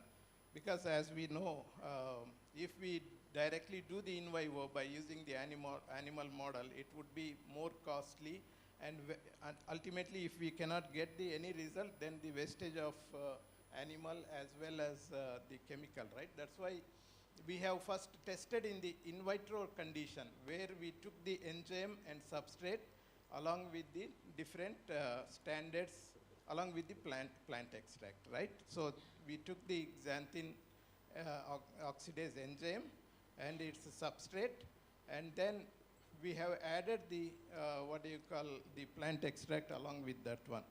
Next please.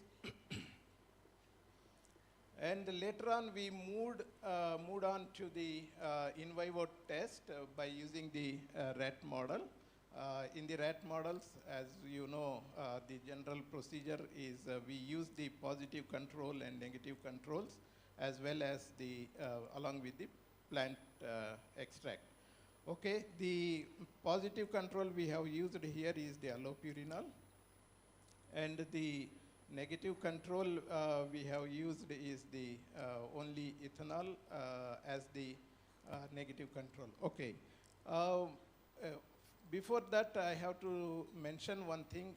In the rats, we have induced artificially the gout condition, means hyperuricemic condition we have used by using the potassium oxonate. When we orally give the potassium oxonate, when we tested in the rat model, the uric acid levels will go up. So later on, we have done all these tests by using those experimental models. Next, please.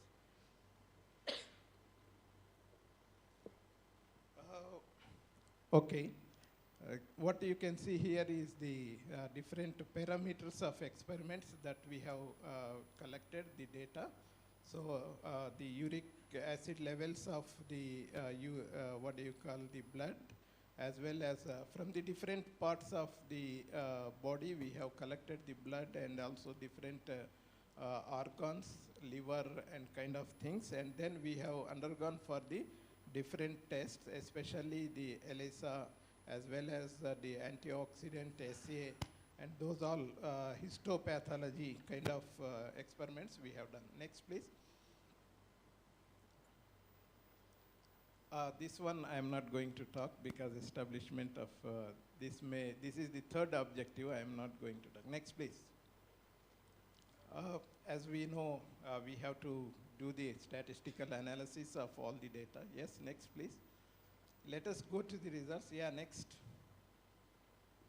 So if you see here, the in vitro xanthine oxidase activity has given highest in by the petiole extract. The petiole extract has given has inhibited the xanthine oxidase activity about 85.76%, which is almost equal with the allopurinol, the used drug. Yeah.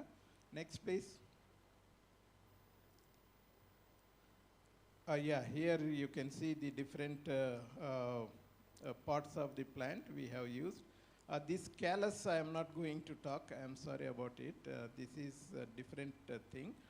Petiole and fruit, if you compare, petiole is giving more inhibition than the fruit, but fruit also is having considerable inhibition activity. Okay, if we compare with the allopurinol, the petiole is almost near to the allopurinol effects. It means it can easily replace the allopurinol by using the petiole extracts. Next, please. So the take-home message with this in vitro test is the in vitro biological activity test showed that Alocasia longiloba extract has the xanthine oxidase, anti-xanthine oxidase activity. Yeah, so it can inhibit the xanthine oxidase. Next, please. Later on, we moved to the animal test. Yes, next, please. So in the animal models, we have done a lot of different experiments, and different parameters data has been collected. As you can see, the first one is the uric acid levels in the serum. If you see here, when the fruit extract and petiole extract is treated, the uric acid levels has gone down. Whereas if you see in the gout control, the uric acid levels is 1.57, right? If we see the positive control, allopurinol is giving 1.80, which is almost equal with the fruit and the petiole extracts. Next, please. This is about the xanthine oxidase activity in the liver. So we took the liver tissue and we have tested here for the activity. Here also it has given, the petiole has given the highest activity, followed by the fruit extract. Next, please. This is also almost similar, but we have used here is the what do you call, the activities has given higher also in this condition where the gout has been produced. Next, please. These are the different what do you call, biochemical tests that has given the different result in the both controls and treated rat models. Yeah, next, please. I'm not going into the details. If anyone wants, I can explain later because of a time limit. I am moving. I don't know whether still I have time or not. Do you have still time? I should go faster, right? Okay. I will try to wind up very soon. Yeah. Okay. So what I wanted to say here is we have done the different biochemical tests towards the hyperuricemic condition in the rat model. Next, this is the histopathological slides that is showing. Next, please. Yeah, this is also the same, but different organs. One is liver. The first one was the kidney. Here we have done for liver. Next, please. Along with that one, we have screened some of the pro-inflammatory cytokinins, especially well-known pro-inflammatory cytokinins, IL-18 and IL-1 beta. That also has given the proof of having the anti-hyperuricemic activity. Yeah, that has been reduced by treating the plant extract. Next, please. Next. Okay, this is in the what do you call the antioxidant property of the plant extracts has been also tested. Along when the gout condition happens, the free radicals will be released more.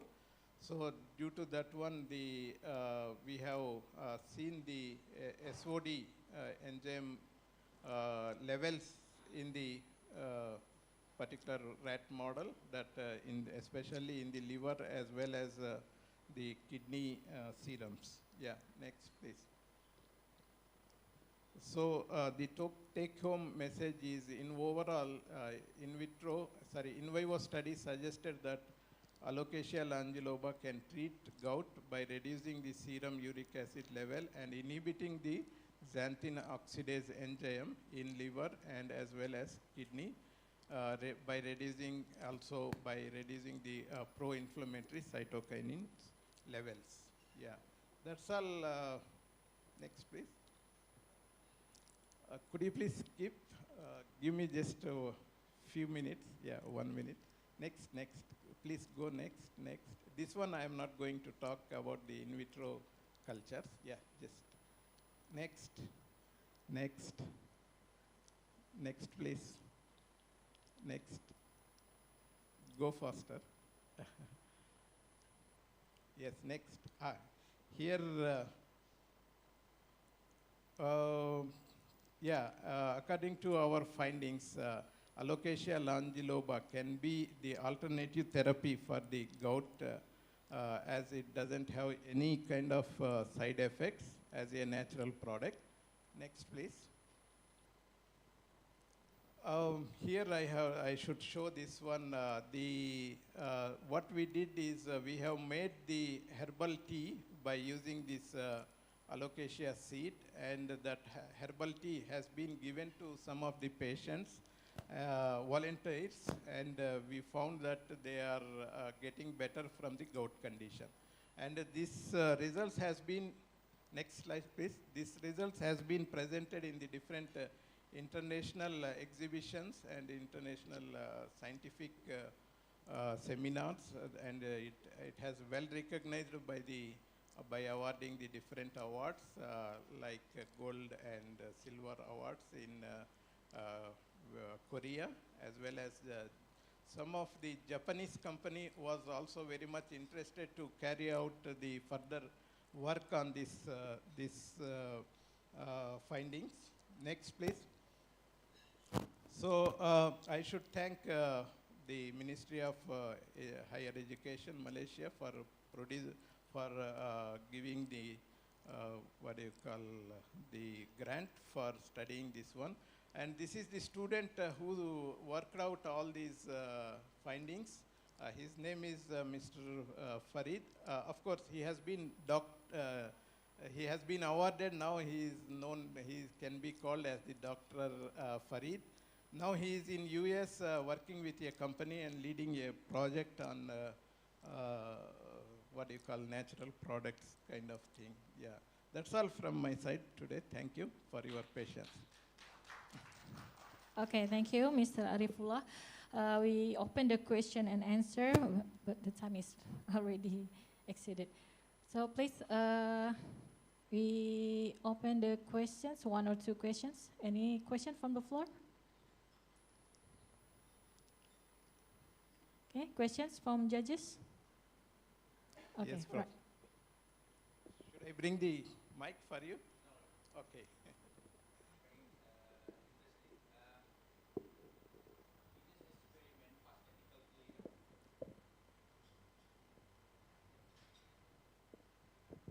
Thank you, bro. This is experiment past ethical clearance. Yes.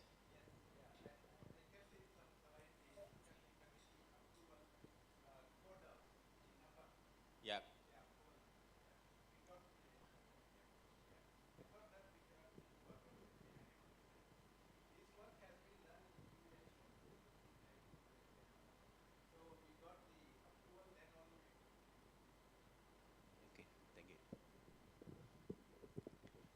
Any more questions, ladies and gentlemen?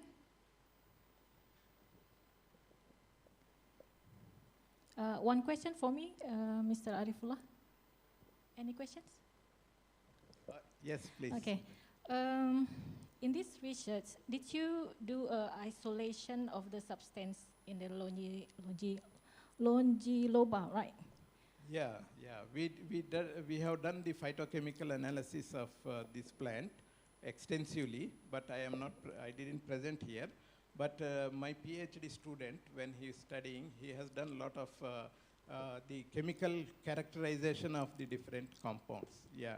We do have the list of compounds already known now, because we did the GCMS analysis and different chromatographic analysis we have done. And NMR also? Yeah, NMR, he could not go for NMR. Yeah, that maybe in future I have to do. Yeah. Thank you. Okay, thank you for Mr. Arifullah Mohammed. Please give applause to him.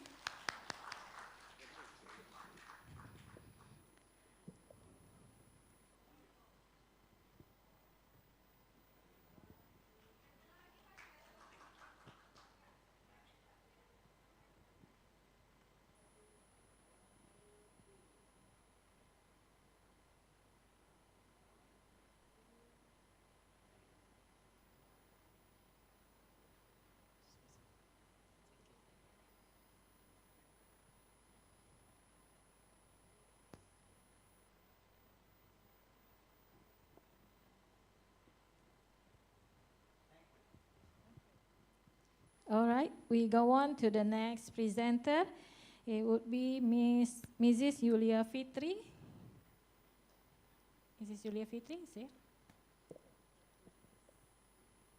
Okay, Mrs. Yulia Fitri research, the title is Identification of the Influence of Meteorological Factors on NOx emission at palm oil mill generators using multiple linear regression model. To Ms. Yulia Fitri, time is yours.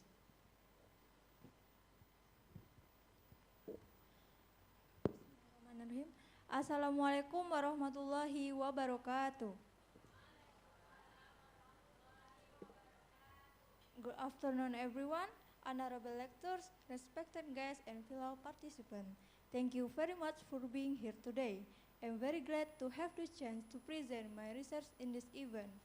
My name is Fatia, and I am from Department of Physics, Faculty of Mathematics, Natural Science, and Health, Universitas Muhammadiyah Riau, Pekanbaru, Indonesia.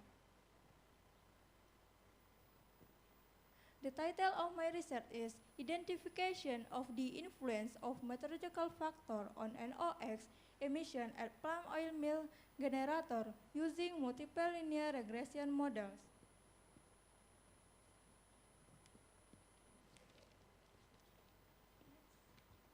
We'll begin from introduction. Industrial activities, including palm oil mill, produce various air pollutants such as NOx, sulfur dioxide, and particulate matter that can be harmful to both human health and the environment. Riau Province as the largest palm oil producing region in Indonesia, resulting in a high potential for air pollution. While industrial emissions are regulated by environmental standards, their actual spread in the atmosphere depend heavily on weather conditions such as wind speed, wind direction, temperature, and humidity. Previous studies show that this meteorological factor can either increase or decrease pollutant concentration in the air.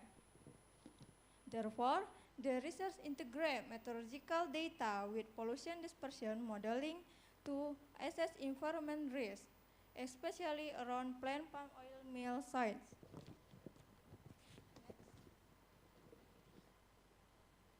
From the background, my research focused on two. Number one, how do meteorological condition and emission source affect pollutant dispersion from palm oil mill using the AirMod model. And number two, what is safe distance from emission source that still complies with air quality standard? Next. My research objective. My research aims to, number one, to analyze the influence of metallurgical parameter on pollutant dispersion from palm oil mill emission. And number two, to determine environmentally safe distance using air mud simulation result. And number three, to apply multiple linear regression to explore the statistical relationship between weather variable and emission concentration. Next, benefit of the study.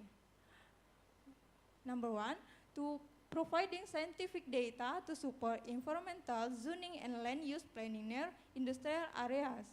Number two, to assisting policymakers and industries in managing air quality more effectively. And three, offering integrated modeling approach that combine physical simulation with statistical analysis for better prediction of pollutant behavior. Research gap and novelty. The study introduced a novel approach by combining the air mud pollutant dispersion model with statistical analysis using multiple linear regression. Research gap airline research tended to emphasize ether emission or meteorological condition without considering the interaction between the two. Research contribution. The study offers an integrated approach capable of predicting air quality impact by accounting for multiple integrated factors. All right, we are going to material and method.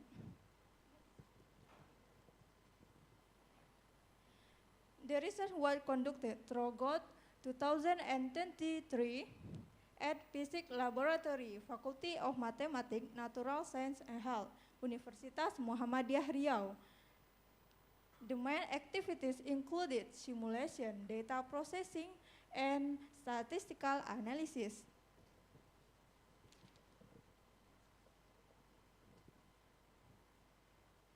Tools and software used.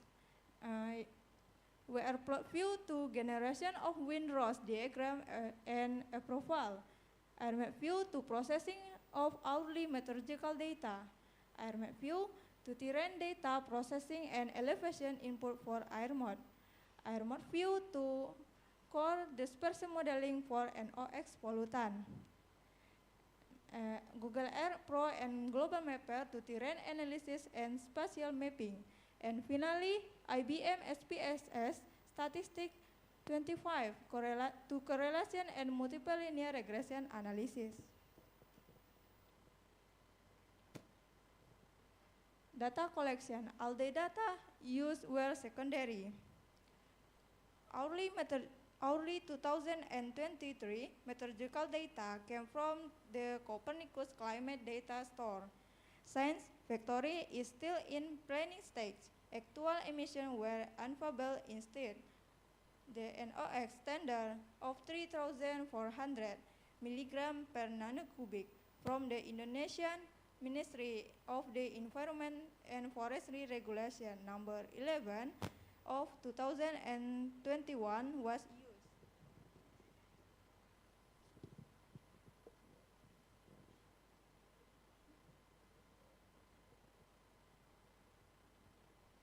The secondary data included meteorological data such as wind speed, wind direction, temperature, humidity, solar radiation, pressure, cloud cover, and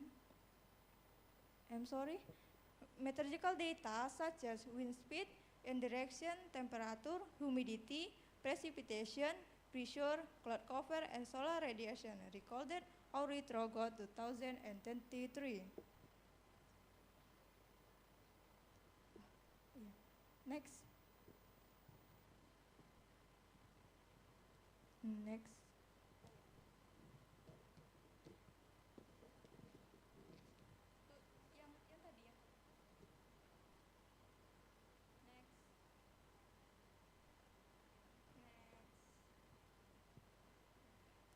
The research flow began with data collection, followed by meteorological processing using AirMap. After that, I process terrain data with AirMat, which is directly linked to AirMat. The steps were necessary to prepare the input for AirMat, which run the core simulation to predict how NOx would spread from the plant factory into the surrounding environment. The flow of this entire process is also shown in the research diagram I have included on the slide. Finally, Poisson correlation and multiple linear regression were applied to analyze the simulation result.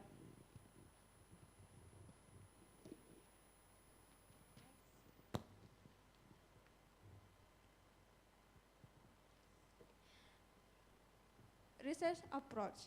The study applies a modeling approach combined with statistical analysis, focusing on PTXYZ, a plant palm oil mill. Pollutant dispersion was modeled within a 5-kilometer radius, with special attention to Pekanbaru monsoon climate, where seasonal wind patterns significantly affect pollutant transport. AirMat simulation and OX dispersion under varying meteorological conditions, while correlation and multiple linear regression analysis identify the most influential weather factor.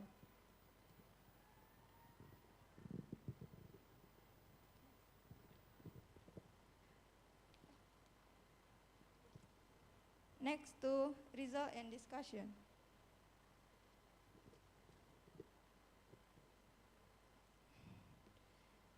The windrows analysis show clear seasonal pattern. During the rainy season, wind came mainly from the north and northwest. During the dry season, wind came from the southeast and south. These patterns are shaped by monsoon wind affecting Pekanbaru. Next. AirMat simulation. The AirMat simulation results show that NOx concentration were highest near factory and much lower in residential areas.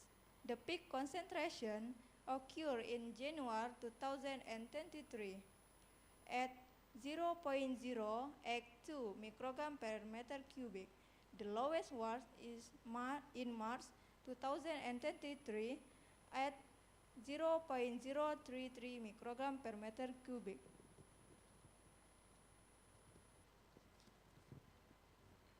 Correlation result. Correlation analysis found that NOx concentration has a positive relationship between precipitation and super pressure, meaning these factors tend to increase NOx level. In contrast, wind speed, temperature, cloud cover, cloud base height, and relative humidity have negative correlation with NOx,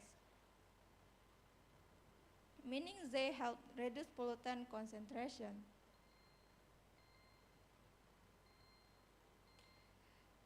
MLL finding.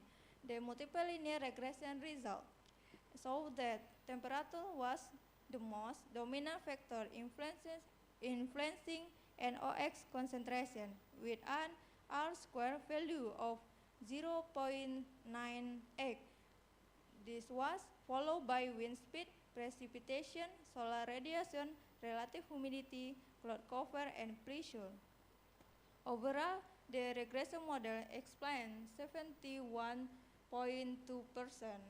the variability in NOx concentration, R square equal 0.712.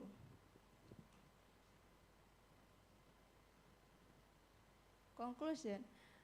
The study told. And now we are going to conclusion. In conclusion, first, NOx emission near PTXYZ are predicted to peak during the rainy season, especially in January. Second, the highest concentration are limited to areas close to the factory and do not significantly affect nearby residential zones. Third, meteorological factors, particularly temperature and wind speed, play a major role in pollution dispersion. And finally, integrating air mode simulation with statistical analysis in effective approach for predicting environment risk before factory begin operation. That's conclude my presentation. I sincerely thank you for your kind attention and time. I apologize for any mistake or shortcoming in my presentation. Once again, thank you very much. All right, give applause to student Miss Yulia Fitri. Okay, we open the question and answer. Is there questions from the floor?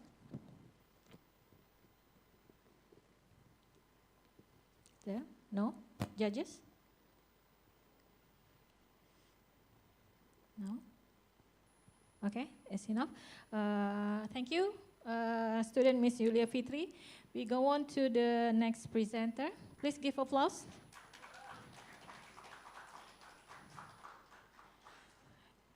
Next presenter will be Mr. Shabri Putra Wirman with the title, A Forward Scattering Laser Speckle Imaging System for Rapid, Real-Time, and Non-Destructive Detection of CPO Adulteration. Okay, time is yours. Okay.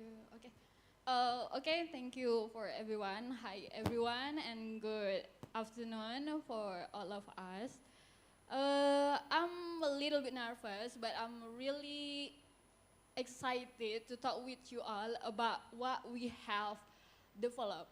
That is a forward scattering laser speckle imaging system for rapid, real-time, and non-destruction detection of CPO adulteration. Boleh tolong? Okay. This is the data that I get from the U.S. Department of Agricultural data of the palm oil explorer in the world. So why I choose to detection the CPO adulteration is because our country, my country, especially Indonesia, has the most world production of this palm oil, which means it's where the crude palm oil came from, the palm oil trees. So the next one is Malaysia, and because of that, I interested to detection of adulteration of crude palm oil. And next. So, honestly, where we find the crude palm oil? Crude palm oil we mostly find anywhere in the food product or non-food product. For example, for food product, it's cooking oil, salad oil, margarine, or shortening. And in the non-product, we can find it in soap with the shape, what kind of bar one or the liquid one. So what if this product has a poor quality? Boleh next? Okay, if the CPO have a poor quality, we will get sick, of course.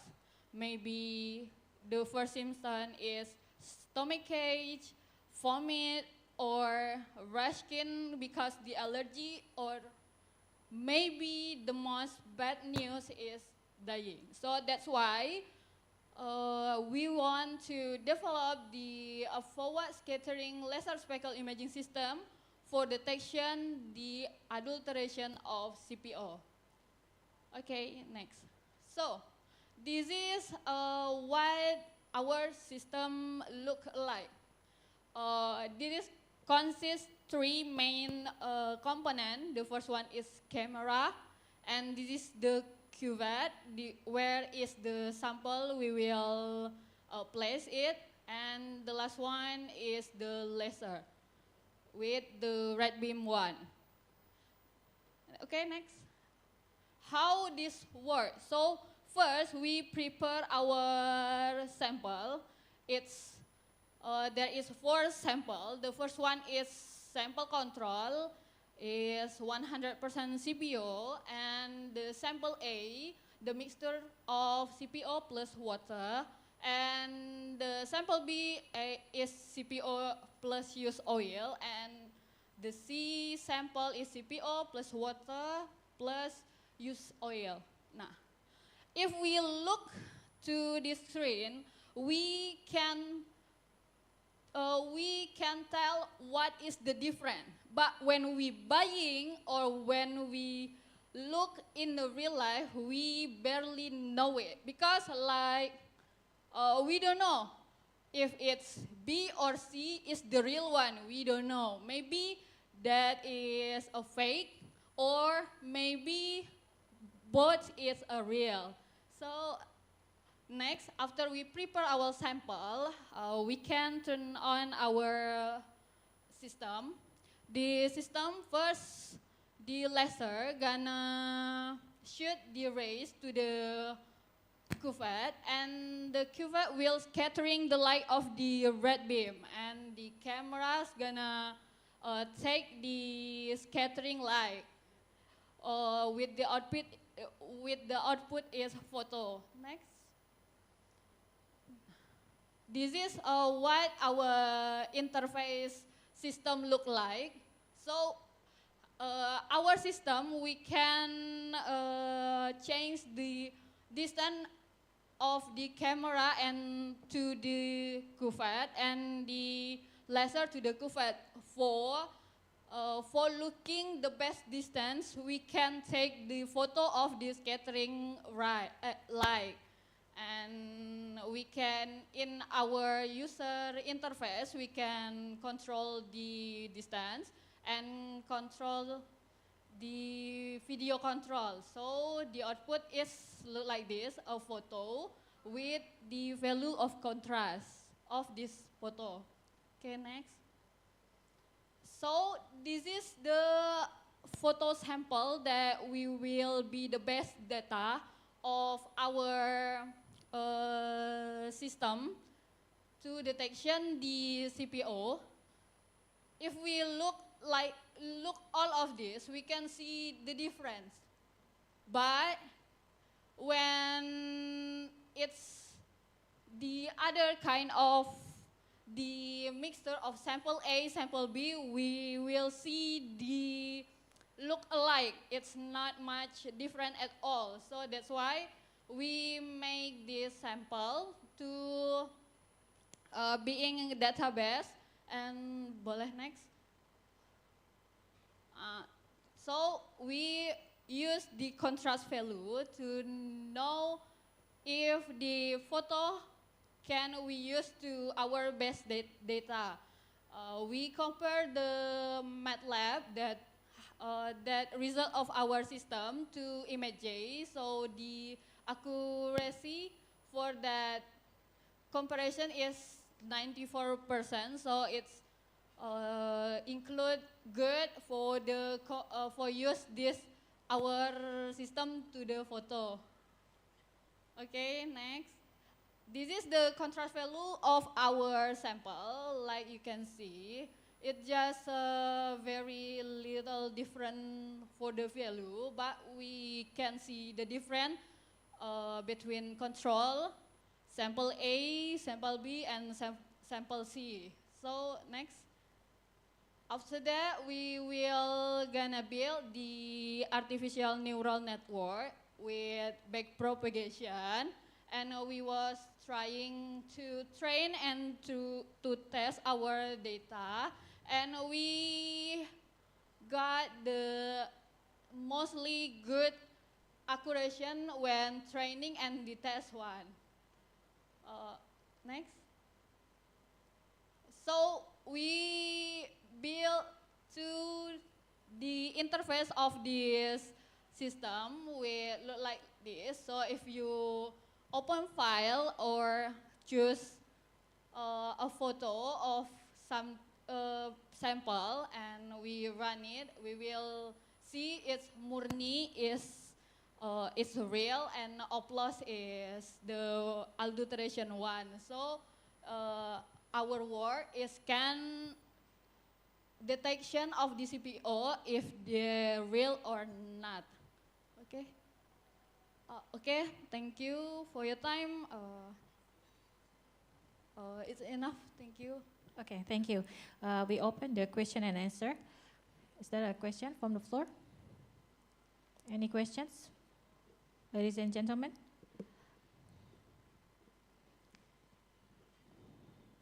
Any questions from judges?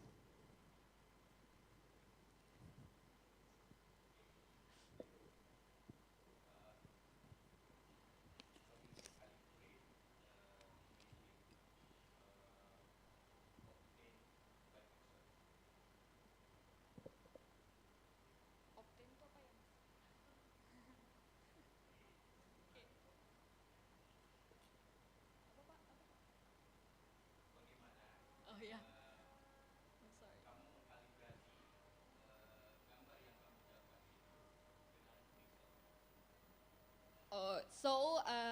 We have bahasa Indonesia apa ya?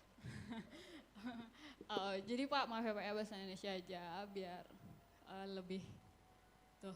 Jadi kan Pak, jadi kan kita tadi ada user interface-nya. We have two kind of that, di yang untuk ngambil gambarnya satu dan yang untuk ngeproses detection-nya satu gitu.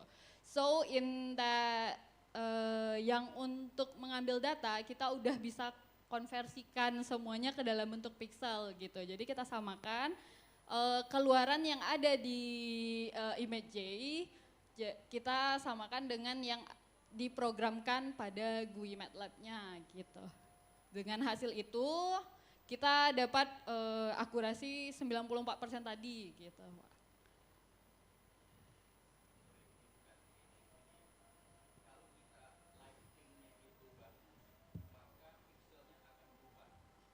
Iya, jadi ada rumusnya, kita konversikan lagi pixelnya gitu Pak. Jadi supaya semua pixelnya sama, jadi kalau kita ngambil gambar nih ya Pak ya, kita ambil gambar, dalam gambar setelah keluar itu sudah kita pixelkan dengan ukuran yang sama, karena kan setiap kamera beda-beda juga kan ya Pak ya. Jadi kita udah konversikan, kita sesuaikan semuanya, agar satu pixel, nanti baru foto yang sama baru kita aturkan di image juga gitu.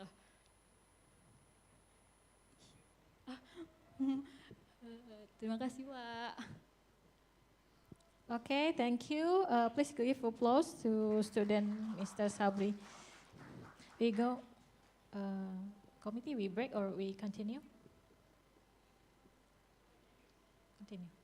Okay. Okay, we go on to the next presenter, Mrs. Delovita Ginting, with the title Optimization of Electrophotographic Toner Properties by addition of reduced graphene oxide and palm oil shell carbon aerogel using emulsion aggregation method. To student Mrs. Delovita Ginting.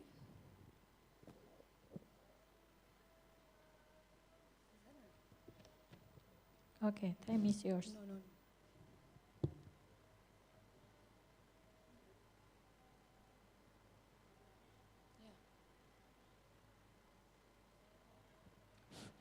Bismillahirrahmanirrahim. Assalamualaikum warahmatullahi wabarakatuh. First of all, I would like to express my gratitude to Allah Subhanahu wa Ta'ala who gives us health and the opportunity to gather to be here with the all amazing people here. It's a truly an honor and a privilege to be here and to share our research with all of you. Alright, let me introduce myself. My name is Melisa Yonara. I'm a student from Muhammadiyah Riau University. I'm from physics major. I'm delighted to present research and I hope this session will be insightful and open opportunities for further discussion. With the printing press, I just had the power to change the world. Next, please. Today, digital printing has experienced rapid growth recent decades. One of the most popular is electrophotography, so the demand for toner is also increasing. Next. According to verified market research, by 2024, have the $4.77 billion, the toner market size is estimated to reach for that. This figure will be grow to $7.62 million by 2031, and then with an annual growth of 6% increase years. And then toner consists of pigment as the main dye in laser printing and photocopiers. Toner consists of pigment as the main dye, resin function to glue, ink, and also additives. Environmentally, friendly toner formulation continue to be developed, with one focus being on natural black pigments, and then activate carbon with them, and then has been tested as a pigment in toner. And then the next previous study by Yani et al. 2023 have coconut shell activate carbon, and then Chandini 2024 have the palm kernel shell by activate carbon. And then this research produced a less black pigment and a toner particle size that did not meet ISO standards. All right, and then from previous research, it was concluded that the use of black pigment from activate carbon has not been effective. So that the quality of black pigment biotoner from activate, that's right, carbon to carbon aerogel is improved, has the following advantage with the carbon aerogel plus reduced graphene oxide or RGO.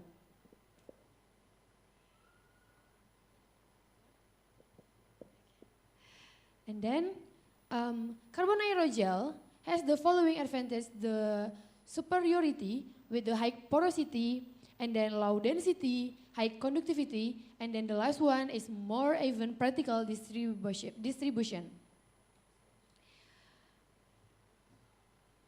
So the previous reason still use conventional mechanic, and then the biotoner quality improvement with the black pigment from carbon aerogel plus RGO. Next, okay. Okay, and then the previous research still use a conventional mechanic treating technique. The method is less effective. So in this research, we choose the emulsion methods.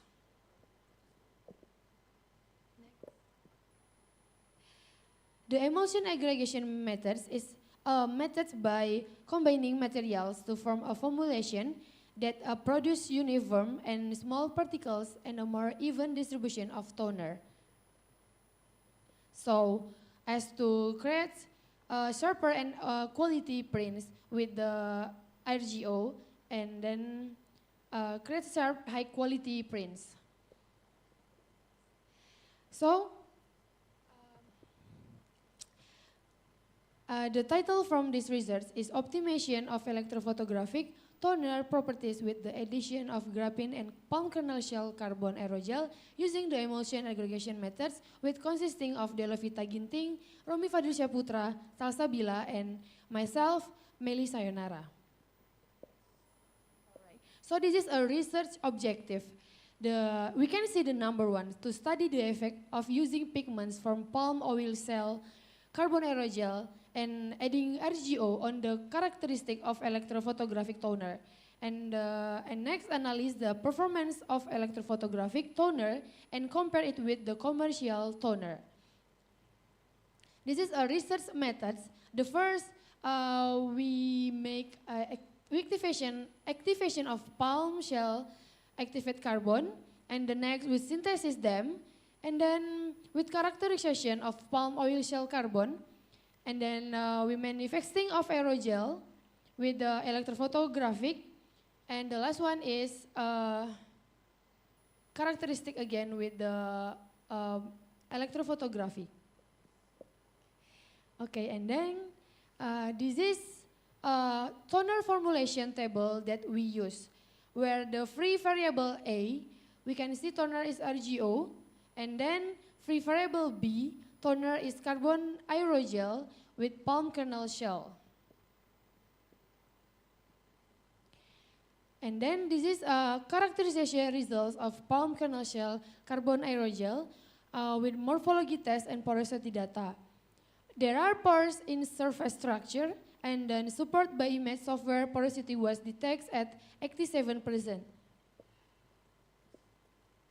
And then this is a density data with carbon density data of palm shell aerogel 0.11 gram centimeter cubic. And then palm kernel shell carbon aerogel has met the carbon aerogel density standards. Next, please. Okay, this is a phase structure test. We can see the peak as 2 theta equals 24.9 degrees shows the crystalline peaks. XRD test of palm shell carbon aerogel. And then this is a electrophotographic toner with print quality test. We can see the code from TB3 print performance is the best of any toner formulation. But this screen is not look enough, maybe. Next. And then this is a color image analysis test. This is from toner B3 has the lowest RGB, and RGB low equals solid black color code and vice versa. And B3 electrophotographic toner produce sharp, deep black prints.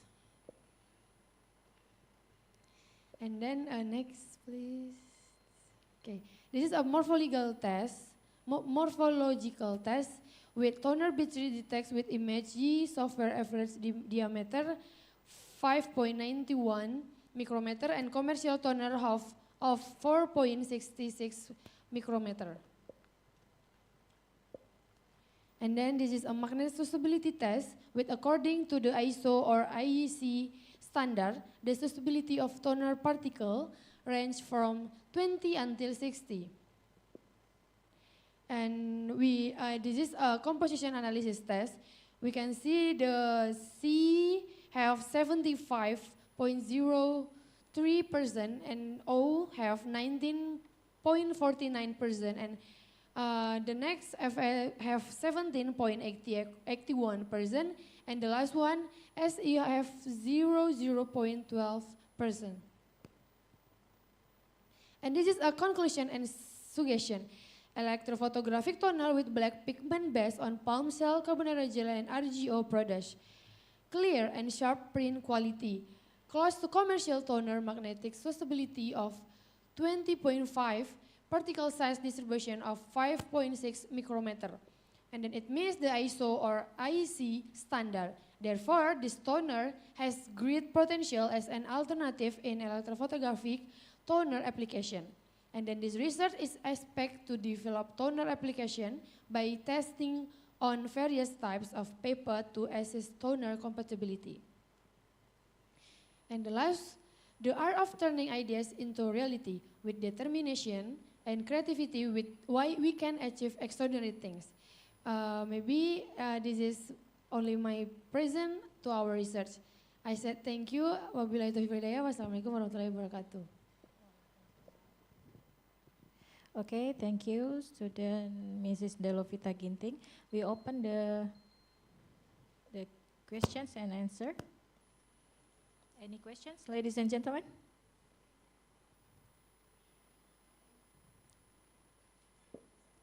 Any questions? One question for me. What is exactly the mean of reduced graphene oxide? What?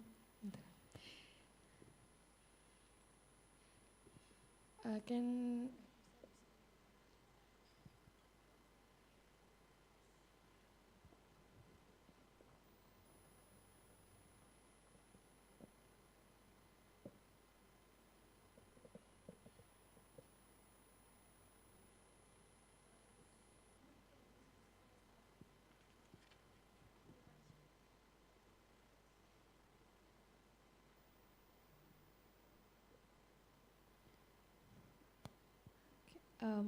Wait, no, yang setelah ini.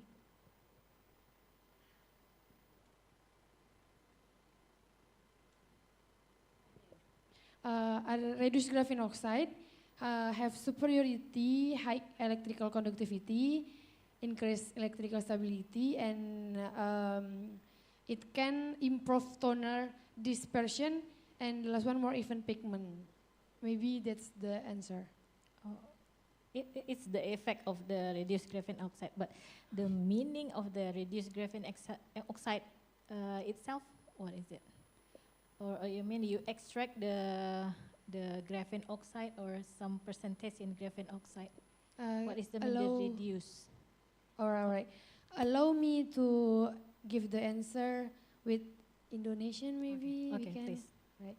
Reduced graphene oxide itu adalah dia telah mengalami proses yang namanya oksigennya tuh berkurang kan Bu. Terus sehingga karena dia berkurang jadi dia lebih konduktif untuk secara kelistrikan gitu. Jadi makanya banyak riset-riset yang pakai belakangan ini yang pakai RGO dengan tujuan untuk konduktivitas listrik dan semacamnya. Seperti itu. Okay, thank you for the explanation. Okay, give applause to student Delovita, Miss Delovita Ginting. We go on to the next presenter, Mrs. Sri Fitria Retnawati.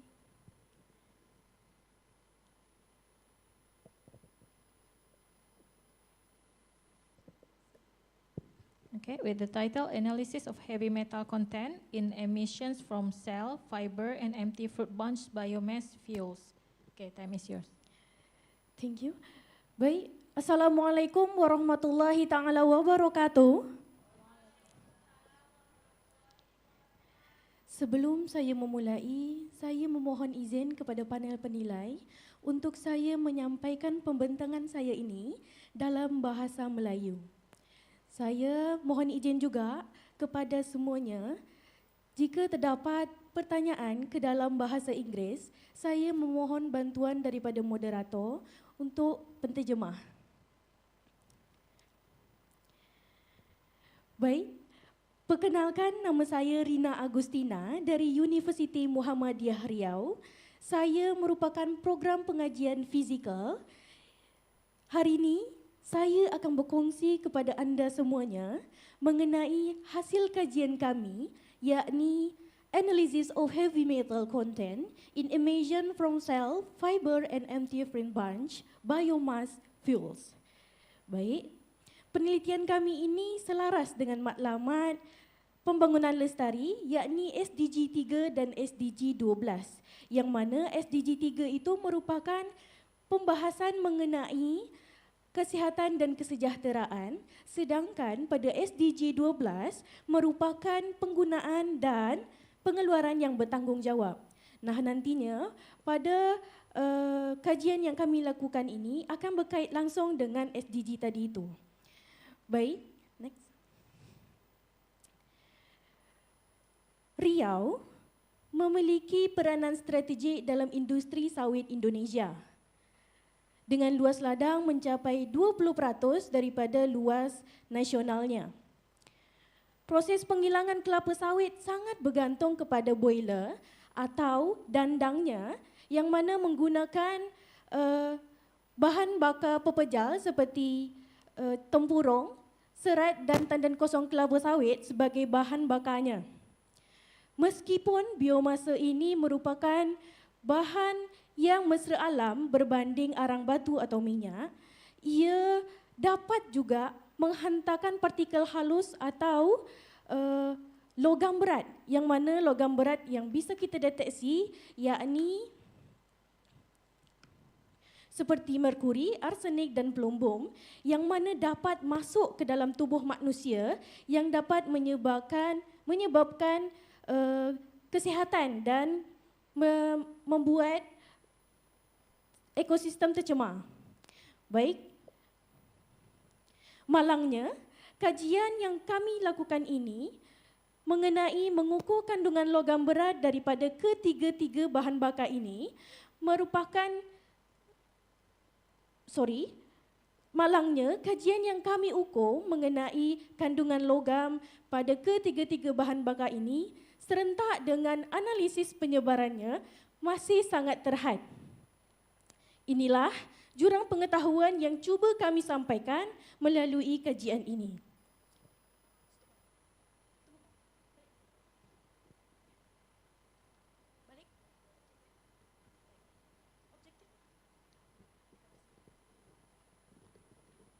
Baik, pada kajian ini, kami memiliki dua fokus utama, yakni analisis heavy metal content in shell atau menganalisis kandungan logam berat daripada cangkang, serat dan tandan kosong kelapa sawit. Lalu kami modelkan menggunakan dispersi air mod yang mana kita bukan hanya dapat mengetahui bahan bakar apa yang terkandung, melainkan kita dapat mengetahui sebesar mana dan sejauh mana emisi ini dapat tersebar.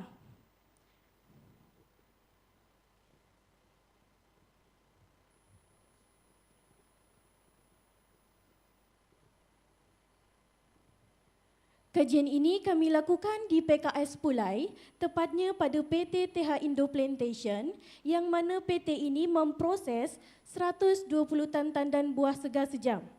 Nah, kami mengambil atau mengumpulkan 1 kilogram per masing-masing bahan sampel tadi itu, lalu kami analisis ke matlamat menggunakan analisis proximat dan ultimat, yang mana nantinya kami akan mengetahui sifat fizikal dan kimianya.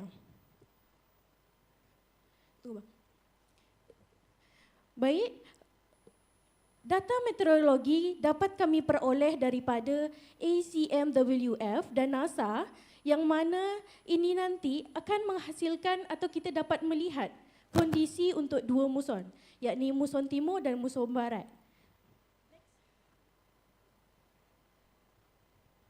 Baik, pada hasil kandungan logam berat yang dapat kita ketahui bahawasanya sampel yang sudah kami uji di lab mengeluarkan memberitahu bahawasanya dari semua logam berat yang terdeteksi, hanya zinc yang terdeteksi di bahagian cangkang, serabut dan tandan kosong kelapa sawit, yang mana zinc itu terdapat 0.01% untuk cangkang dan tandan kosong, sedangkan 0.02% untuk seratnya. Hal ini, dapatan ini mengujahkan bahawa pepejal sawit berpotensi digunakan sebagai tenaga boleh diperbaharui yang selamat, menyokong SDG 12 dalam menggalakkan penggunaan sumber secara bertanggungjawab. Baik, walaupun kadar zinc yang terdeteksi itu rendah, jika ia dibakar, ia akan menghasilkan PM 2.5, yang mana PM ini merupakan partikel halus yang dapat menyebar ke udara. Nah, inilah yang menjadi perhatian. Hasil kami cari menggunakan pemodelan air mod, yakni menghasilkan maksimum concentration pada 3.313 mikrogram per meter padu. Untuk jarak penyebarannya, pada musim timur, ia tersebar sejauh 1.92 kilometer. Sedangkan pada barat, dia menyebar pada 3 kilometer jauhnya.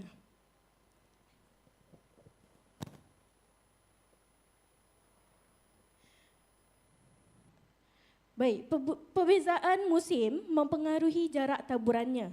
Pada musim timur, kita dapat lihat angin dominan bertiup dari tenggara ke barat laut dengan kecepatan yang lebih stabil. Sedangkan pada musim barat pula, arah angin masih dominan sama, tetapi angin cenderung lebih rendah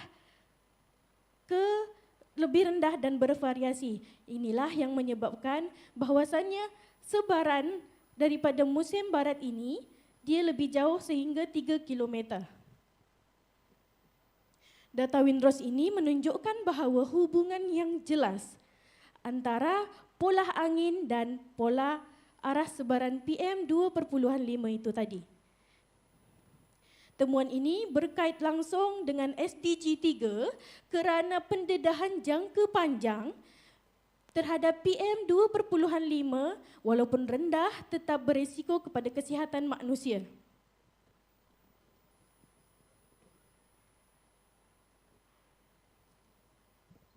Baik, dapatan ini menunjukkan bahawa biogism sawit merupakan potensi bahan bakar yang masih bisa digunakan kembali, yakni bahan bakar mesra alam dari segi logam beratnya.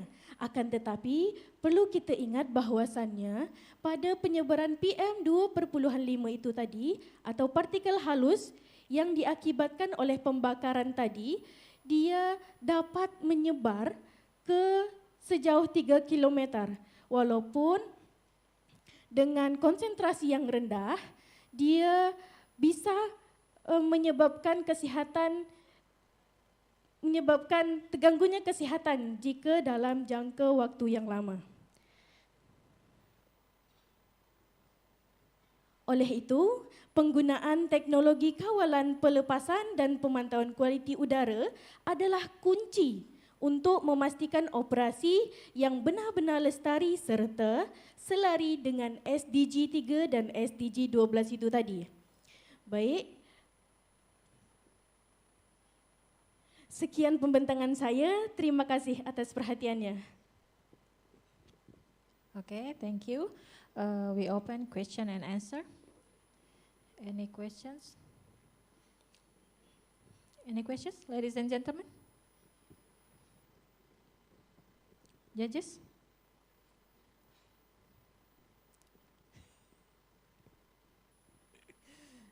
No?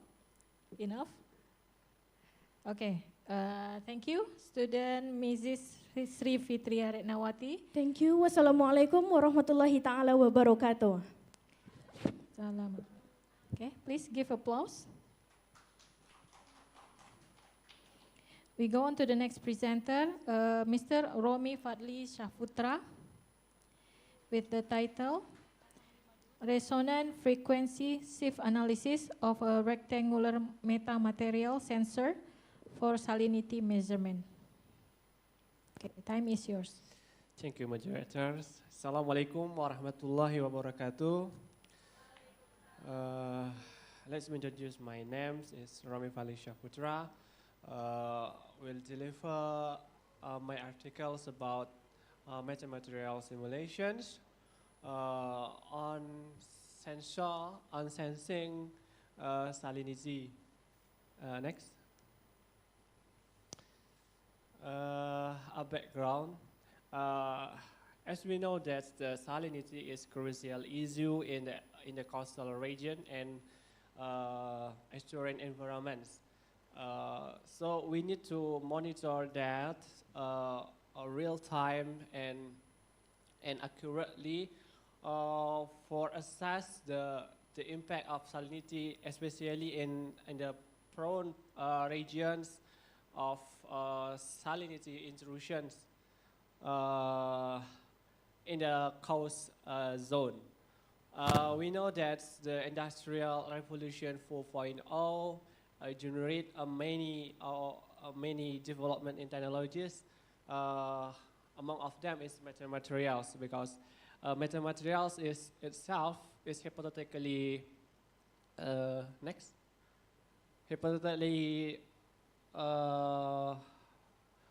hypothesized by Veselago in 1968 by Russian physicist.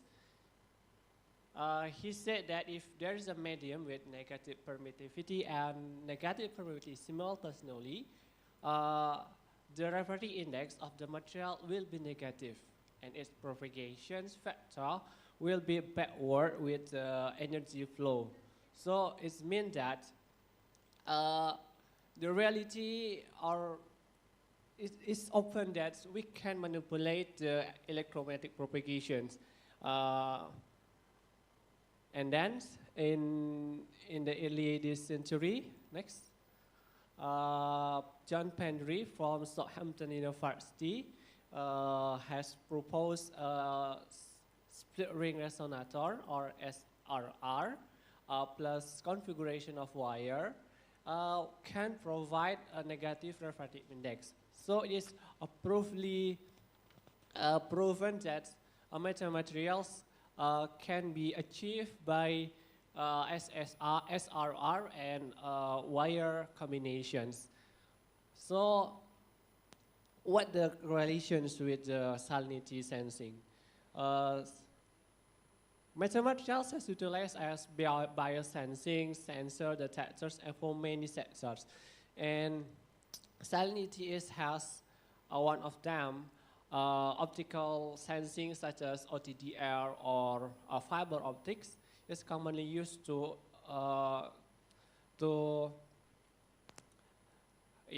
sensing the salinity in the oceans or in situ and in location. I mean, in lab. But my sensings and metamaterials is have a chance to provide more sensitivity and high resolutions for develop more with with different structures and combinations such as SRR. And next. And my study aims to design and simulate rectangular because Smith is proposed circular. I propose rectangular metamaterials for NIMS and then simulate the rectangular metamaterial for salinity sensing. I mean, it is I simulate the materials designs with the available data to achieve to make the to vary the dielectricity of the material, the water, and then analyze the frequency shift to the salt concentrations. Next, this is the milestones metamaterials as sensor. Maybe it's long ago, yeah. It's from 2012 and currently is very stunning to develop the development of metamaterials. Next. Okay, you can play the video. It's GIF.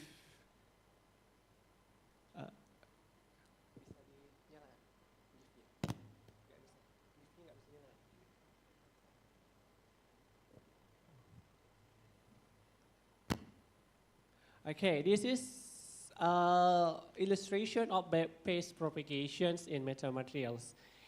There is three regions: RHM, right-handed materials, and LHM, left-handed materials. In the RHMs is with refractive index of 1, and LHM is with refractive index of -1. And you can see that the different phase propagations, if RHMs inform to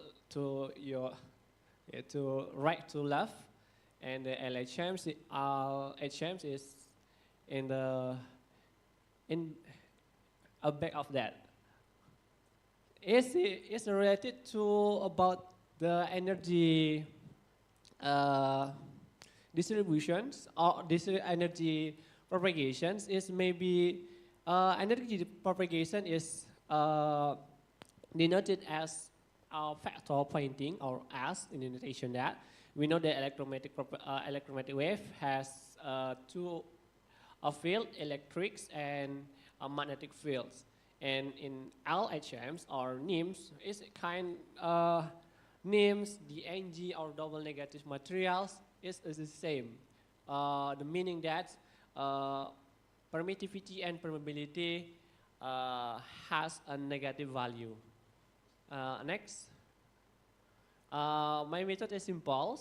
I use ANSYS HFSS to design and simulate the material structures with the parameters. B is a square structure or cubic structure with double rings, inner and outer, with a gap of 2 millimeters, and frequency simulation is 0.5 to 1 gigahertz, or in the category of ultra high frequency. And the simulations of the salinity sensor, I put the analyte on the top of the copper and substrates. The analyte will be vary the permittivity, because there is a reference show that the concentrations of concentrations of salts, in this case is natrium chloride or sodium chloride, will change the permittivity effective of the distilled water. And then data is from the ANSYS HFS is parameter scattering. So to analyze them, I use Python to help me to analyze the permittivity, permeability, and refractive index. Next. This is the permeability and permittivity. It's so challenging, yes.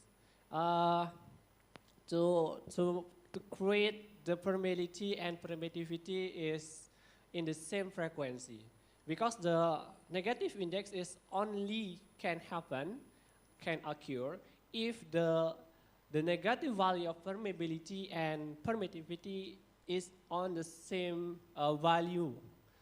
For example, and the permeability is negative in just small regions, is about 0.99 gigahertz. It's just about 0.2 gigahertz band, and permittivity is beyond there, is about 0.8 gigahertz or 800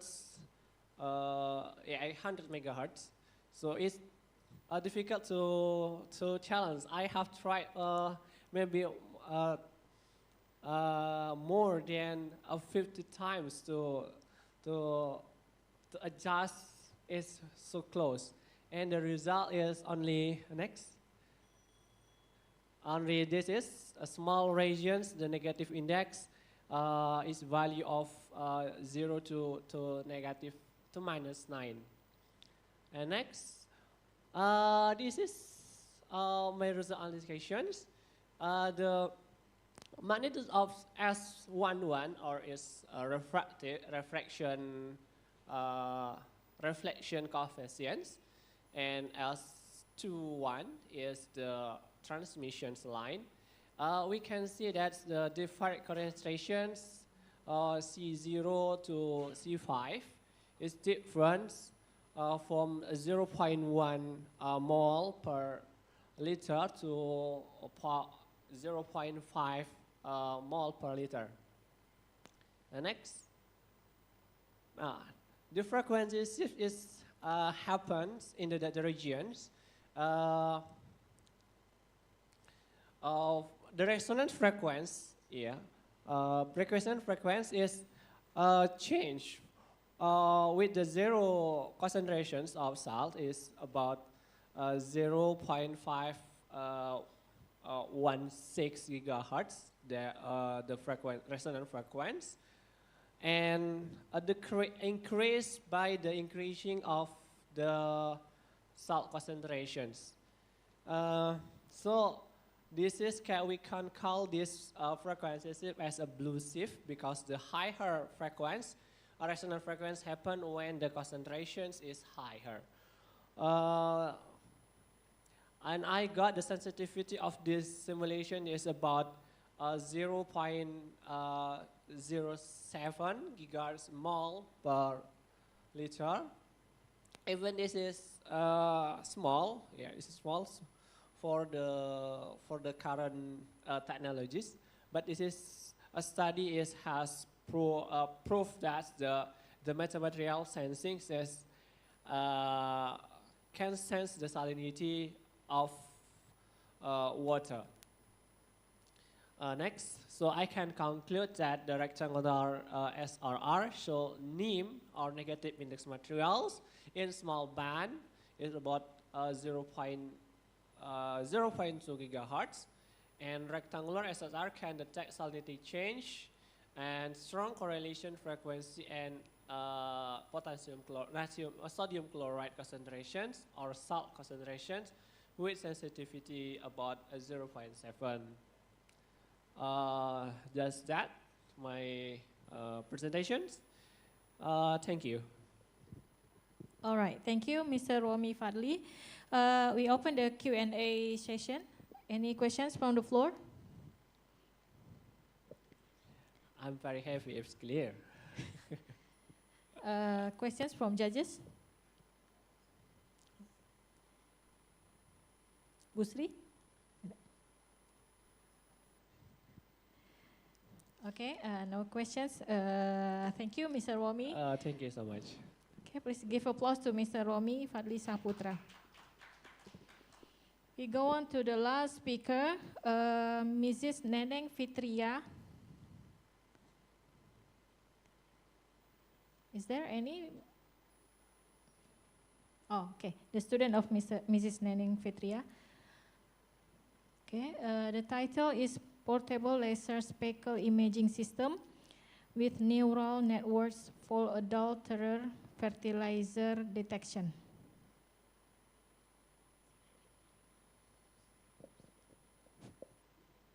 Okay, time is yours.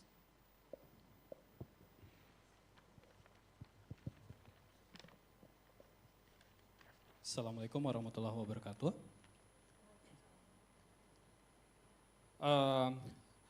Good afternoon, everyone. My name is Hafiz Novianas. I'm from Department of Physics of University Muhammadiyah of Riau. On behalf of my team, I'm honored to present of our research, design and build of a portable optical system for investigation of mixed or fake agriculture fertilizer using laser speckle imaging method and backpropagation artificial neural network, or ENN. This research was a team effort by Neneng Fitria, Sabri Putrawirman, Khairul Ihsan, Mukni Rumzi, and Hafiz Novianas. Next. Okay, let's start with a background. First, we know the fertilization is very important for our farmer and crop cultivation. And this is a big problem. The circular of fertilization, fake fertilization, this causes serious economics losses for our farmers. The current methods to check fertilizer, like lab tests, is slow, yes, very slow and expensive, and not practical to use in the field. Please. To solve this problem, we propose a new solution. We developed a system using laser speckle imaging combined with a backpropagation neural network, or ENN. Our system can classify fertilizer types accurately and shows the result on a user interface friendly. Please. So, how does it work? LSE is a method that uses laser light to analyze a sample surface. Our system uses 650 nanometer lasers and a CMOS camera. The speckle pattern image is then converted into RGB values for analysis.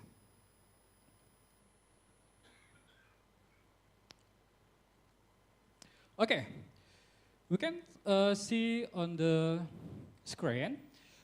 This is a laser. Yes, laser.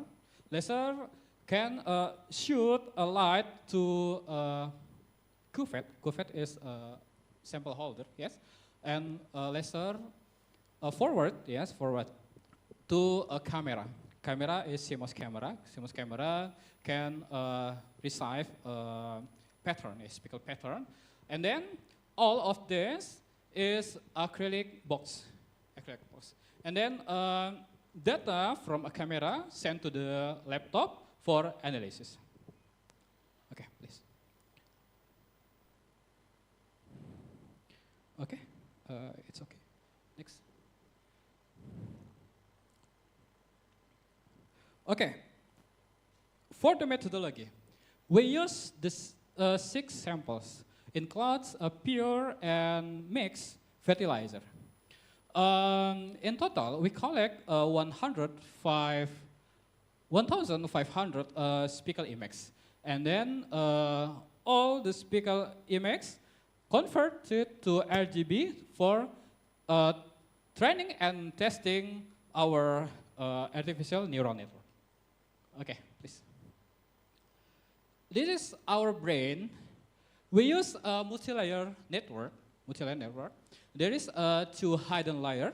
The first layer is 500, and the second layer is 3 neurons. And then this model was trained using RGB data from the speaker image that we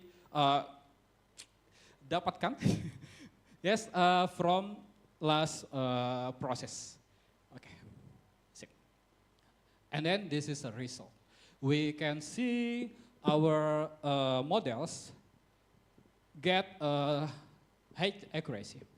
This is 97.49 for accuracy training. Yes, in training we get that, and in testing accuracy is 99.59% data that correct. And then the best performance was saved using a 530 neuron configuration. But we do any macam ragam for neuron configuration, and we get the best performance in that 500 until 300. And then we can see MSE is very slow. Is exactly mendekati a zero. Zero is confirmed. Is our models is can accurate to implement to the field. Yeah, to the field. Okay, please. We develop GUI. Yeah. For interface, user interface, yes, we can see that there is have image from camera, and then there is other parameters, We can see like a contrast, yes, and then there is hasil, result like oplosan or apa nih? Apa yang bawah oplosan, terus mix ya, oplosan, terus murni ya, sebelah situ. Nanti after we use that, image can show, and then our model artificial neural network can classification, and then see light indicator, like indicator in oplosan or in murni or in campuran, seperti itu. Okay, like this. So this is identification. Okay, next. Okay, system testing. We use randomly market sample, fertilizer samples, and then we try to our system, and this accurate, identify, yes, get accurate. Okay, this proof the system is ready for real-world application in verifying fertilizer authenticity. Okay. please. Okay. What the different frames? Fertilizer original or mix? Yeah, we can see. Yeah, original fertilizer like full. Yes, full pattern on a mix. Yes, but in mixed fertilizer is high, low contrast. Yeah, low contrast, high saturation. Yes, high saturation. So that our neural network can easy to different this to data you mix. Okay. Next. Okay, what is conclusion? The laser speckle imaging, so our system and artificial network, based system has proven capable of identify fertilizer types with a very high degree of accuracy. This technology can be used in real time, is portable, employs, yes, it is portable, employs not destructive methods, yes, thus not damaging the tested samples. With this advantage, this system has great potential to be applied in controlling the distribution of blended fertilizers in the field. Okay, please. Yes, thank you for your attention. Any question? Okay, thank you, student of Mrs. Nana Petria. We open the question and answer session. Any question from the floor? Please, in Indonesian. I could be translator. Thank you. Okay, questions from the floor, ladies and gentlemen? The last speaker today. Any questions from judges? Judges 2, Mrs. Sri Hilma Sirega. Pass. Okay. Okay, one question from me. What is exactly the portable laser speckle? What miss can you? What is the definition? The Definition. basic question, this is the basic question. What is the portable laser speckle? Laser speckle? Yeah. Oh, laser explain it? Laser speckle imaging. This is the method. Laser speckle is hamburan, yes, speckle. Speckle that can receive when we shoot light to image surface, yes, no, image to sample to sample like a solid or a fluid, yes. We use a fluid sample and then laser that forward from this fluid masuk lewati cairan, yeah. And then there is laser light of laser to camera. Then it's berupa speckle. Speckle is hamburan dari cairan tersebut setelah dilembak laser gitu. Jadi itu yang kita identifikasi, ya. Apa perbedaan hamburan tersebut ketika dilewati pupuk oplosan dengan pupuk murni seperti itu. Yes. Oh, so you made it portable. Yes, portable. Not like a lab. In lab, we bring a sample to lab and we menunggu. Yes, we waiting for the result. But it's our system sample placed to our system, and then we get result real time. Like that. Okay, thank you. Any questions from ladies and gentlemen? No? Enough? Okay, maybe, yeah, we reached the end of time, actually, 16:30. Thank you, Mr. Hafiz, Thank you very student much. of Mrs. Neneng Petria. Please give applause. Okay, maybe this is the end of this parallel session. Any comment from judges? Please, one of the judges. No,